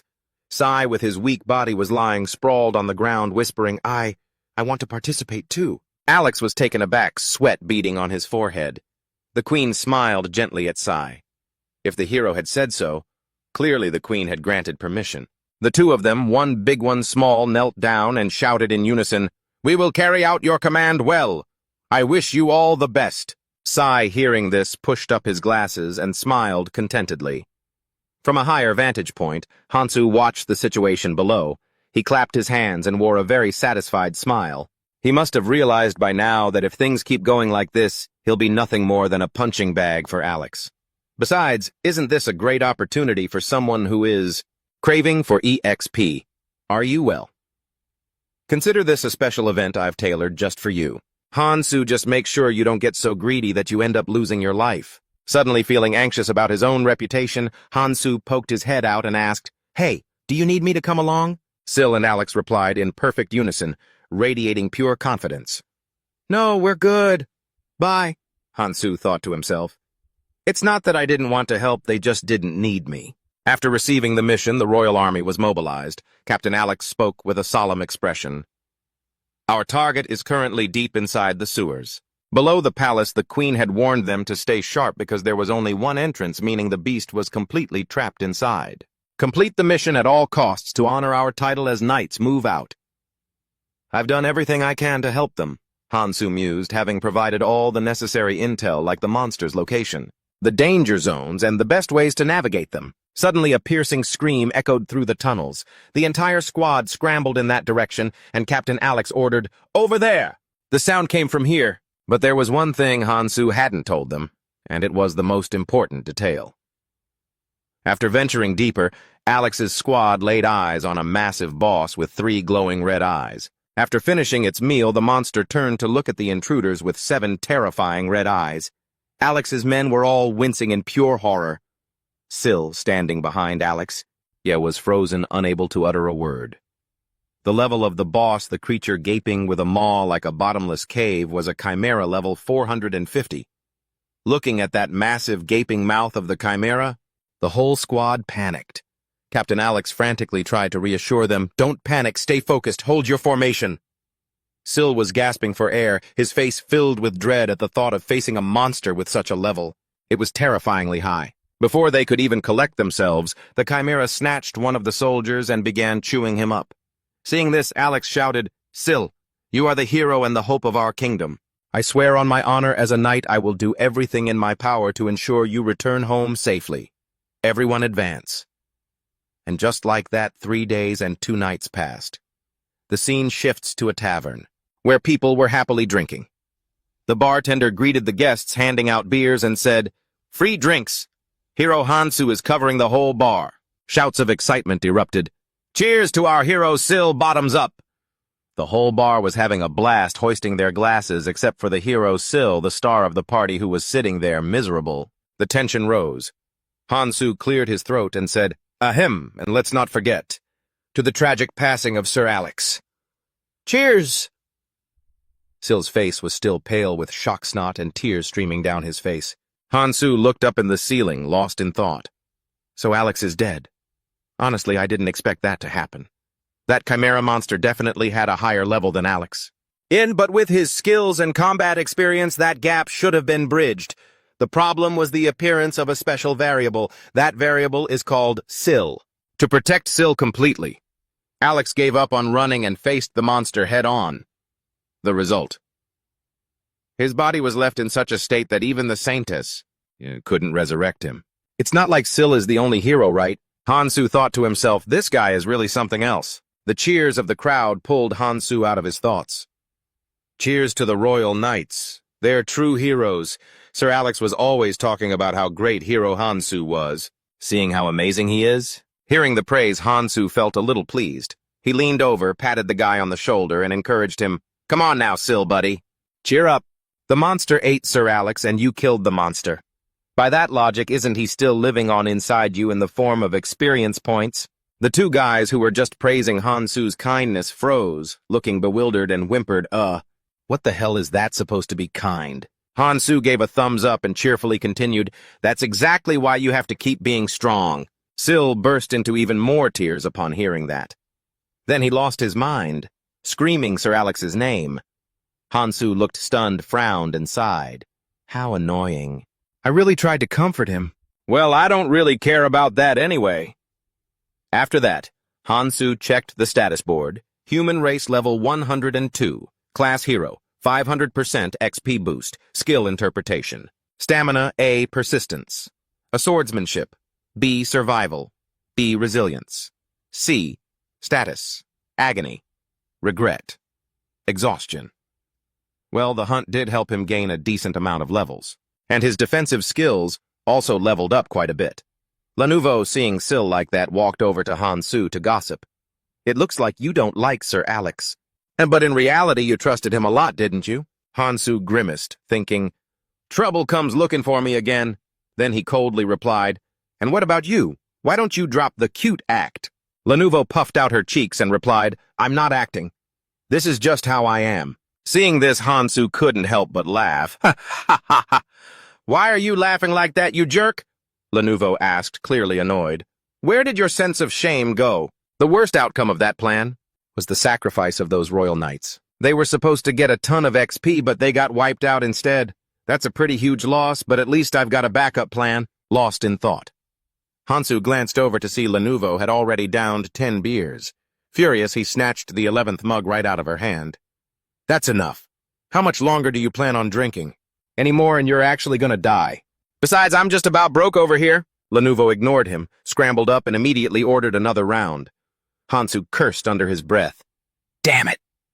The light-hearted atmosphere suddenly shifted when Sir Thierry burst out shouting, Sir Alex, I will definitely carry on your dreams and ambitions from here on out. Hansu just stared, completely baffled by what was wrong with his friend. He turned to Lenovo and asked, Is that beer? Well, I guess you're old enough for it. She just kept muttering as he walked, Time to start my romantic adventure. What the hell is wrong with that guy? Is he going through some weird puberty phase? The scene shifted to the royal palace. Hansu was still sleeping like a log when Lenovo's voice rang out, echoing through the entire Kang castle. Hansu was sleeping peacefully before being jolted awake. He yelled in frustration and collapsed back down, complaining, How the hell are you even still alive after downing all that beer? Wait, somebody help me, Lenovo chimed in. Now's not the time to worry about that she-nim has a girlfriend, you know. Not just one, he's got 3, that's incredible. Hansu yawned, thinking to himself, Isn't that just a harem? That guy spends all his time getting his butt kicked. When would he even have time to pick up girls? He thought, Looks like beating the demon lord will have to be put on hold. Put on hold, because this is honestly just too curious. The 3 companions joining Shur on his journey are daughters of famous count families. A priest, a dark elf slave, and finally a bandit that nobody can even tell apart. Anyway, they're all young and beautiful, that's what Lenovo just said. Hansu crossed his arms, frowned, and said, Come on now. It's a party that would make anyone curious, Lenovo exclaimed in surprise. Really? Hansu didn't answer right away. He sighed, thinking, If only Alex hadn't buried himself, I would have gone with them if he really wanted to save that pathetic hero. He should have just sacrificed himself. Instead, he sacrificed the entire royal palace guard. This is such a mess. It won't be long before the secret that I'm running this kingdom gets out. What happens if the kingdom isn't stable by then? My reputation will be ruined by people cursing like, So you're saying our kingdom ended up like this because of that bastard Hansu, even though the whole group did it. Seeing he wasn't saying anything, Lenovo asked blankly, Kang Hansu, are you going to follow Shi? Are you out of your mind? What about my reputation and the kingdom's? Suddenly, Hansu gestured angrily and shouted, Anyway, whose fault is it that Alex died in the first place? And why are the Royale Knights like that? He didn't even take any responsibility, and now what? He's going on a little trip with those girls. After a long rant, he turned thoughtful. I can't believe a guy like that has such a low moral character. Are those people out of their minds? Just then, the guide's voice echoed from behind him. He didn't abandon his responsibilities. After all, he'll grow stronger through his journey and he will repay your kindness. Hansu grimaced and retorted, And while we wait, who's going to protect the kingdom? I just hope he comes back stronger soon. It's just so irresponsible. Right now, this kingdom is nothing but an empty shell. If I gave the order or if foreign enemies invaded, anyone could take the throne, but that idiot doesn't even know. That there's something wrong with the kingdom acting like the peace I created is just natural. The guide added, Don't be so negative. Kang Hansu, the only thing that can make a person happy is their state of mind. If you fill yourself with hope and dreams, you can face the future. Hansu replied, Isn't that just a way to escape? I know what you're trying to say, but that's no different than gambling. I'm different. I face the present and lead the future. That's why I'm preparing these people. These recruits whose only focus is initial combat orientation skills. 100 out of 10,000 people will undergo rigorous training under the tutelage of a B-rank demon. In other words, out of these 10,000 people, only 1% get chosen. So inefficient. Hansu smiled and said, "The Royal Palace Knights were only famous because of their titles. From now on, you are the future of the kingdom." At that, a sinister purple aura covered the entire space where Hansu was standing. He spoke in a savage tone. "Don't waste time, I'll give you a chance. Even those without names, when you become stronger, find a name for yourselves, and I will pave the way for you. Consider this the birth of the Shadow Knights." The status screen of the dark human race suddenly appeared. Their status had transformed, filled with blind faith and excitement. Seeing this, Hansu thought to himself, "This is the strength of S-rank dark energy." He smirked and continued, "You have all been reborn. Do you believe in me?" As soon as he finished speaking, the crowd below shouted in unison, "We believe in you. From this moment on, I will tell you which hunting grounds are the most suitable. You have 1 month. Go. Every single one of you must reach level 200, even if it means risking your lives. If you fail, it doesn't matter. That's just a problem for the weak." Watching the crowd below rushing off, Hansu smirked from ear to ear, thinking to himself, "It won't be a problem restoring the kingdom's power, and as for me, I'll boost my reputation within a month. Ulu, I'll investigate where he's planning to go. Well, not entirely. I could kill the Demon King if I wanted to." Suddenly, Lenovo piped up from behind him excitedly, exclaiming, "Wow, the hero is truly amazing!" Hansu winced, retorting, "What the? How long have you been standing there?" The atmosphere was terrifying. "I honestly thought you were the incarnation of the Demon King. Your acting skills are incredible. Have you ever even seen the Demon King before?" No." "Geez, you scared the life out of me," Hansu snapped, frustrated. "Stop talking like you know everything. Brats like you just ruin people's reputations and get them spreading nasty rumors." Hansu thought to himself, "Whatever I think, I just can't accept this feeling. My reputation in the second round, I wiped out the demons, yet my reputation made it seem like I'd done something evil. I have to try a different approach this time. 4. A rough estimate of my current points. 1 combat power, no issue. 2 achievements, capture and Goblin King. 3 reputation on the verge of collapse. 4 personality, no problem. I have to restore my reputation from scratch because of Ulu. If I can't recover it, I'll go through the 4th round in the second round. Lenovo failed to sway public opinion, but I can take advantage of the demon followers here. Besides, it's easy to deceive people who don't think for themselves. Kang Hansu is number 1. Hero Hansu is the best. Shifting public opinion is just a matter of time, and so is restoring my reputation. Using the Dark Knights to manipulate public opinion will begin in this kingdom.